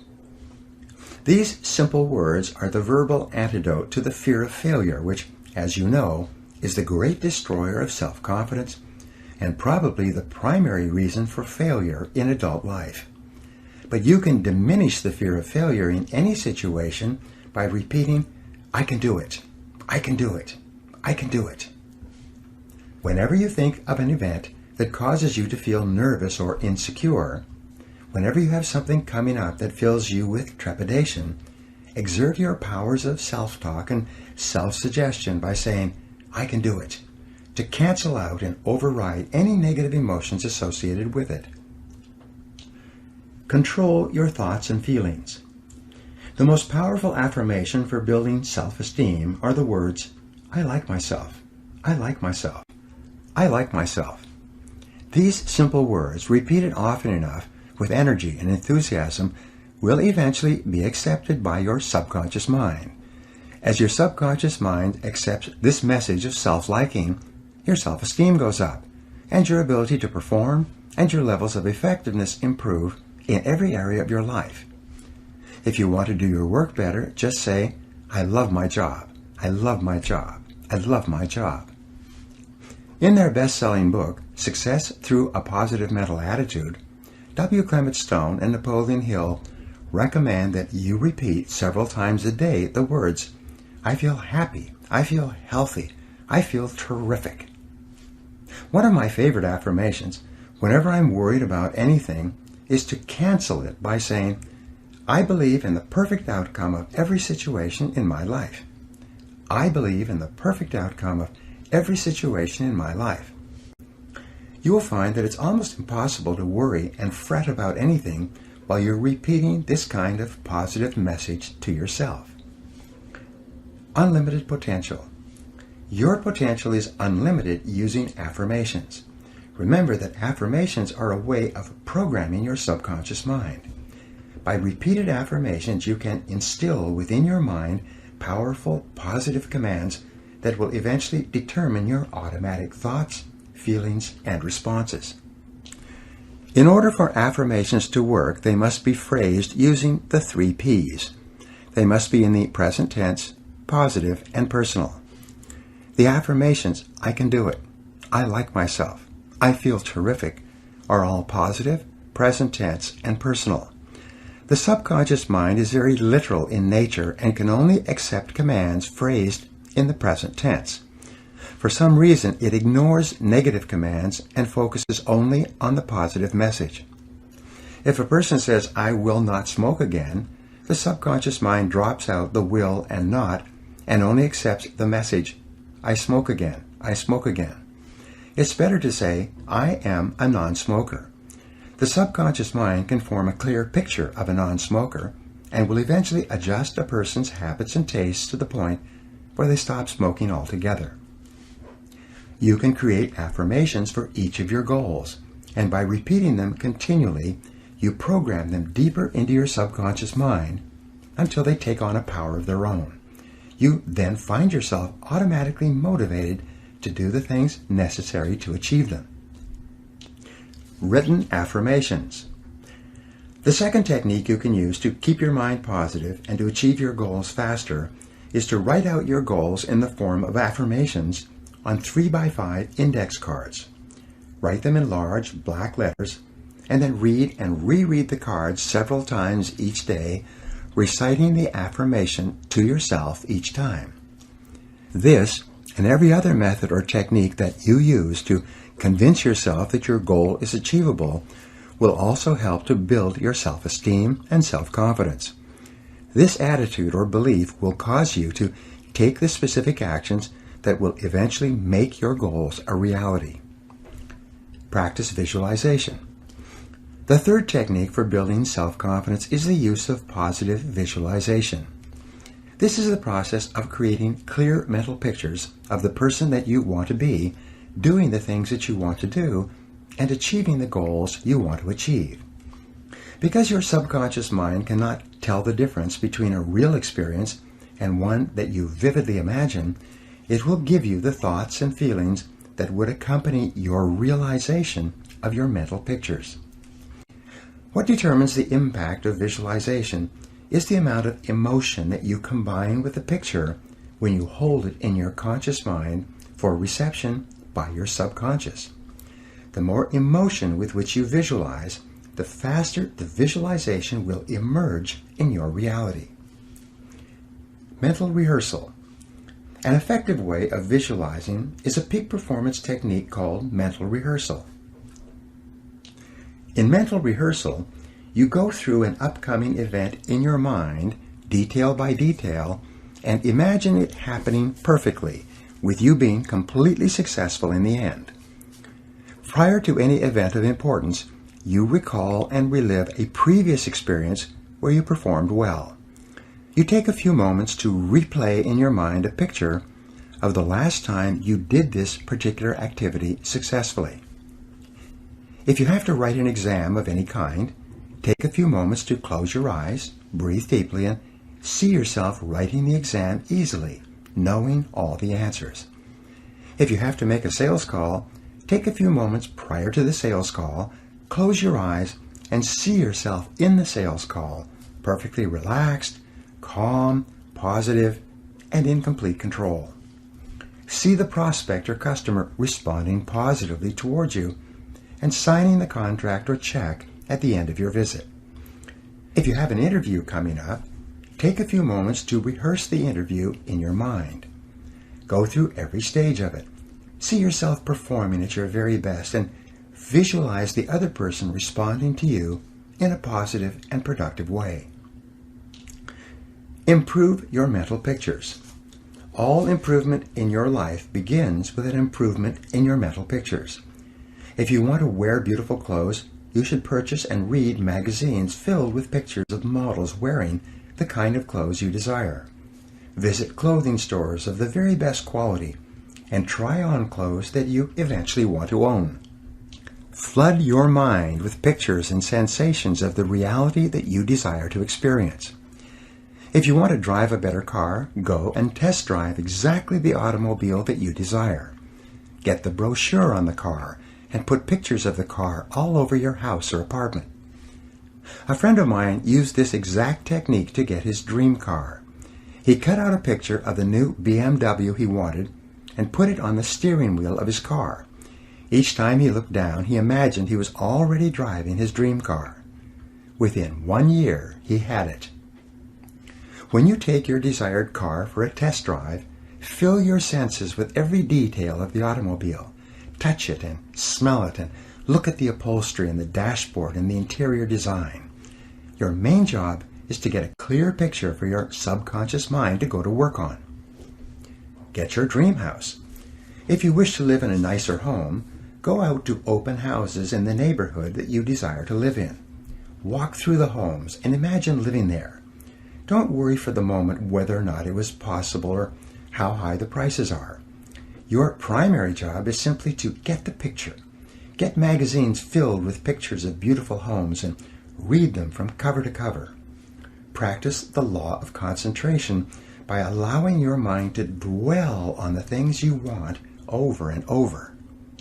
And especially get the feeling. The key to activating your mental powers through affirmation and visualization is for you to also imagine exactly how you would feel if you had already achieved your goal. Imagine the feelings of pride and happiness and self-esteem that you would enjoy as a result of obtaining your objectives. This emotional component is the catalyst that causes the other mental programming techniques to work more rapidly. The end of the movie. One of the best methods for programming your mind and building your beliefs is what is called the end of the movie exercise. This is a tremendous tool for building self-confidence prior to any upcoming situation. It's very simple. Imagine that you have gone to a movie only to find that there are 10 minutes left of the movie before it begins again. Instead of waiting in the lobby, you decide to go into the theater and watch the last 10 minutes. You see how the plot works itself out, how the drama is resolved, and how the movie ends satisfactorily. You then wait for a few minutes, and when the movie starts again, you watch the movie from the beginning. Only now, however, you know that it turns out all right. You know how each part of the plot eventually resolves itself satisfactorily. Instead of becoming caught up in the drama and uncertainty and tension, you simply relax peacefully, knowing how it all turns out at the end of the movie. You can apply this same technique to almost everything you do. You can manufacture your own self-confidence by imagining that no matter what your situation, everything turns out perfectly in the end. Create that end-of-the-movie feeling in yourself whenever you think of an upcoming event or problem that causes you any tension or insecurity at all.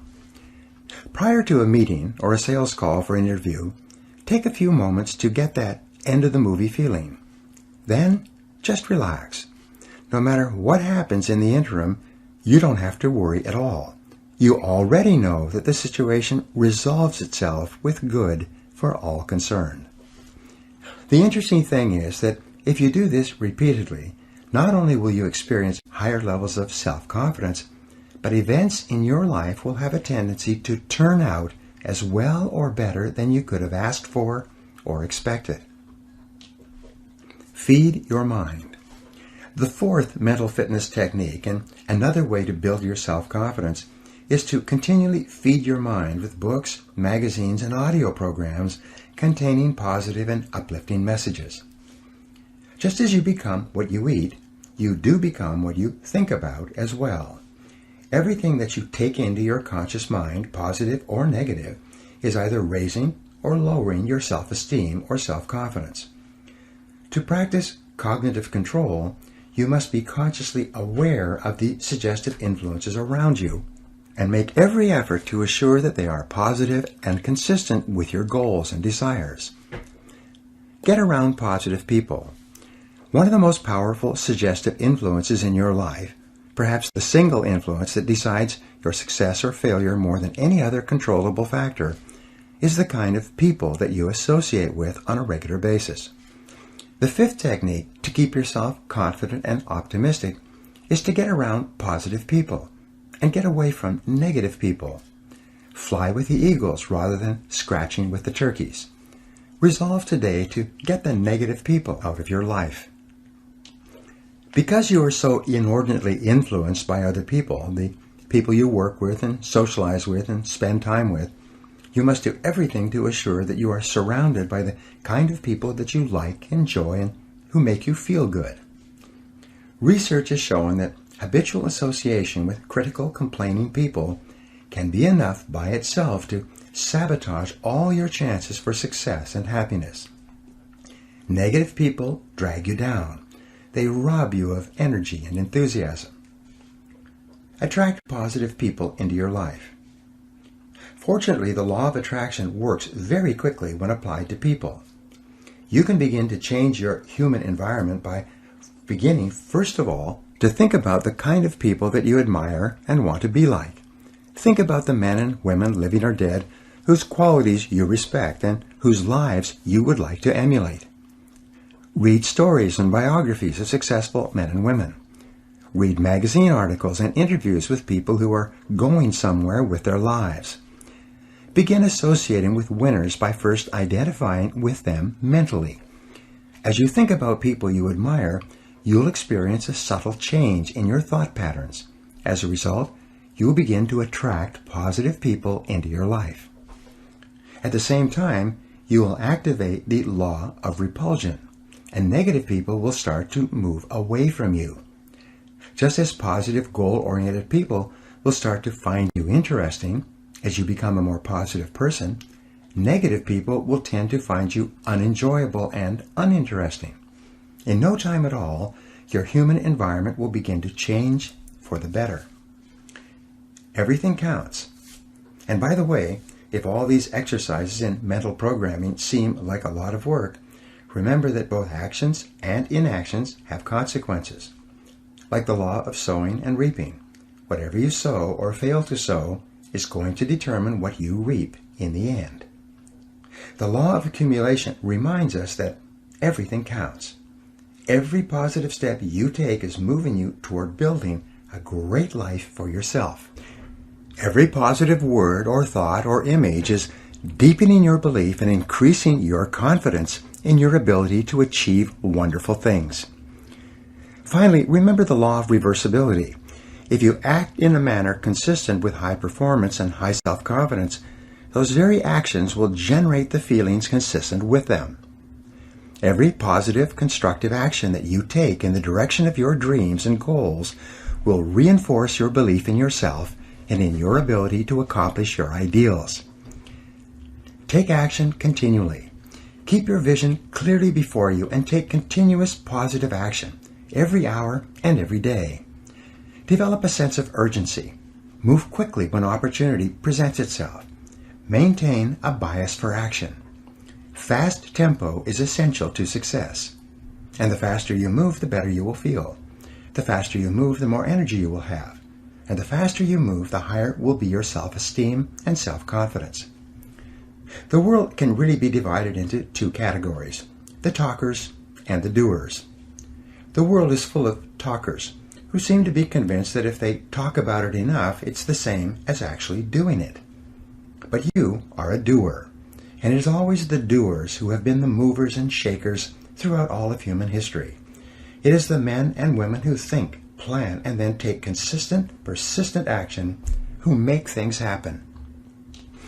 And when you engage in continuous action, not only will you feel terrific about yourself, but your ability to do whatever you want to do will grow by leaps and bounds. You will eventually become unstoppable. Now here are some action exercises you can do to apply these ideas. Number 1, create a clear, exciting mental picture of your most important goal as if it already existed in every detail. Number 2, each day, act as if you were already the positive, self-confident, successful person that you're going to be. Number 3, practice mental rehearsal prior to every event of importance. Close your eyes, take a deep breath, create a mental picture of complete success, and get the feeling of calmness and confidence that you desire. Number 4, resolve today to accept complete responsibility for your life, for everything you are today, and for everything that you will ever be in the future. Number 5, write your main goals on 3x5 index cards and review them twice each day until they're programmed deeply into your subconscious mind. Number 6, make a decision to associate only with positive people and get the negative people out of your life. Number 7, feed your mind daily with a steady stream of positive books, audios, conversations, and other suggestive influences that are consistent with the very best person you could possibly be. Chapter 5, Capitalizing on Your Strengths. Booker T. Washington once wrote, "I have learned that success is to be measured not so much by the position one has reached in life as by the obstacles he has overcome while trying to succeed." Self-confidence goes hand in hand with winning, with self-esteem, with success and happiness in everything you do. The more self-confidence you have, the more things you will try. and by the law of averages, the more things you are likely to achieve.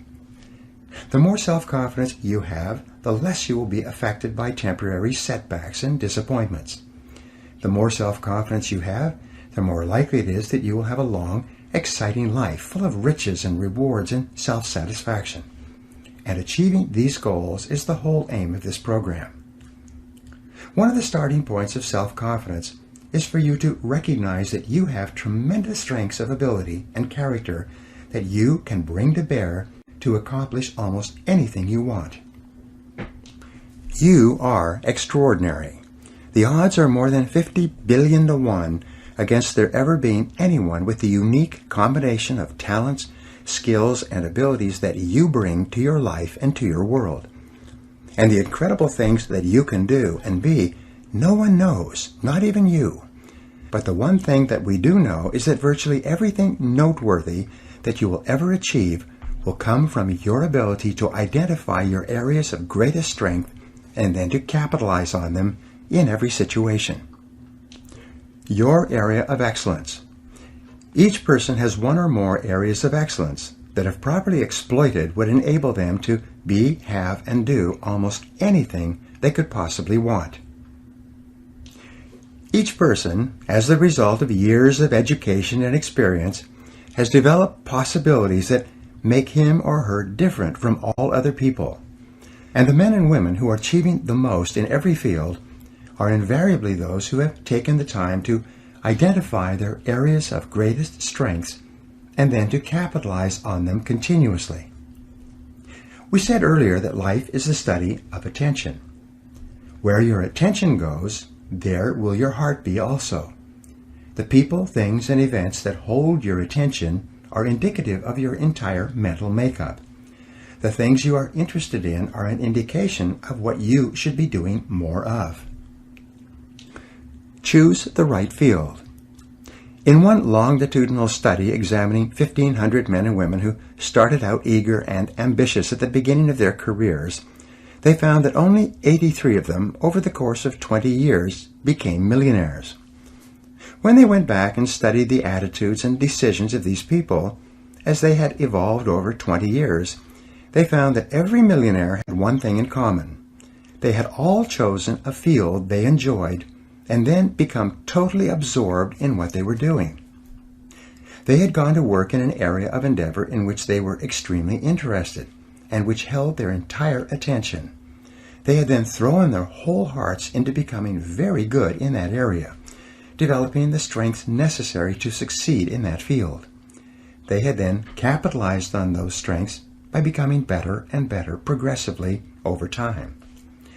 The conclusion of the study was that success, wealth, and happiness seemed to occur when a person was completely preoccupied doing something else. The wealthy people in this study never set out to make a lot of money. Instead, they set out to find a field that they really enjoyed, and then devoted themselves to it. The money came as an afterthought. Happiness and satisfaction. The flip side of this equation is that you will never really be happy or satisfied until you have found a way to apply your unique human capabilities to your life and to your career. In the book Working by Studs Terkel, he reports that more than 80% of Americans do not feel that their full potential is being utilized in their work. They may be busy and they may be reasonably satisfied, but way down deep, they feel that there is far more that they could do if given the right situation and the right opportunity. You probably feel this way yourself from time to time. This is called the feeling of divine discontent. It is a feeling of uneasiness and dissatisfaction that arises whenever you are not fully challenged by what you are doing. To enjoy high levels of self-confidence and self-esteem, you must be working at the outer edge of your envelope. You must be stretching your capabilities continually. You must have a feeling that you are growing day by day with the challenges that your work is putting on you. Without that feeling of challenge and growth, you'll experience a nagging discontent. And this is a good sign. Discontent and dissatisfaction almost always precede a constructive change that forces you to change and starts you growing once more. living congruently. In Chapter 1, we spoke about how important values are to your self-confidence. Men and women with clear values who are living their lives consistent with their highest aspirations are those who have a deep-down sense of self-confidence and well-being. We also said that the most important value you can have is the value of integrity. Integrity is the value that guarantees all the others. Having integrity means that you will not compromise on what you believe to be right in any area. Integrity is absolutely essential if you want to capitalize on your strengths. It means more than anything looking at yourself honestly and making your decisions based on the fact that you are an extraordinary human being. Your feelings are very valuable clues to your choices and behavior. Your peace of mind and personal satisfaction is perhaps the most accurate guide you will ever have to doing what is right for you. Courage is essential.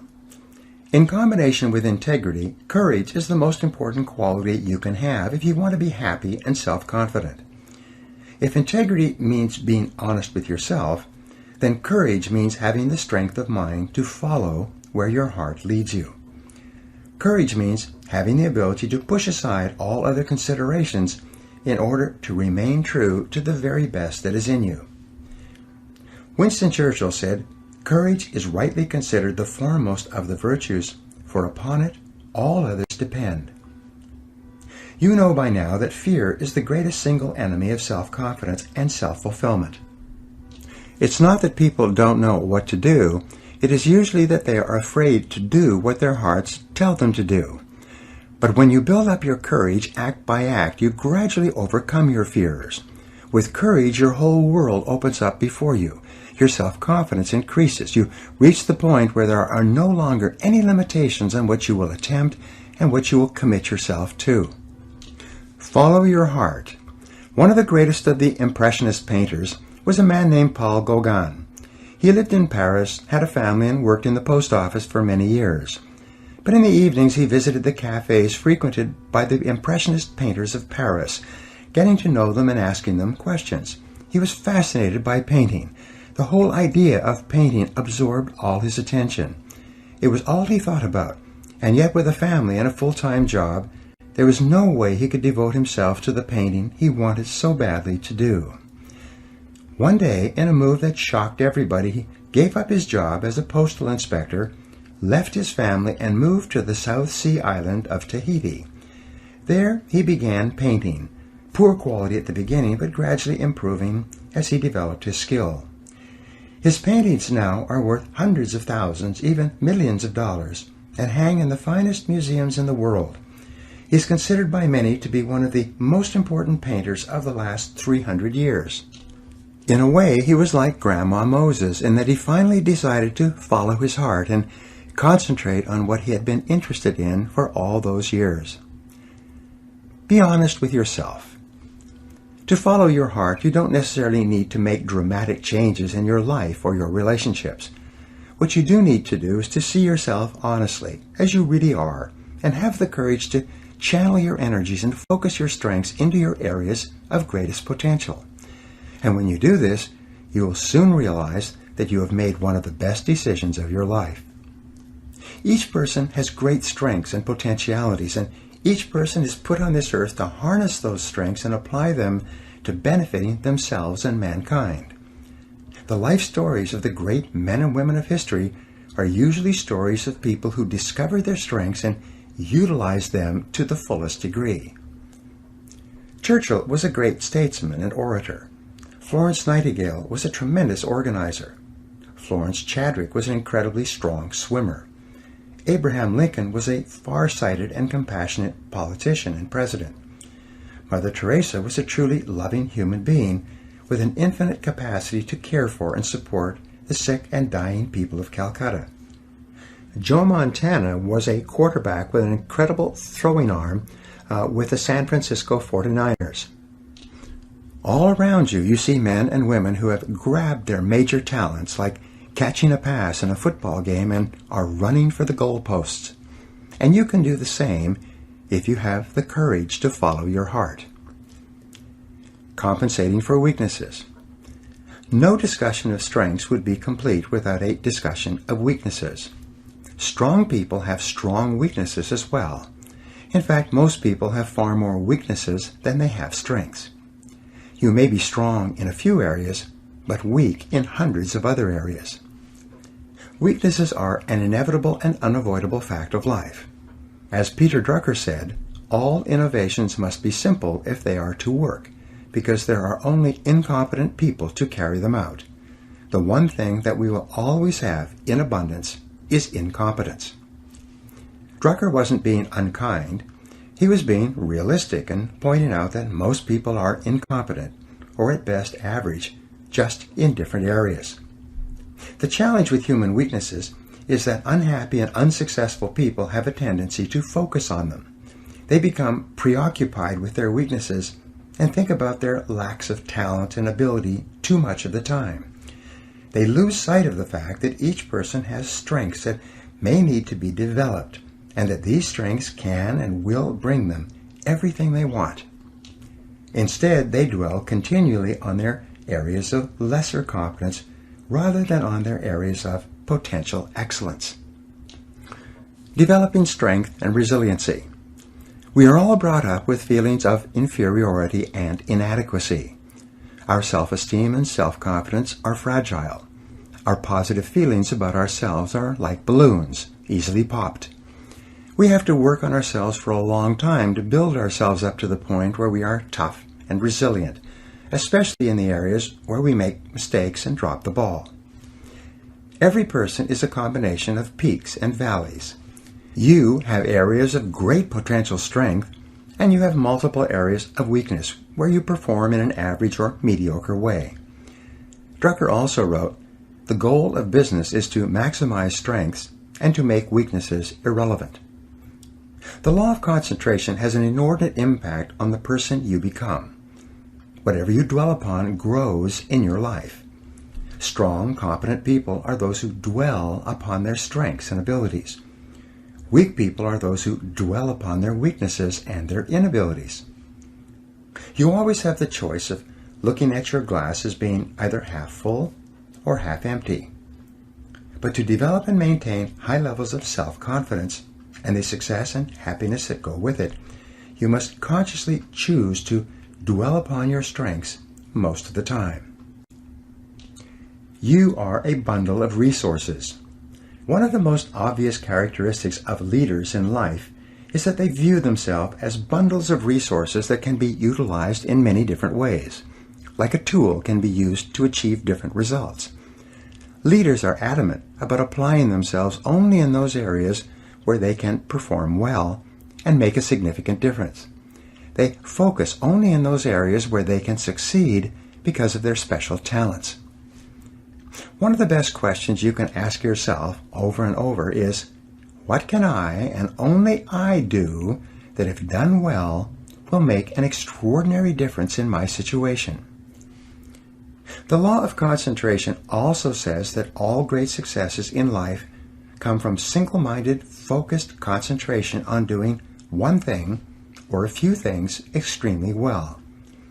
Success comes from staying at a particular task, the most valuable and important task you could be doing, until you succeed. Every great human achievement is preceded by an extended period of dedicated, concentrated effort. But there is little to be gained by digging determinedly if you're digging in the wrong place. As Benjamin Trigo, the management consultant, said, "The very worst use of time is to do very well what need not be done at all." Assess your strengths and weaknesses. This brings us to the importance of self-assessment with regard to your strengths. When we do strategic planning for corporations, we deal continually with what is called concentration of power. Where can the company focus and concentrate its resources to achieve extraordinary results in a competitive market? We start from the viewpoint that a company has a certain degree of flexibility in determining what it offers to justify its existence in the marketplace. We say that the purpose of a business is to create and keep a customer. The customer, or the person that the company is organized to serve in some way, is central to every calculation and every decision. We put the imaginary customer in the middle of the table and conduct the strategic planning process with him or her in mind. Increase your return on energy. The critical issue in corporate strategic planning is to increase the return on equity invested in the corporation. It is to allocate and deploy assets in such a way that the rewards that the company earns are greater than they would be in the absence of the planning exercise. We start off with establishing clear values, a clear vision of what the company wants to become in the future, and a written mission statement that describes the strategic objective and positioning for the company. Each person needs to do the same for himself or herself. The purpose of your personal strategic planning is to enable you to increase your return on energy, as we mentioned earlier. Since your time is your life, and your mental, emotional, and physical energies are your most valuable resources, your job is to organize your efforts in such a way as to give you maximum rewards and satisfaction for your energy invested. Differentiate yourself. Each company and each product or service either has or must develop a unique selling proposition. This is the key to differentiating the company and the company's products and services from the competition. Often this is called a competitive advantage. Sometimes we call it an area of superiority. In every case, it's essential to determine how and where and why and in what degree a particular company or product differs from every other company that is competing with it for the right to create and keep customers in that market niche. And what applies to competitive businesses applies to you. You are the president of You, Inc. You are the president of your own life. You are the president of your own personal services corporation. You are in business for yourself. You are self-employed. No matter who signs your paycheck, you are working for yourself from the day you take your first job until the day you retire. You may work at someone else's office or company, but you are always self-employed. The failure of many people to recognize this fact of self-employment and to behave as though this were true is a major reason for low self-confidence, underperformance, unhappiness, and failure in working life. As the president of your own company, selling your services in the marketplace to the highest bidder, you are completely responsible for identifying your own unique selling proposition. What is it that you do better than anyone else? Why are you special or different? What is your area of competitive advantage?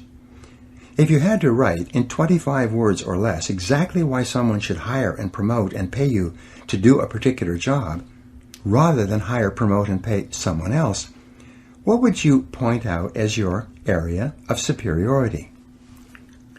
Join the top 3%. Many people have a tough time with this question. What matters at this point, though, is that you are asking the question at all. The very fact that you are thinking this way is moving you rapidly into the top 3% of working Americans, or working people worldwide. Only the top 3% see themselves as self-employed and self-responsible, and they are the most respected and important people in any organization. Your first question is, what am I really good at today? What is your personal area of competitive advantage or superiority in your current job?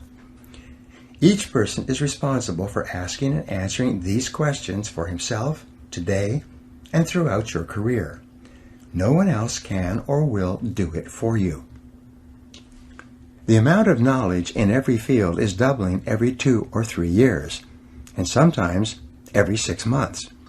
Your skills are becoming obsolete at a more rapid rate than ever before, and new skills are essential for survival, much less success in highly competitive markets.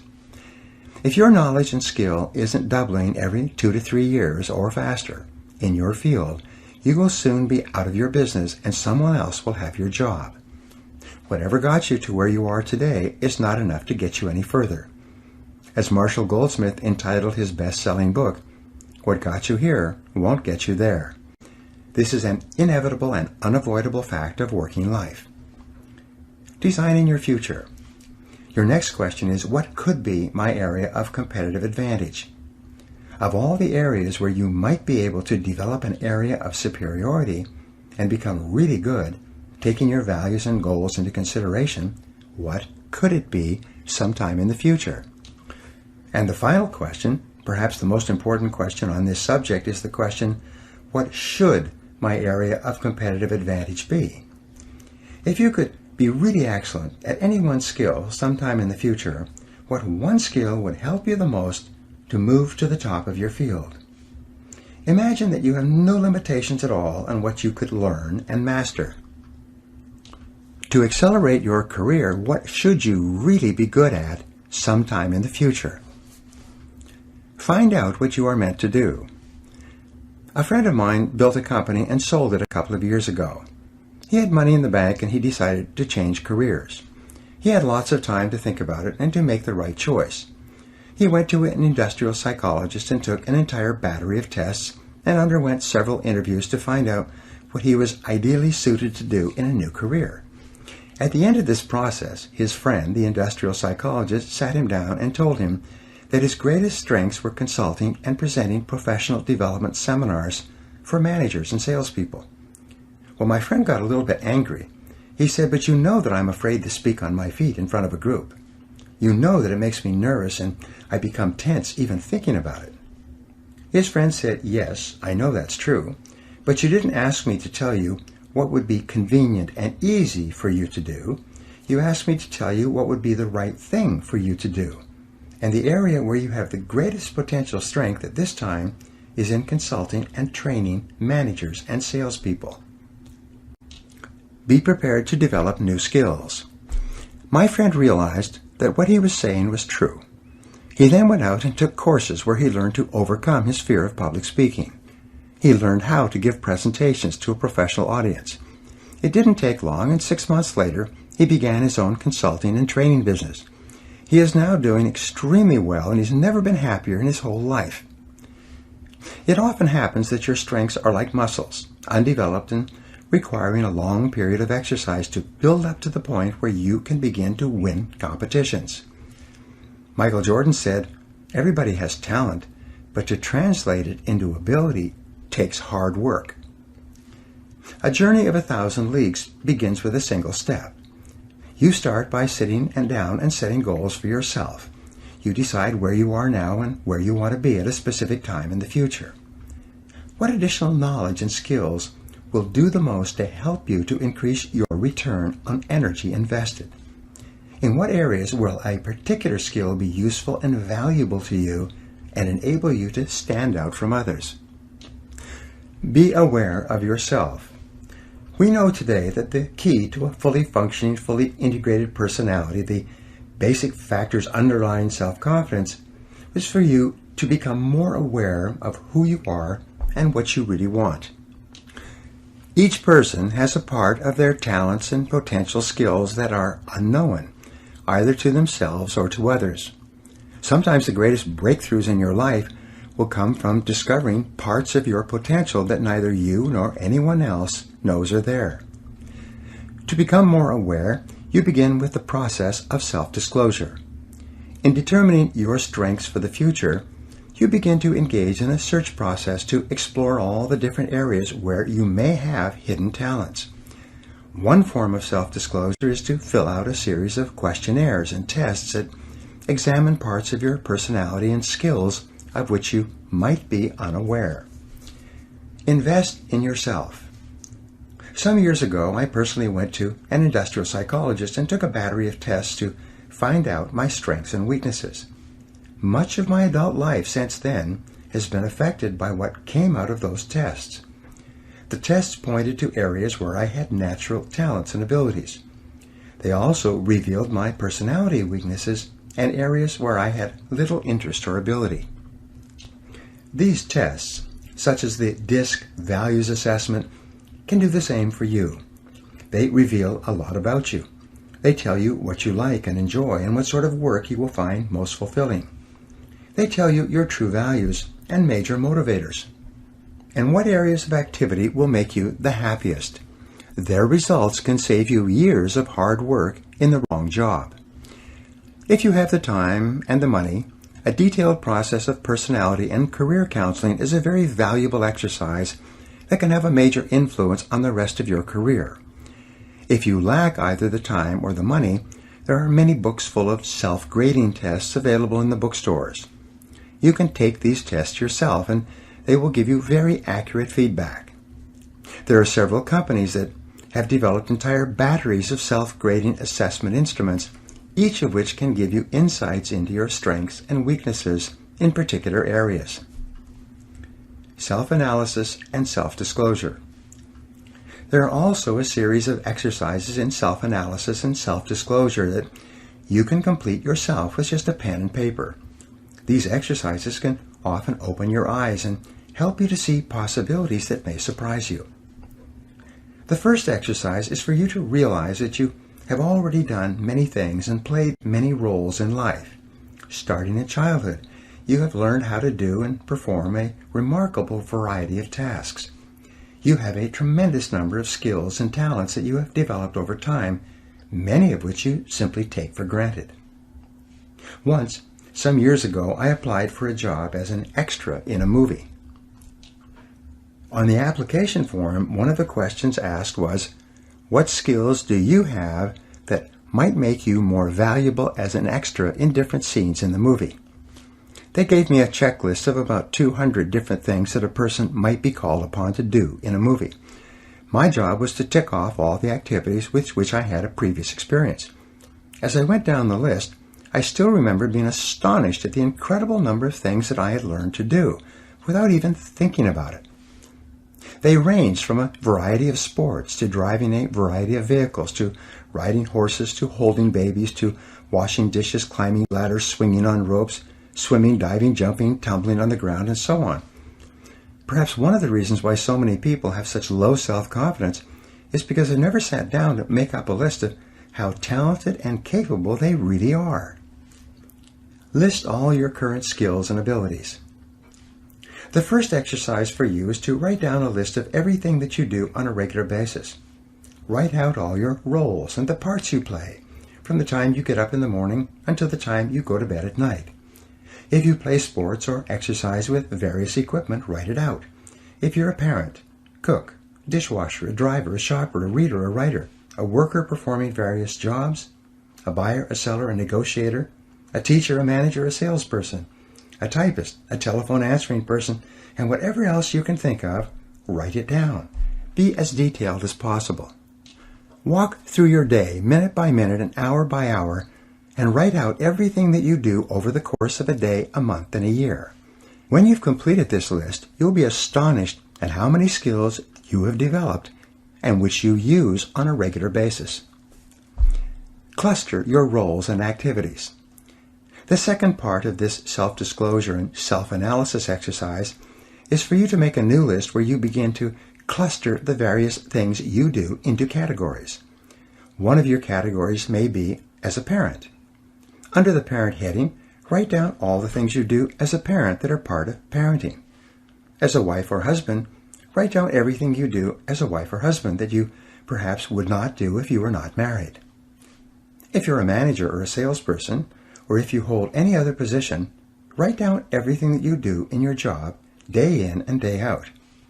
You might use a heading entitled Friend, and under this heading you would write all the things you do as a friend. You phone people, visit, write letters, socialize, go out for dinner, meet after work, and so on. If you play sports, put sports as a heading and write down all of the physical activities that you engage in. If you're interested in reading, write down all of the subjects that you read about on a regular basis.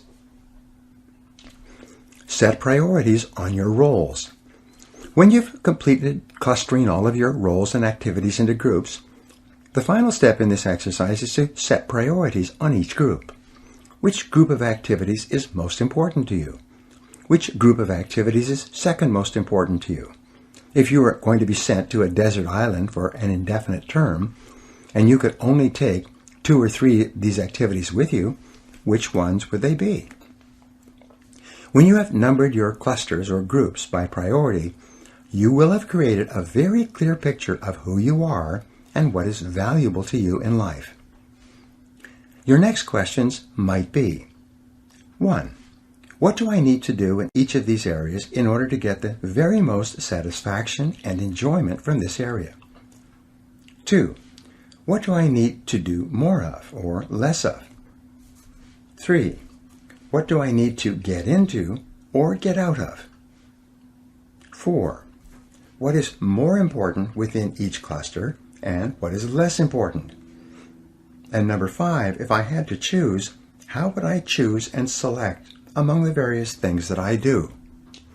You will be amazed at the kind of answers you start to come up with. In my experience, you will first be surprised at the clusters that appear at the top of your list and the clusters, some of which take up an enormous amount of your time, which are not really very important to you at all. For you to really know yourself, you have to take the time to analyze yourself like this on paper. Ask for input from others.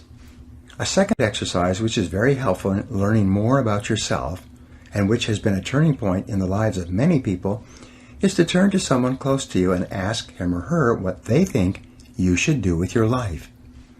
Ask a person you trust what he or she thinks are your strong points and your weak points, your strengths and vulnerabilities. What advice would someone who cares about you give to you about the kind of work you should be doing and the kind of talents you should be developing? Even people who don't know you very well will often be able to give you insights about yourself and your possibilities that will be extremely accurate and might even be in areas you hadn't even thought about. Once, I was driving with a business associate to an appointment that was some way out of town. We had a chance to talk as we were driving along, and I was wrestling with what I should do at the next stage of my career.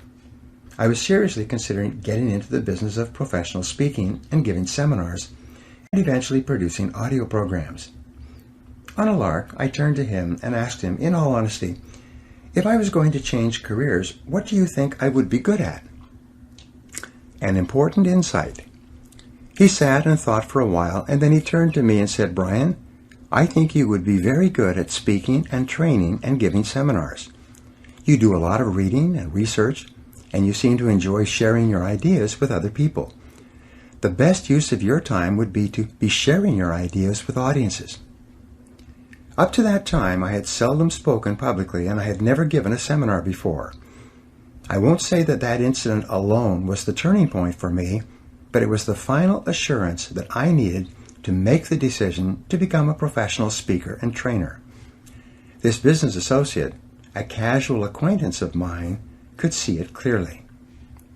Today, I address more than 250,000 people each year, all over the United States, Canada, Europe, Asia, Australia, and New Zealand. I've spoken on every island in the Caribbean and in Mexico. So, it must have been the right decision.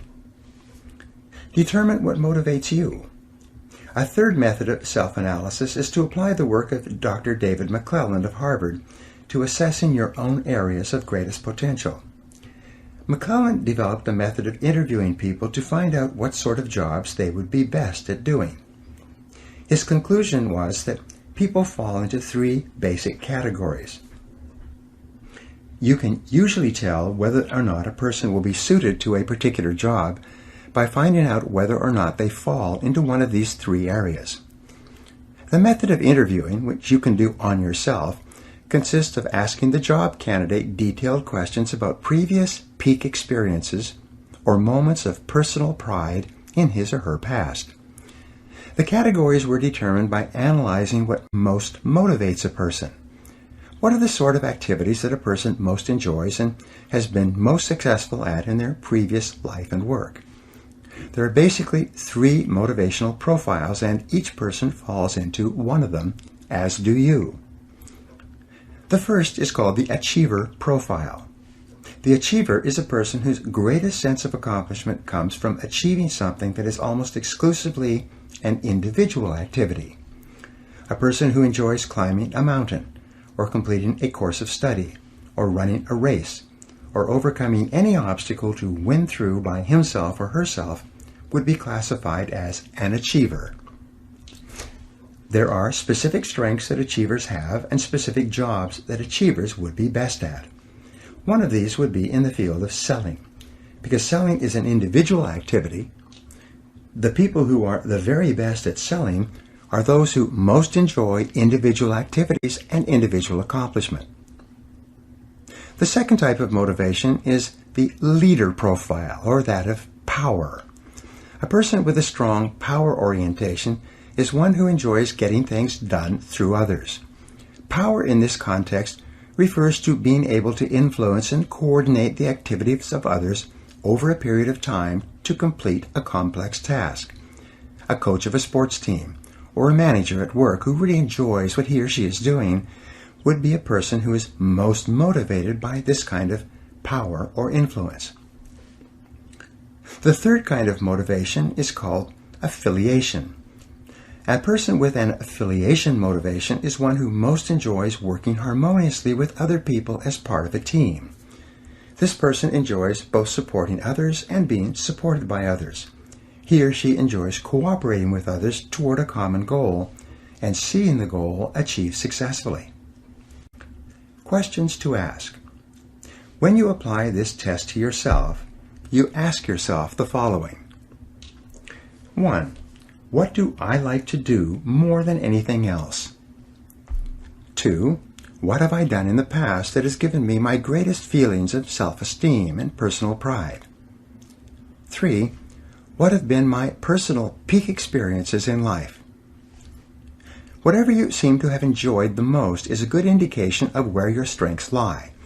Your strengths may be completely hidden, but by asking yourself these questions and facing the answers unblinkingly, you will begin to uncover those strengths.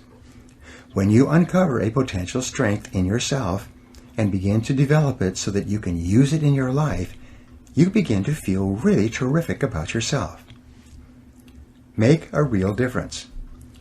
Your most important job is to apply yourself where you can make the greatest positive difference. This will be the area where you get your highest return on energy. When you are working and expanding your capabilities in an area of your greatest strengths, you feel terrific about yourself. You feel like a winner. You enjoy wonderful feelings of self-confidence and self-esteem. Accept your weaknesses. It's also important for your happiness that you develop a proper perspective on the inevitable weaknesses that you will have in almost every area. Here are some insights that may be helpful to you. The first insight is that almost every weakness can be viewed as a strength inappropriately applied. If you use one of your strengths where it is neither required nor helpful, it can be actually a weakness in that it interferes with your ability to get the result you desire. Sales versus management. I had a gentleman working for me at one time who was direct and extremely aggressive. He started in sales and was very successful and was promoted into a management position. As a manager, his aggressiveness made him the kind of person that no one wanted to deal with. What I had forgotten was that his major skills lay in selling, in an area of individual achievement. His aggressiveness was a strength in selling, but a weakness when he was put into a management position where his strength could not be used properly. Many of the so-called weaknesses that you might have are merely strengths being used in the wrong place and for the wrong purposes. Situational weaknesses. A weakness may simply be situational. There's an old saying that when you go into the woods, you must expect the mosquitoes. Sometimes you will be criticized for the things you do, and you may conclude that you are weak in these areas. But it may be that criticism just comes with the territory.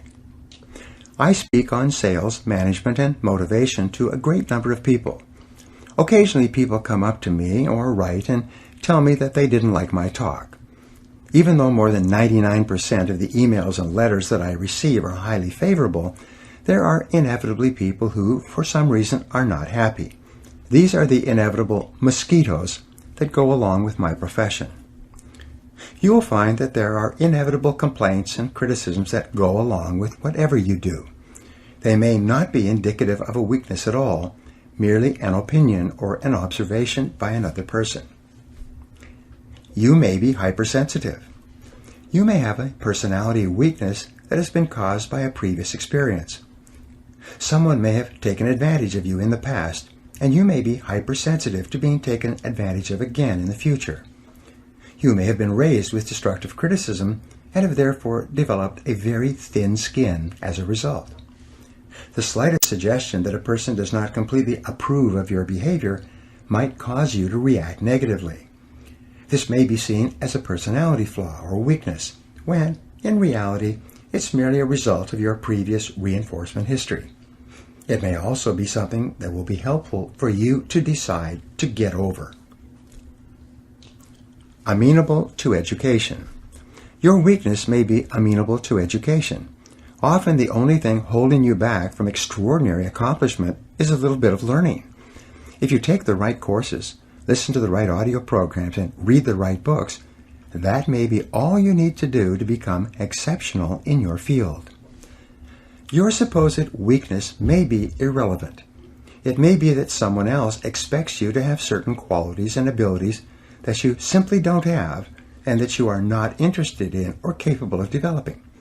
Often the disappointment of others can cause you to feel that you are deficient in some way, when in reality, that particular skill or ability is not important to you anyway. Weaknesses are good indicators. And finally, what appears as a weakness can be a key indicator of the type of work or activity that you should not be engaging in. It may be that you don't enjoy that area of endeavor at all. If you try to do a job or task and you consistently do it poorly, this may be a way of nature telling you that this is the wrong field for you. Strengths and weaknesses. The most important point to remember with regard to your strengths and weaknesses is that everybody has both. There are areas where you are strong and there are areas where you can become extraordinary in your performance. There are areas where you are weak, and you probably should not be spending any more time there than is necessary to assure that you are good enough not to hold yourself back. Take the time to analyze yourself carefully. By practicing self-disclosure with yourself and others, both in written and spoken form, you will develop a higher level of self-awareness and self-honesty. As you become more knowledgeable about your strengths, you'll become more self-accepting of who you really are. And as your level of self-acceptance increases, and you begin to respect yourself for your unique talents and abilities, your level of self-esteem and self-confidence will go up as well. When you minimize or downplay your weaknesses and simultaneously identify and maximize your strengths, you will become a peak performer in everything you decide to do. Now, here are some action exercises that you can use to apply what you've just learned. Number 1, decide today that you are going to become very good at what you do, that you're going to join the top 10% of people in your field. Number 2, identify the most important skills you have, those skills that are most important to your doing your job in an excellent way. Number 3, determine your natural strengths and abilities, those jobs and tasks that you do well and most enjoy. Number 4, what is your competitive advantage? What is it that you do better than almost anyone else? What should it be? What could it be in the future? Number 5, what sort of work motivates you the most? What activities give you the greatest sense of personal satisfaction? Number 6, in what areas do you achieve your highest return on energy? What do you do that really makes a difference to yourself and your business? And number 7, take some time with a pen and paper to complete one or more of these exercises explained in this chapter, so that you can be sure that you are doing exactly the right work for you. Chapter 6, Triumphing Over Adversity. The miracle or the power that elevates the few is to be found in their industry, application, and perseverance under the promptings of a brave, determined spirit. Mark Twain. True self-confidence comes from positive knowing rather than positive thinking. Your goal should be to develop the kind of unshakable self-confidence that makes you an unstoppable force of nature. Your job is to take every step possible to make yourself so positive that you become irresistible and able to accomplish any goal that you set your mind to. And one of the most important things you need is an absolute faith in your ability to overcome any adversity that the world can throw at you. Persistence is essential. Napoleon Hill wrote that persistence is to the character of man as carbon is to steel. He also said that before success comes in any man's life, he is sure to meet with much temporary defeat and perhaps some failure. When defeat overtakes a man, the easiest and most logical thing to do is to quit. That is exactly what the majority of men do. In reality, your persistence is your measure of your belief in yourself and your ability to succeed. If you absolutely believe without question that if you persevere long enough and hard enough, you will ultimately win through, then nothing will stop you. And when you build within yourself this absolute assurance, then virtually anything becomes possible for you. Your self-confidence goes through the roof. The reality habit. Robert Ringer, in his best-selling book, $1 Million Habits, said that the most important of all the habits that lead to great achievement is what he calls the reality habit. It explains the attitudes of men and women who have achieved greatness in almost every field. Happy, successful people are intensely realistic. They do not allow themselves the luxury of self-delusion. They face the world as it is rather than the way they wish it would be. They accept the unalterable facts of life, and they work and plan their activities around them. In learning how to triumph over adversity, the application of the reality principle is to simply accept that problems are inevitable. Problems, setbacks, and disappointments are an unavoidable reality of life. Your ability to deal with these difficulties has as much to do with your self-confidence as any other factor. The test of character. It's easy to feel good about yourself and to have high levels of self-confidence when everything is going well. But the true test of a man or woman is when you can keep your head and continue to function when things seem to be falling down around you and everyone else is discouraged and often blaming it on you. These are the times when you really show the kind of stuff you are made of. The Stanford University Business School conducted extensive research into the qualities of a man or woman that mark him or her for advancement into the executive suite, and ultimately to the position of president and chief executive officer. They used a variety of questionnaires, surveys, and tests going back to when an individual first joined a large company to find ways to predict which people would be most likely to rise to the top of a large organization. After examining dozens of qualities, they were finally able to isolate 2 qualities that were most predictive of executive success in terms of assuring that the organization under their control would continue to survive and thrive in a dynamic and competitive world. Play well on the team. The first quality they identified was the ability to perform well as a member of a team and the ability to put together teams to accomplish common objectives. All the business and interpersonal skills that make a person valuable to an organization seem to be demonstrated in a team setting. This quality was relatively easy to observe and measure over the course of a person's career. Crisis management. The second quality they identified was harder to measure, even though it was absolutely indispensable for long-term, high-level success. This quality was the ability to function well in a crisis. Napoleon called this 4 o'clock in the morning courage, the kind of courage that is instantly available to a person woken up at that time who has no time to prepare mentally or emotionally for a crisis. He called this the rarest form of courage, and in his conclusion, very few people had it. In military terms, they call this being under fire. A question that all soldiers, sailors, and airmen wonder about is how they and others will perform under fire. They know that this is the ultimate test of the character and training of an individual. Organizations know that often their very survival will depend upon how well an individual deals with the inevitable, unexpected reversal of fortune. The Stanford study concluded that although this quality was hard to measure, because a real crisis could not be anticipated or created for test purposes, it was still critical in predicting success of an executive in the higher levels of the business. Reversals of fortune. This is also true for you. Your self-esteem and self-confidence is closely tied to your deep inner feeling about your ability to be effective when faced with problems and difficulties that hit you like a punch in the solar plexus. It is your ability to pick yourself up from the mat and keep on swinging that is the real measure of what you are made of. One of my favorite poems is The Quitter by Robert W. Service. There is a verse in that poem that goes like this. You're sick of the game. Well, that's a shame. You're young and you're strong and you're bright. You've had a raw deal. I know, but don't squeal. Buck up, do your damnedest, and fight. It's the plugging away that will win you the day, so don't be a piker, old pard. Just draw on your grit. It's easy to quit. It's the keeping your chin up that's hard. The quality of your entire personality is affected by how you deal with adversity, how well you keep your chin up.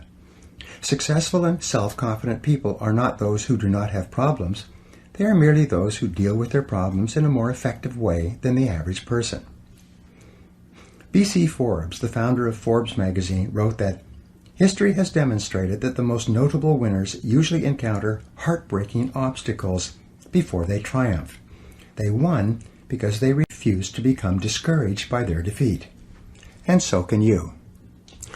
The challenge-response theory. In 1952, historian Arnold Toynbee was awarded the Nobel Prize, largely as a result of his work in studying the life cycles of civilizations. He estimated that in human history, there had been 21 great civilizations, 20 of which had broken down over time. He considered the American civilization to be the 21st. His writings were meant to illuminate and give guidance to modern historians and politicians so that they could better assure the survival and success of their nations, and in the case of the United States, the perpetuation of the American Republic. Toynbee postulated what he called the challenge-response theory of history. He said that every large civilization began as a small group of people that eventually found itself facing a challenge from the outside. In most cases, this challenge was composed of enemy forces bent on its destruction. But in some cases, the challenges came from weather or geography. Deal with the challenge effectively. When faced with the challenge, if the small group of people responded in a positive and constructive way, they would overcome the challenge, and in so doing, they would grow.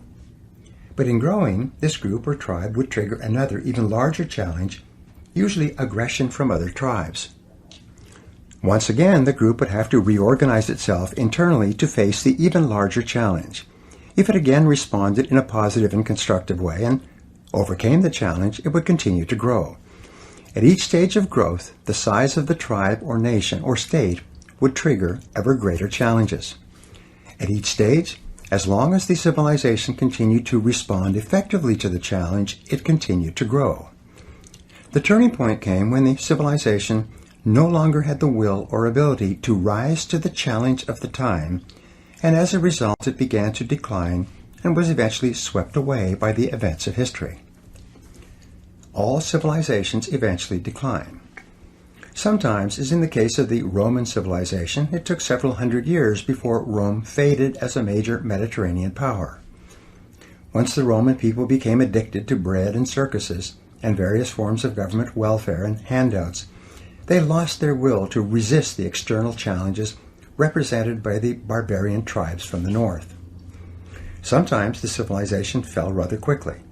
In less than 5 years from his landing at Veracruz, Cortés was able to destroy the foundation of the Aztec civilization that had endured for hundreds of years. The centuries-old Austro-Hungarian Empire, weakened from within, fell apart in the 4 short years of World War I and never recovered. However long the period of decline, the critical event was always the loss of will and the inability to rise to the external threat or difficulty. Toynbee concluded that with very few exceptions, civilizations decline from within before they are conquered from without. The story of your life. The reason why Toynbee's theory is so relevant to you and I is that it explains much of our lives. No matter how well our parents protect us when we are growing up, sooner or later we face challenges and difficulties in our relationships, our work, and in our other activities. Each time we face one of these external challenges, we have the choice of either responding positively and constructively or of letting it overwhelm us. If we choose deliberately to respond in a positive and constructive way, to keep our minds calm and cool, and deal effectively with the inevitable problem, we learn and grow and become stronger. Our self-confidence goes up. Our belief in our ability to achieve our goals increases. Our self-esteem rises. We develop a better self-image, and we become more self-assured, confident, and optimistic. The rise and fall of a business.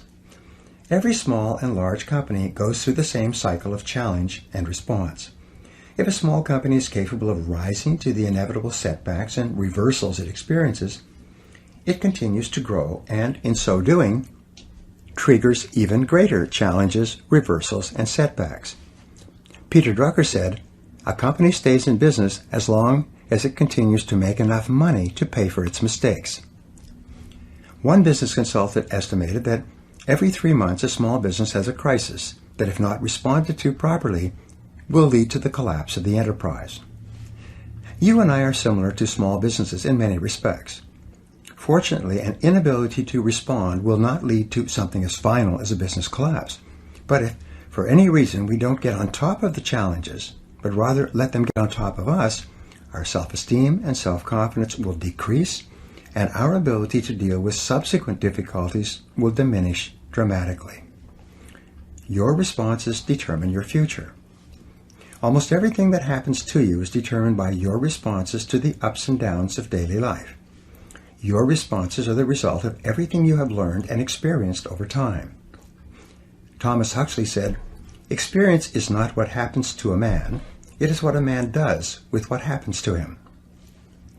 Your life and everything about you is demonstrated in the way you react. It's not in what happens to you, it's how you respond to it. This is why the Stanford study was quite clear about this quality when it stated that the proven ability to function in a crisis is the absolute prerequisite for promotion to a senior position. In a way, what we are really talking about here is character. One of your aims in life should be to develop your character, to become a better and finer and stronger human being. And the development of character, essential to your long-term happiness and well-being, requires that you go through the crucible of setback and temporary defeat and emerge victorious. Problems and difficulties come unbidden. You probably make every effort to organize your life in such a way that you minimize the unexpected and usually unpleasant surprises that may occur. You use your intelligence, education, and experience to arrange your life and affairs so that you avoid adversity whenever and wherever possible.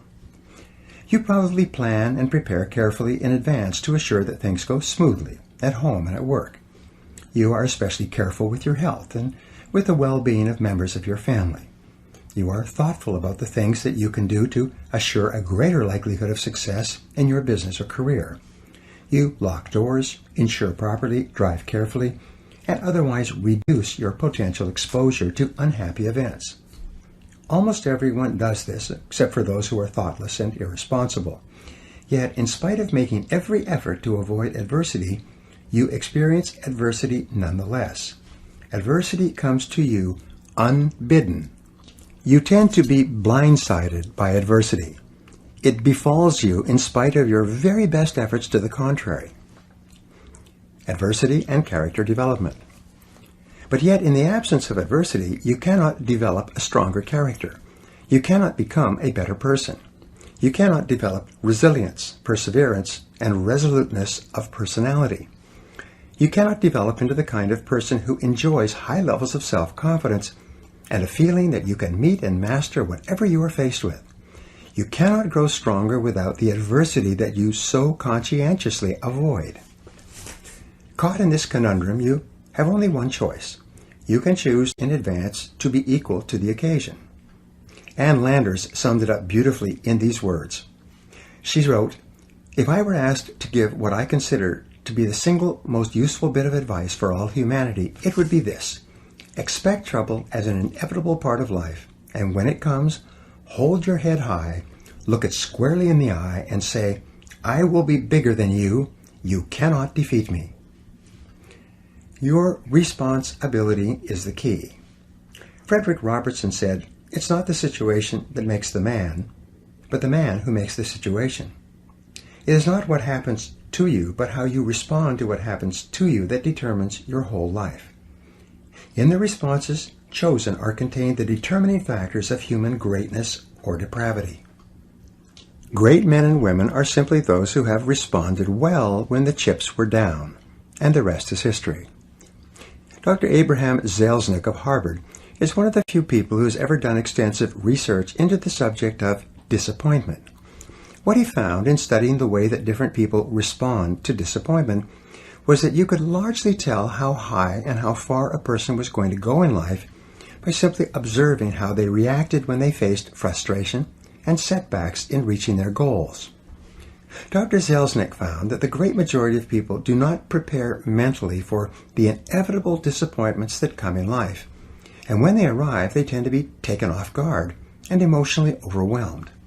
They then generalize these disappointments and allow themselves to feel that because they have not succeeded, they're not really very good at what they do.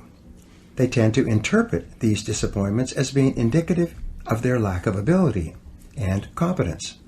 As a result, they become easily disappointed in themselves, and they lose the courage and confidence that they need to press forward.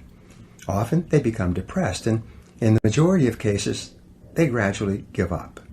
They stop setting goals and working on themselves and become more concerned about security and potential loss than about taking chances and potential gain. Responding well to disappointment. The high achievers in his study responded to disappointment very differently from the low achievers. First, they mentally prepared for a disappointment in advance, so that when it arrived, they had already given some thought to how they would react and to the possible courses of action open to them. They looked upon a particular setback as being specific to a particular situation and not being indicative of a general lack of ability or of a character flaw. More than anything else, top men and women had developed a series of mental tools that they used almost automatically whenever things went wrong for them. Crisis anticipation. Napoleon Bonaparte is considered by historians to have been perhaps the most brilliant battlefield general in human history. In a military career spanning 25 years and involving hundreds of battles, large and small, he lost only 3 battles. It was said that his very presence on the battlefield was worth an additional 40,000 soldiers to the French army because of the boost in morale that it gave them. Napoleon was famous for taking the time to study the battlefield and to think through every possible eventuality of the pending battle. He prepared with no illusions and with an attitude that dealt with the worst possibilities and reverses that could occur.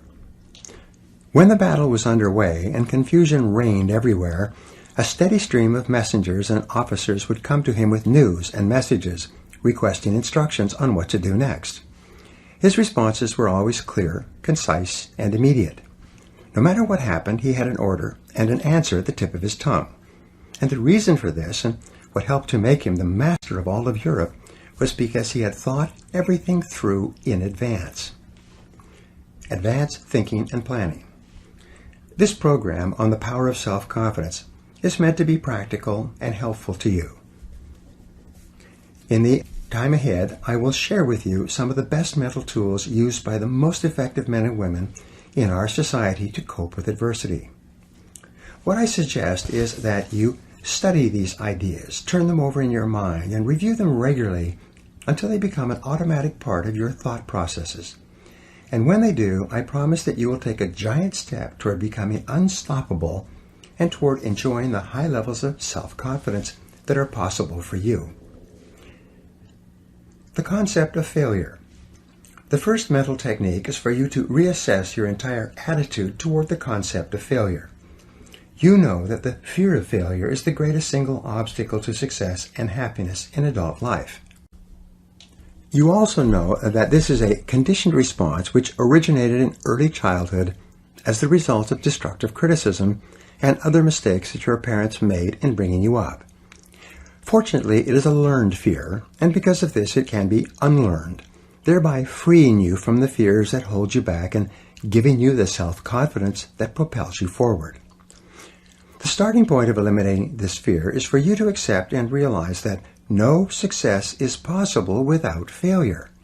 All success is preceded by failure, usually great failure, repeated over a long period of time. Abraham Lincoln was considered one of the great failures of American politics, a man who lost his business, lost his sweetheart, and was defeated for election over and over again.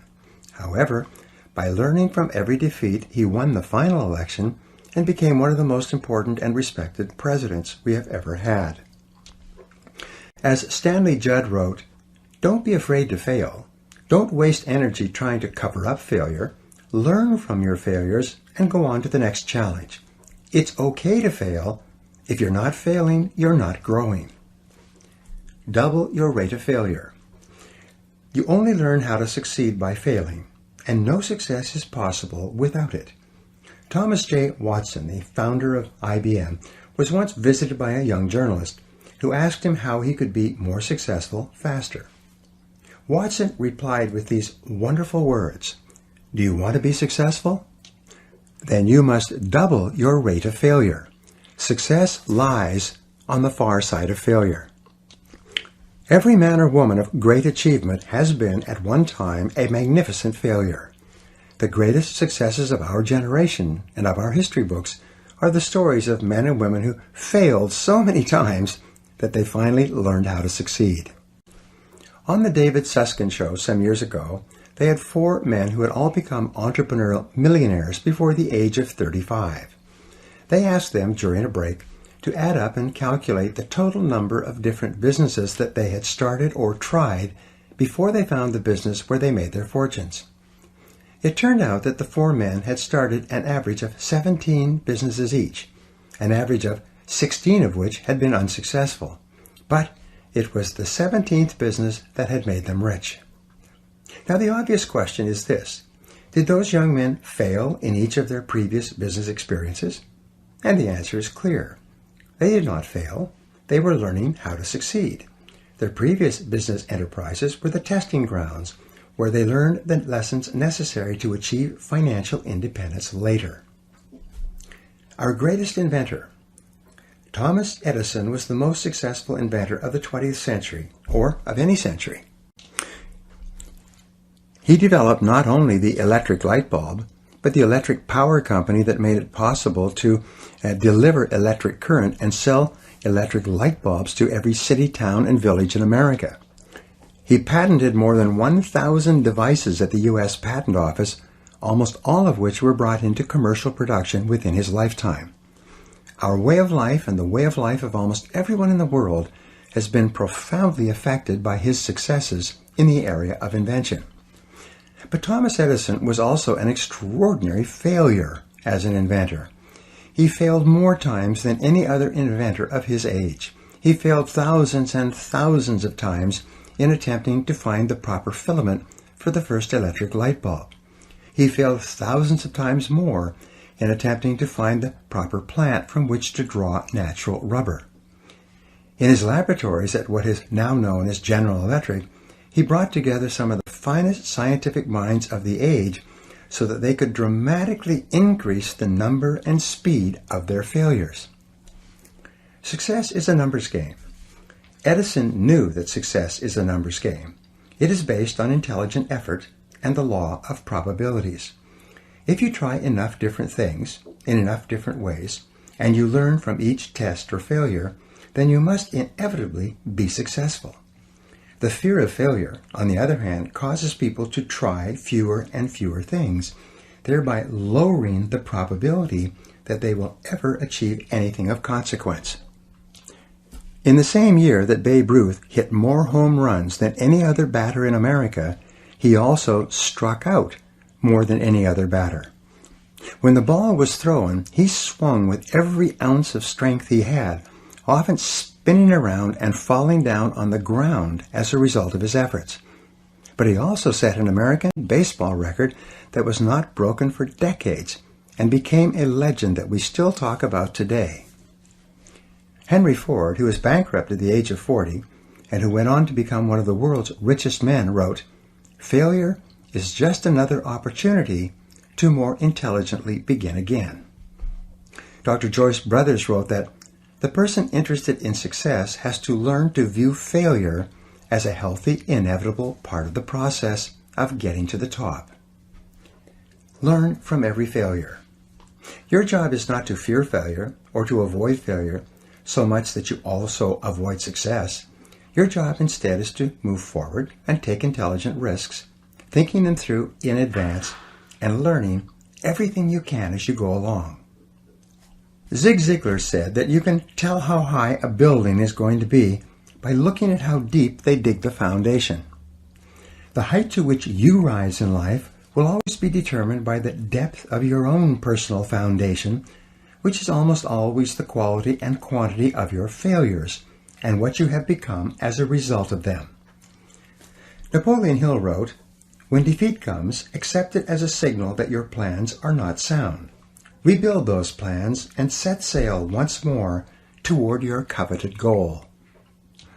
Dale Carnegie wrote, "The successful man will profit from his mistakes and try again in a different way."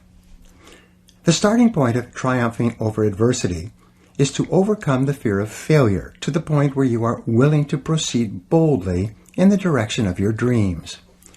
Whatever your emotions, fear, or desire, they control your decisions and everything you do. When you write down clear goals and make detailed plans for their accomplishment, and then think about your goals all the time, you build up within yourself the white-hot heat of desire, which can eventually become so powerful that it overcomes any fear of failure that might hold you back. The more you think about your goals and talk about your goals and write out your goals on paper, the more determined you become to make them a reality, and the more likely it is that you will push yourself forward to overcome the fears that might hold you back.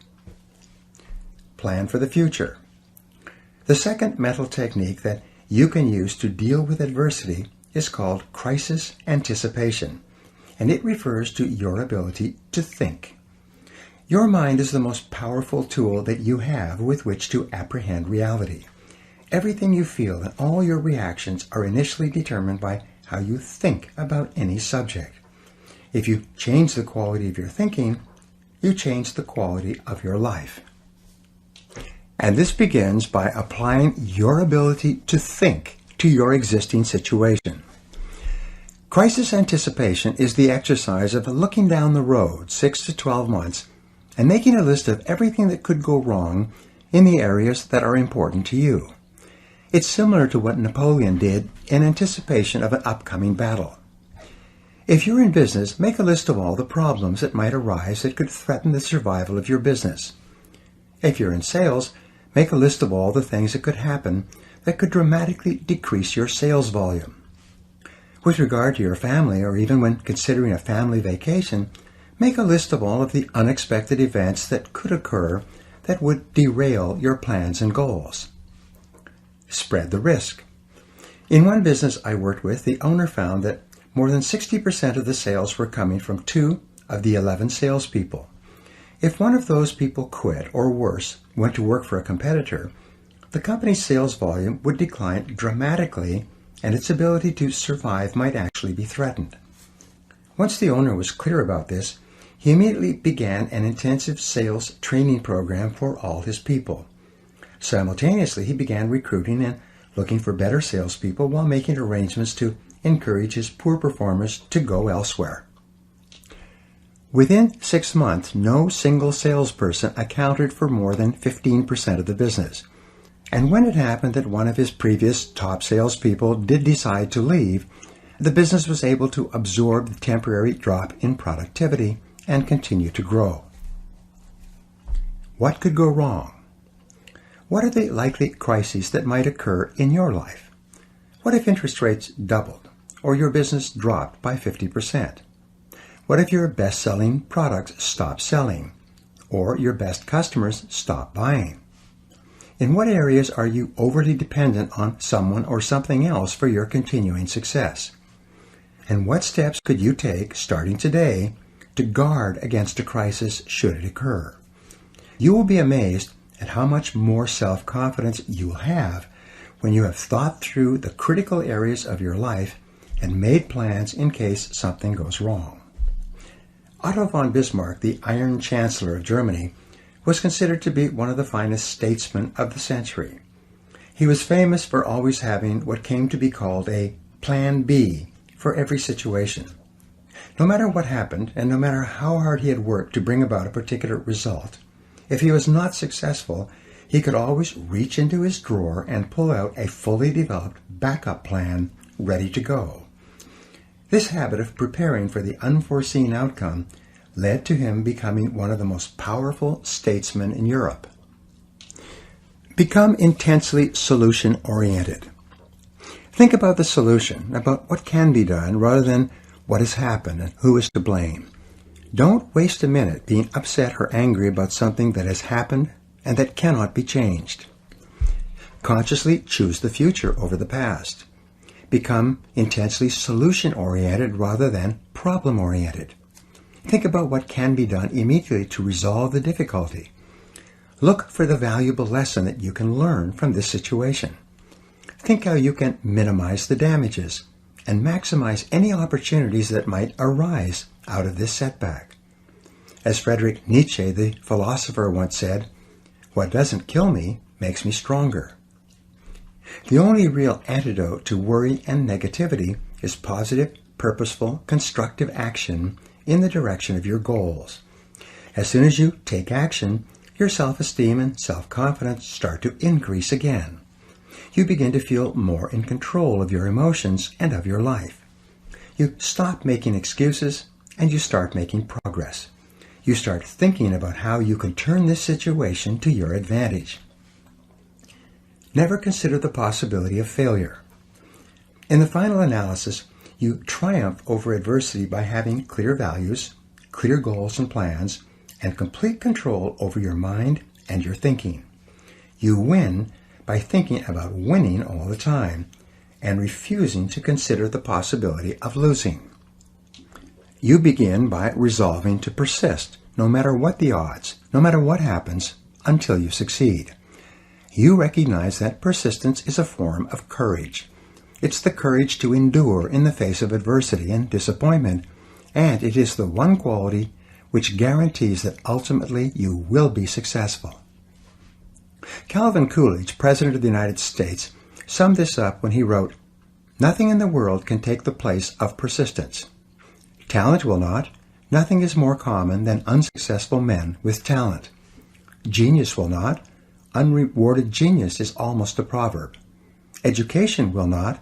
The world is full of educated derelicts. Persistence and determination alone are omnipotent." Courage and persistence. Persistence is self-discipline in action. Each time you exert the self-discipline to persist in the face of adversity and disappointment, your self-esteem goes up. When you practice persistence, you build up your resistance to taking the easy way out. You create the friction that comes from going against your natural tendencies. You generate the heat that crystallizes your character at a new, higher level.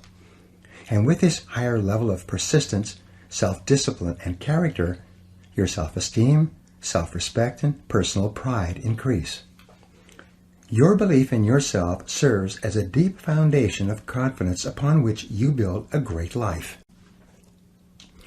You become more positive, more optimistic, and more unstoppable in everything you do. And you do this because, as Churchill said, you never give up. Never, never give up. Now here are some exercises that you can use to apply these ideas. Number 1, identify one major adversity that you dealt with and recovered from. What did you learn that has helped you to become a better person? Number 2, determine the worst possible thing that could happen in your business or career. What could you do now to minimize the negative effects if it did occur? Number 3, what are the 3 worst things that could happen in your personal and family life, and what could you do to prepare against them? Number 4, what are the 3 biggest mistakes that you have made, and what did you learn from each one? Number 5, what is the most effective way you could respond to your biggest problem today? Number 6, in what areas should you be prepared to take action and move forward rather than playing it safe? And number 7, what one action are you going to take immediately to face your fears and to move forward toward the achievement of one of your most important goals? Chapter 7, Self-Confidence in Action. James Allen said, "Above all, be of a single aim, have a legitimate and useful purpose, and devote yourself unreservedly to it." One of the most valuable experiences you can engage in accomplishing any goal you can set for yourself, is to ask yourself, what is my limiting step? What is the one factor that determines the speed at which I achieve my goal, or whether I achieve it at all? Your ability to identify your limiting step is one of the best demonstrations of your intelligence, and your capacity to eliminate this limiting step is one of the best demonstrations of your overall competence in achieving anything you want. Self-confidence is critical. In studying everything that has been written or said about personal success, the conclusion I came to was that your level of self-confidence is probably the critical factor in everything you accomplish. When you have enough self-confidence, you will try almost anything. Because success is largely a matter of averages or probabilities, the more things you try, the more likely it is that you will achieve greatly.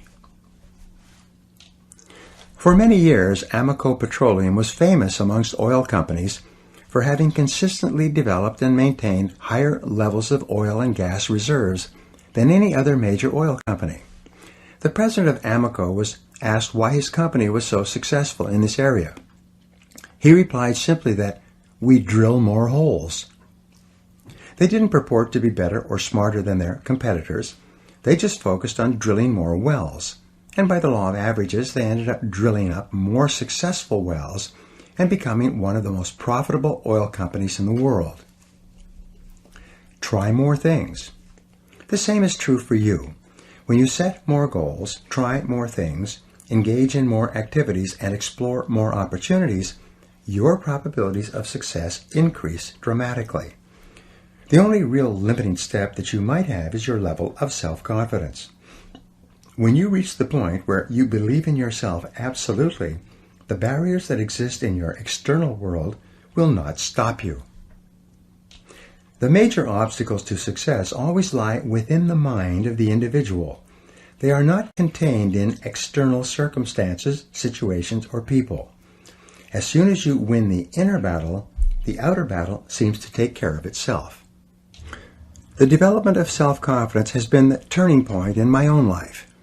The reason I feel so strongly about the subject is because of what it has meant to me. The development of greater self-confidence has enabled me to go from rags to riches, from limited means and worries about money to national and international renown. I've been able to go from living in a small, rented, one-bedroom apartment and being deeply in debt to living in a beautiful home on a golf course and driving a new Mercedes. An inauspicious beginning. Talent and ambition have been very helpful, but without the development of self-confidence, my inborn abilities would have lain dormant and unused, as they did for many years. Before I gained enough self-confidence to commit completely to my goals, I was going nowhere with my life. I started with few advantages. I came from a home with 3 younger brothers, and while I was growing up, we never seemed to have any money. My father was a good man, but he was not always employed. I remember from my earliest days that we could never afford anything. My mother used to dress us by buying used clothes from the Goodwill and the St. Vincent de Paul rescue missions. We would wear pants and shirts that had been given away by other families. Sometimes the kids at school recognized that the clothes I was wearing were their old clothes that their parents had given away. Christmases and birthdays were not occasions of great celebration. We had little to give and little to share. Early behavior problems. I became a behavior problem at an early age. I see now that I was just rebelling against my upbringing, but at the time I was a real problem for everyone around me. I was constantly being kicked out of classes for misbehavior. I was suspended or expelled from 4 schools during my junior high and high school years.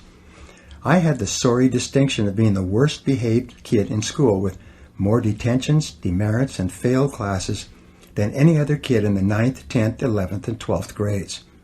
I learned later that my teachers had voted me the most likely to end up in prison.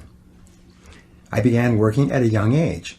I worked at a part-time job and then full-time jobs to earn my own money, buy my own clothes, and eventually get my own car. I worked as a dishwasher in a small hotel for 8 to 10 hours a day during my 12th grade year, and although I didn't drop out of high school, I failed out. Failure from the beginning. I continued going to school until the year was over, but I failed 6 out of my last 7 courses. During the graduation ceremonies, they allowed me to go up on the stage in a gown in front of the audience and receive a certificate from the principal. The person in front of me received a diploma. The person in back of me also received a diploma, but what I got was a leaving certificate. A leaving certificate is just a polite way for the school to say, "Goodbye, please don't ever come back." Laboring jobs. While many of my friends who had graduated from high school went on to university to complete their educations, I began working at laboring jobs. Over the next few years, I worked as a dishwasher and a kitchen helper. I worked in sawmills and factories. I worked on construction crews and as a laborer. In one job, I dug wells. That's where you start from ground level and work down rather than up. I worked at washing cars and as a galley boy on a ship. I worked in gas stations and as a mechanic's helper. When I answered employment ads in the paper, I never even got a reply from anyone. My job applications were just thrown in the wastebasket. When I was 23 years old, I was an itinerant farm worker, sleeping on the hay in the farmer's barn and getting up when it was pitch black to eat with the farmer's family before the workday started. Selling from door to door. In my mid-20s, I was still drifting, and in order to eat, I began selling office supplies from door to door. I did poorly. From there, I went to selling other things. I remember making calls for an entire month without making a single sale. I lived on loans and charity from family and friends. I had virtually no possessions, very few clothes even, no money, no high school diploma, no marketable skills, and no experience of any real value to anyone. I was going nowhere fast. Meanwhile, all around me, I saw people my own age and younger who were doing well. They were wearing nice clothes, driving nice cars, and working at well-paying jobs. They were moving onward and upward in their careers. They had offices, and some of them had staffs. Several of them had gotten married and had homes and families and cars and furniture and what appeared to be pretty good lives. The big question. From the age of 15, I had been wondering why it was that some people were more successful than others. While I wasn't making much progress on the outside, I continued to read and search for the answers to this question, and I began to experiment with some of the ideas I discovered. My first turning point came when I realized that my problems at school and in getting along with other people were as a direct result of my own personality. I realized that if I wanted things to change, I would have to change. I began to understand that my unhappiness and anger and frustration at my childhood experiences had caused me to develop a negative personality that turned many people off. And I accepted that any change that was going to take place had to begin with me and was up to me alone. No one was going to do it for me. No one would help me. No one else really cared. If I wanted to be successful and popular with others, I would have to go to work on myself and become a different person. The big turning point. The second turning point for me came when I was poor and 20 years old, living in a one-bedroom apartment and working at a laboring job during the day. I realized that I was completely responsible for my life and for everything that happened to me from then on. If I wasn't happy with my income or my work or my education, or my future prospects. It was up to me to go to work on myself and make the necessary changes. They wouldn't happen by themselves. The importance of goals. The third turning point came for me when I discovered the importance of setting goals and of making clear decisions about what I really wanted in each area of my life. When I first stumbled across the subject of goals, I thought they were something that they had in sports. The idea of setting them for myself wasn't quite believable. I had so many problems and excuses that I felt that goal setting was really just an exercise in futility. It might be a pleasant entertainment, but nothing would come of it, considering my situation. Because I had low self-esteem and limited self-confidence, the first goals I set were not very high. They were consistent with what we talked about in the second part of this program. But I looked upon the exercise as more of an entertainment than as an important stepping stone to success. I remember sitting in someone's cheap hotel room many years ago. I took out a piece of hotel stationery, wrote out a series of goals, put deadlines on them, and then made a simple plan for accomplishing them. I promptly lost the sheet of paper, but exactly 31 days later, just as I had written, and as a result of a remarkable series of coincidences, my goals were all achieved. I was in my 20s at the time, and I still remember the feeling of astonishment I had at that time. I felt that I had learned about a secret power that I could use to accomplish almost anything. 3 great ideas. I had learned 3 important ideas. First, accept complete responsibility for yourself and for everything that you are and ever will be. Second, accept that you can change your situation only by going to work on yourself and learning the things you need to know to be better. And third, set clear goals with timelines for the things you want and then work every day to bring those goals into reality. For the next few years, I used these ideas sporadically. Each time I did, I would experience a burst of success and progress. As soon as I achieved a modicum of success, I would abandon these ideas and go back to simply reacting and responding to whatever happened on a daily basis. It took me several years before I finally began practicing these ideas and many others that I mentioned in this program consistently. I then began to get results in a systematic and consistent way. We sabotage ourselves. I learned later that our natural tendency is to work hard until we find a method or technique that works for us, whether in life or work or relationships, and then, for some perverse reason, we promptly abandon the technique and go back to behaving in our old way, in a random and haphazard manner. A mental exercise program, like goal setting and positive thinking, is very much like a physical exercise program. If you expect it to really work for you, you have to practice it persistently every day and keep at it indefinitely. When I began to apply these proven success principles to my life and worked on them every day, I was able to bring about almost miraculous changes in every area of my life. And so can you. And here's the point. I learned, in retrospect, that the reason why I suffered so many frustrations and why I drifted away from using these principles so often was because I lacked self-confidence. My conscious mind told me that these principles made sense, but my subconscious mind, my storehouse of memories and emotions and previous experiences, was telling me that I wasn't good enough and that success was not really for me. As my friend Zig Ziglar says, I was engineered for success but programmed for failure. I wanted success on the outside, but I didn't believe I was capable of it on the inside. You can develop any quality. The fourth turning point for me, and the reason that I have recorded this program for you, was my discovery that I could develop any quality that I thought was necessary for my success and happiness. I learned that by hard work and repetition, I could overcome and override my feelings of inferiority and undeservingness and build up my feelings of self-esteem and self-confidence. I could identify and then alleviate my own bottlenecks or limiting steps. By working on myself every day, I could build myself up into the high-achieving, happy person that I really wanted to be. by taking my foot off my own subconscious brakes and putting them onto my conscious accelerator, I could begin to move ahead rapidly in life.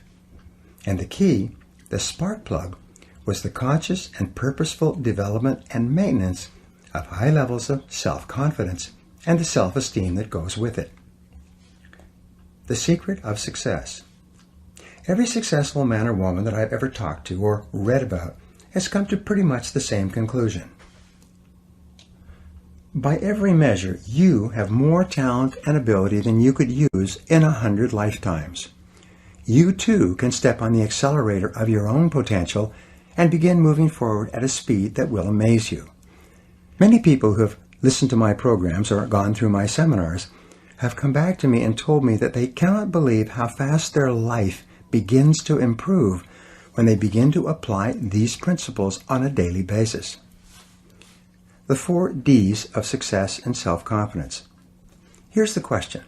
How do you infuse your whole life with the kind of self-confidence that makes everything possible for you? It is contained in what I call the 4 Ds, which determine success in anything you really want to accomplish. The first D is desire. You must really want to become a totally self-confident human being. You must build up your desire by thinking about it and talking about it and working on it all the time. Your desire must become so intense that it overrides your fears of failure and rejection and inferiority, and it becomes the dominant emotion governing your behaviors. Intense desire is the starting point of all personality modification and goal attainment. The second D is decision. You must make a do-or-die decision that you will go to work on yourself and keep at it until you achieve the kind of self-confidence that enables you to do and be and say whatever you want. You must burn your mental bridges. Many people want things, but they never make the clear, unequivocal decision that they are going to do whatever it takes to get them. The third D is determination. Once you have started to make significant changes in the way you act, your internal gyroscope will try to take over and bring you back into your comfort zone, into your old ways of acting. Sometimes progress will be slow, and often you will see no progress at all. Nonetheless, you must persist in the positive and constructive behaviors that you know will lead to making you into the kind of person you wish to become. Your determination must be as unshakable as the self-confidence that you desire. The fourth D is discipline. Underlying and surrounding all great achievement in life is the quality of self-discipline. This is the ability to make yourself do what you should do, when you should do it, whether you feel like it or not. Every practice of self-discipline strengthens your discipline in every other area of your life. As Napoleon Hill said, after more than 20 years of research into the lives of successful men and women, self-discipline is the master key to riches. It is self-discipline that makes everything else possible. If you have the desire to change, the decisiveness to take action, the determination to persist on your forward track, and the discipline to make yourself do whatever you need to do, your self-confidence and your success are inevitable. Positive knowing versus positive thinking. We said earlier that self-confidence comes from positive knowing rather than from just positive thinking or hoping. It is only when you have a firm conviction or belief in your abilities, based on experience, that you really know that your self-confidence is not an act. This is why every act of self-confidence builds your self-confidence. Every success you experience builds your self-confidence and your ability to achieve further successes. Every mental exercise that you engage in to improve and strengthen your personality builds your self-confidence. And everything that you learn and practice from the lives of other self-confident people improves your own self-image, increases your self-esteem, and raises your own self-confidence. The Gallup Success Survey.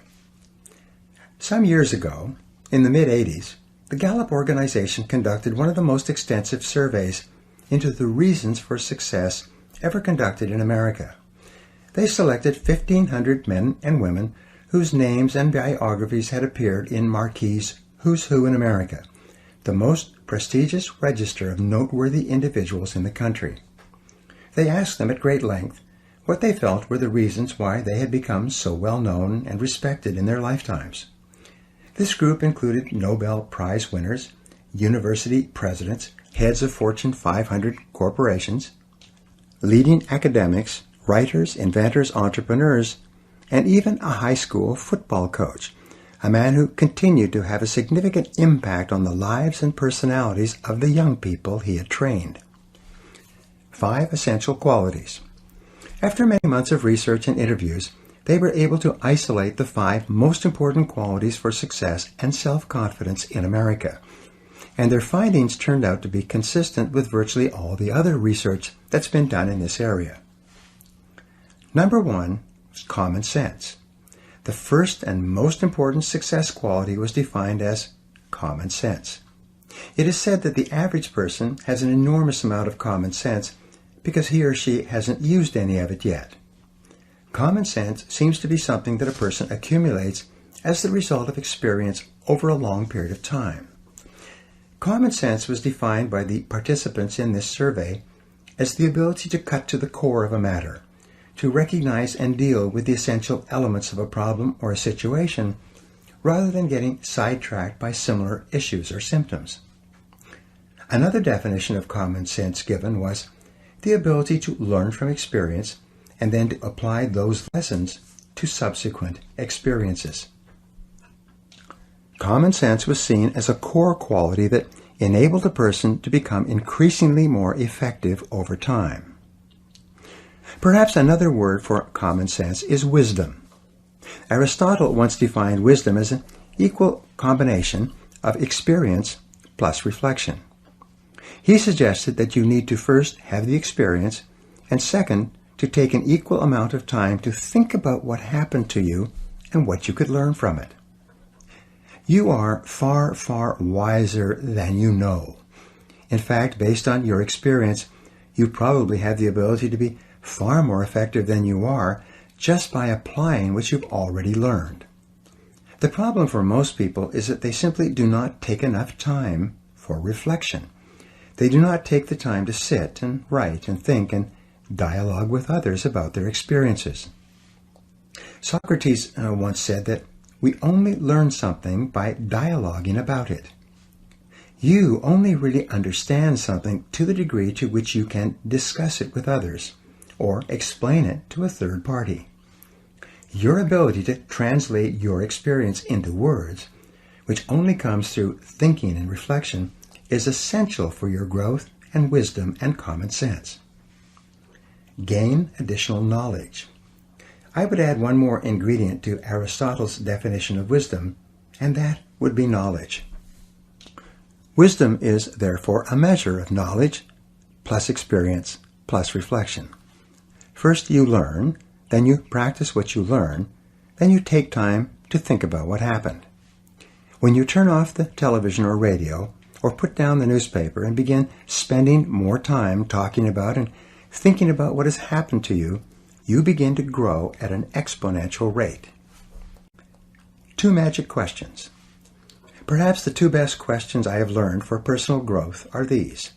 After every experience, successful or unsuccessful, stop and do an instant replay of the experience, preferably on paper, and ask yourself first, what did I do right? And second, what would I do differently? If you take a piece of paper and write at the top of the page, what did I do right? And then write down every single part of the experience that you did correctly, you will be accelerating your development of common sense. By analyzing your immediate past performance like football players do on video, you will find yourself improving at a rapid rate. The very fact that you take time to reflect will cause you to improve in those areas you pay attention to. When you ask, what would I do differently, you begin to see all kinds of possibilities for improvement. The wonderful thing about these 2 questions is that the answers to both are positive and constructive. And when you dwell on the positive, constructive parts of your performance, present and future, These ideas sink deeper into your subconscious mind and program you to act in a manner consistent with that information the next time out. Review your performance. One famous football coach would sit down with his better players and replay videos of their last games. He showed them running or passing or catching on the video, but without comment.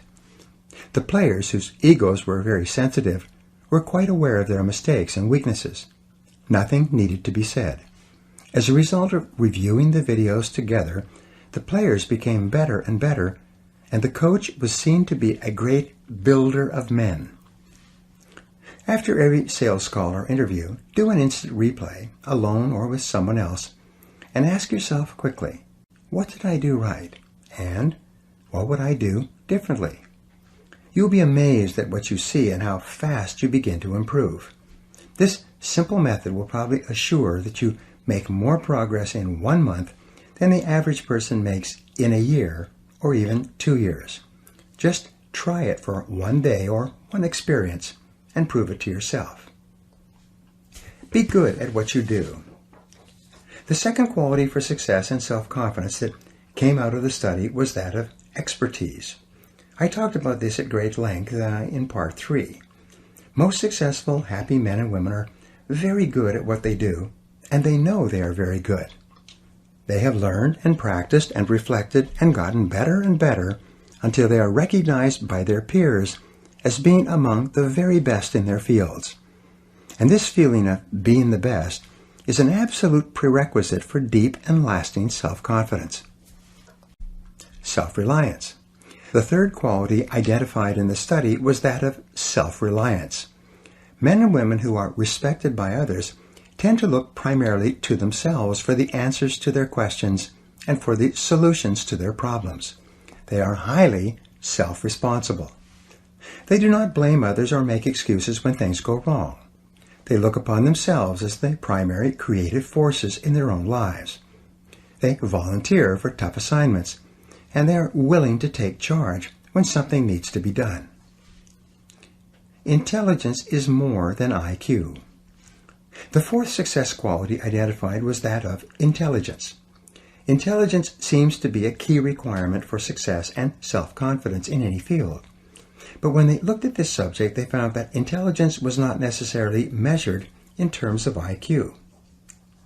Many of the most notable men and women alive today had done poorly in school.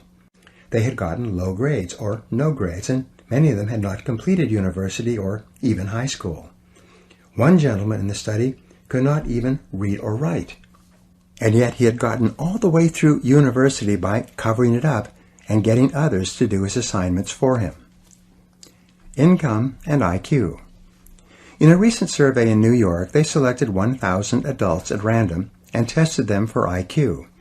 They found that between the person having the highest IQ and the person having the lowest IQ, there was a difference of only 2.5 times.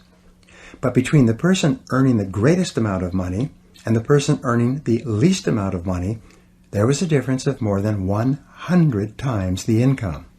And the person earning the most was by no means the person with the highest IQ. How is intelligence defined? If intelligence is not necessarily IQ or grades or years of schooling, what is it? In my estimation, intelligence is really a way of acting. If you act intelligently, you are intelligent. And if you act stupidly, you are stupid, irrespective of your IQ or your education. Smart people take the actions necessary to get the results they want. They are effective in whatever situation they find themselves in. Intelligence is more a matter of doing the right things rather than doing things right. Intelligence defined. What then is an intelligent way of acting? Here's the answer. An intelligent way of acting is acting in a manner that is consistent with the achievement of your own self-professed goals. Whenever you do something that moves you toward achieving a goal that is important to you, you are behaving intelligently. You are smart. But whenever you engage in a behavior that moves you away from one of your own goals, you're behaving stupidly. The world is full of people who are behaving stupidly, hour by hour and day by day, because they are doing things that are guaranteed to bring them the opposite results of what they say they really want. Make your actions congruent. If one of your goals is to live to be 80 or 90 years old and have a happy, healthy life, then everything that you do today in terms of your eating, drinking, exercise, rest, and especially avoiding unhealthy behaviors is smart. However, if you don't exercise, if you eat the wrong foods or smoke cigarettes and neglect your health in any way, you are behaving stupidly by your own definition. If you are in sales or business and you learn how to manage your time well so that you get a lot done in the course of your working day, you are acting intelligently. If you do things that undermine your productivity or move you away from your goals, you are acting foolishly in terms of your own goals. Here's a key insight. Everything you do is either moving you toward one of your goals or moving you away from it. Nothing is neutral. Everything counts. Each act you engage in is either a positive act that goes on the positive side of your personal balance sheet, or it is a negative act that goes on the negative side of your personal balance sheet. A great life is simply a life that has far more marks on the positive side than it does on the negative side. This means that an intelligent person is one who does far more things that move him or her toward the things that he or she wants to be and have and do than an unintelligent person does. Avoid self-delusion. Don't fall into the trap of deluding yourself into believing that only what you want to count counts. Many people think that if they don't count it, it doesn't have any effect on them. They think that if they don't read a book or listen to an audio program, if they don't spend time with their families and play with their children, instead of playing on their computers and watching television, if they don't do the things that are leading to a happy, healthy, successful life, then somehow it doesn't matter. They will get a pass. It won't count. But the fact is that everything counts. Nothing is neutral. Everything you do or don't do contributes toward making your life a great life or a mediocre life. Everything counts. With regard to your self-confidence, every time you do something that is moving you in the direction of something that is important to you, you feel like a winner. But every time you don't do things that move you forward towards something you want, or even worse, move you away, you feel like a loser. These behaviors are not only progressive, they are habitual. The more you engage in one behavior or the other, the easier and more automatic that behavior becomes. The more you engage in winning behaviors, the more consistently you act and feel like a winner. The higher will be your self-confidence, and the greater will be your belief in yourself and in your goals. Your actions shape your character. Getting the job done. The final quality of success identified in the study was that of result orientation. This means that you know that you are capable of getting the results for which you are responsible. All highly respected men and women are recognized as being the kind of people who can get the job done, whatever it is. They are invariably decisive, results-focused, action-oriented people. They are performance-oriented. They have a bias for action and a sense of urgency. They have trained themselves to be extremely capable at doing whatever is required. Bigger and better jobs and responsibilities seem to flow to them. The world tends to step aside and make way for the person who knows what he or she is doing and knows where he or she is going. Get on to the fast track. One of the most intelligent things that you can do is to get better at the most important things you do to get the results that determine your success. The better your results, the higher will be your self-confidence and self-esteem. You'll be promoted more often and paid more because you will be producing a higher quality and quantity of work. You'll receive more and better job offers. You'll be immune to economic downturns because your services will be so valuable. By becoming intensely result-oriented, you will guarantee yourself a future of success and prosperity. Do what the top people do. you will notice that everything that we have talked about in this program somehow impacts on the 5 qualities for great success in America. I explained earlier about the importance of selecting your values and organizing your entire life around what you believe to be right and good and true. As long as you know that you are living consistent with your highest principles, your self-confidence rests on an unshakable foundation. I have talked throughout this program about the importance of setting clear goals and deciding exactly what you want in every area of your life. You know that big, important, challenging goals, clearly defined, with written plans for their accomplishment, improve your overall self-concept and build your self-confidence. Plan your work and work your plan. When you plan your work and work your plan, and dedicate your energies to completing high-value tasks, you start to make rapid progress toward the attainment of your goals, and your self-confidence goes up. Every time you resolve to go the extra mile, to do more than you're paid for, to put in more than you take out, to go beyond what is expected of you in your job and in your relationships with others, you feel terrific about yourself. You feel more like a winner. Your level of self-confidence increases, and you feel motivated to contribute even more of yourself to what you are doing. When you dedicate yourself to becoming better and better at performing the important tasks in your life, you feel an enhanced sense of mastery and competence. Your belief in yourself deepens, and your ability to get the results that are important to you increases. The development of excellence or expertise in what you do is a wonderful form of positive knowing that leads inevitably to higher self-confidence. Do your work quickly and well. There is virtually nothing that will bring you the respect and esteem of the people you respect faster than being result-oriented and doing your job in an excellent fashion. In study after study, it's been shown that lasting recognition from the important people in your work only comes from being very good at what you do. It is only excellent performance in your job that raises you above politics and gives you the kind of power and influence that really makes a difference in any organization. Dedicate yourself to continuous learning. Your ongoing commitment to personal and professional development gives you a feeling of continuous growth.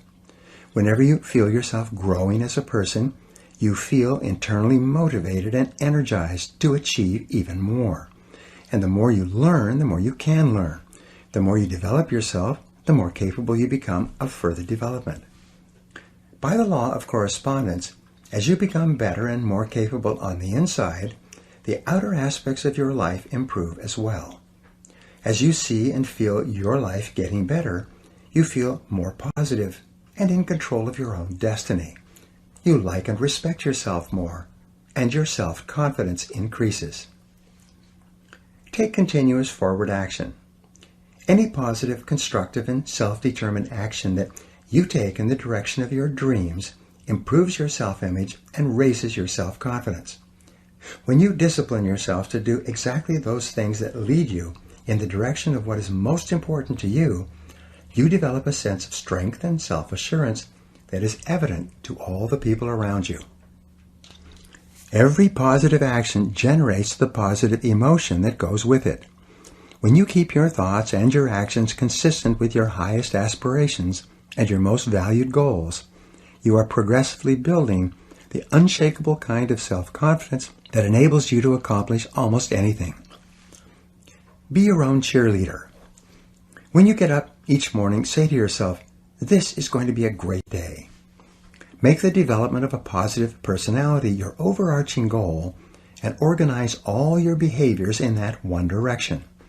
Remember, you are demonstrating the highest intelligence when everything you do contributes toward generating the feelings of self-confidence and self-esteem that you desire. Talk to yourself positively all the time. Say to yourself, "I can do it, I can do it." Or say, "I feel healthy, I feel happy, I feel terrific." In your conversations with others, keep your words positive and upbeat. Get away from people who complain and criticize. Make it a game to find something nice to say about everyone and everything. Positive words lead to a positive mental attitude. Create a positive, suggestive environment around yourself. Create clear mental pictures of the person you want to be and the things you want to have. Read books that expand your mind and increase your abilities. Listen to educational audio programs in your car. Get around positive people and get away from negative people. Control your mental pictures. Prior to every event of importance, mentally rehearse and see yourself performing at your best in the upcoming situation. Recall and relive a previous excellent performance. Before falling asleep, think about the things you did right during the day and the things you are going to do better in the days to come. Soak your mind in positive images of you at your personal best. What you see is what you get. Whenever something happens that throws you off balance, stabilize yourself by thinking about your goals. Because of the law of substitution, you can only think one thought at a time, and if you think about your goals, your mind will instantly become positive again. Make a game of rising above the petty frustrations of people and traffic and unexpected setbacks.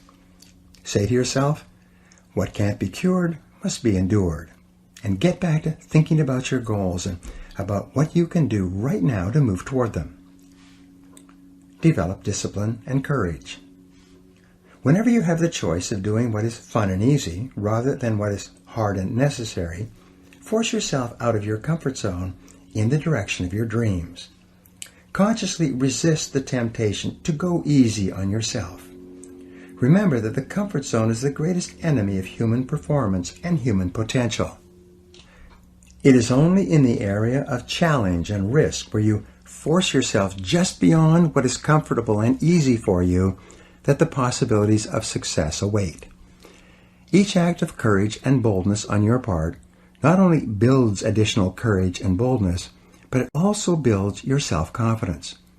The more often you dare to go forward, even in the face of uncertainty, the more likely it is that this type of courageous behavior will become a habit for you. You can gradually act yourself into feeling unafraid in almost all situations. There will be very little that you won't risk or try. You will develop such confidence in yourself that you absolutely believe in your ability to succeed, even against difficult odds. And because success is based on the law of averages, you will ultimately succeed and succeed greatly. Take excellent care of yourself. Be sure to take good care of yourself physically every hour and every day. Eat the right foods, drink lots of fluids, get lots of sleep, and exercise regularly. If you're not happy with your physical appearance, go to work to improve it. Set a series of goals to be at your perfect weight, to wear the ideal clothes for you, and to be perfectly groomed in every respect. Your self-confidence is strongly affected by your self-image. Your self-image, on the other hand, is largely determined by the way you think that other people see you. When you work hard on yourself and take the time to produce an image that you know that is attractive to other people, you feel wonderful about yourself and your self-confidence goes straight up. And it doesn't matter where you're starting from. Your main job is to decide where it is you want to go and then make a plan to get there. Speak up with confidence and clarity. In your conversations with others, be sure to speak up clearly and express yourself openly and honestly. In one-on-one conversations, in meetings, or with groups, the more competent you are at speaking out, the more competent and more confident you will feel. If shyness is a problem for you, set it as a goal to get over it. Take a Dale Carnegie course on human relationships, or join Toastmasters and learn to speak on your feet. Either one or both will make you a far more positive, outgoing, and self-confident person. Practice no-limit thinking. You can develop unshakable self-confidence if you really want to and if you put your mind to it. You can develop within yourself any personality characteristic that you really want.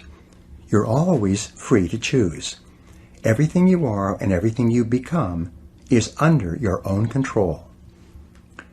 The final key to self-confidence was put forth by Dorothea Brande in 1935 when she said, "The high road to success is to act as if it were impossible to fail, and it shall be."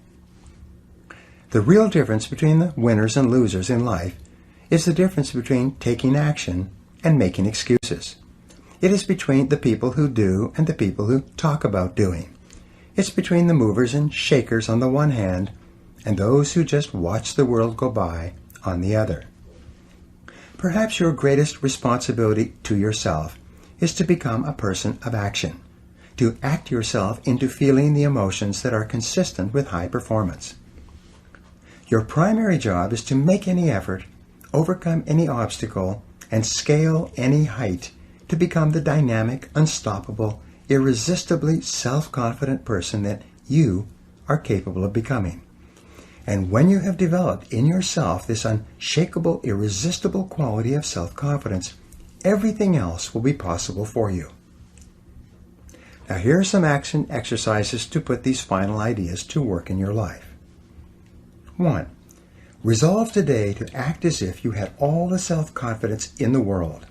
Say what you think, ask for what you want, and persist until you succeed. Number 2.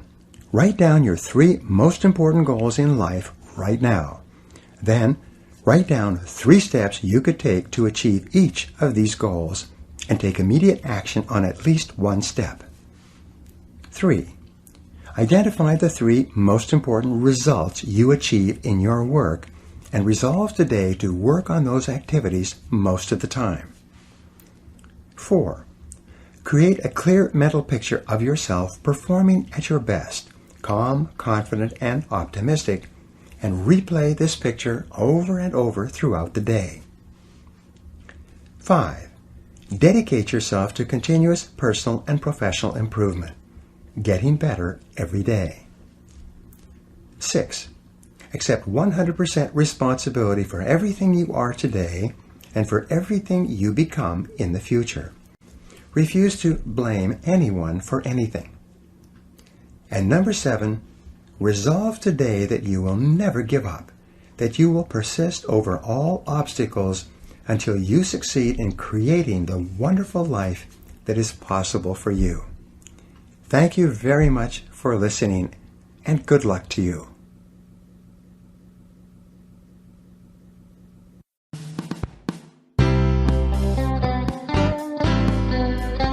This has been a Gildan audio production.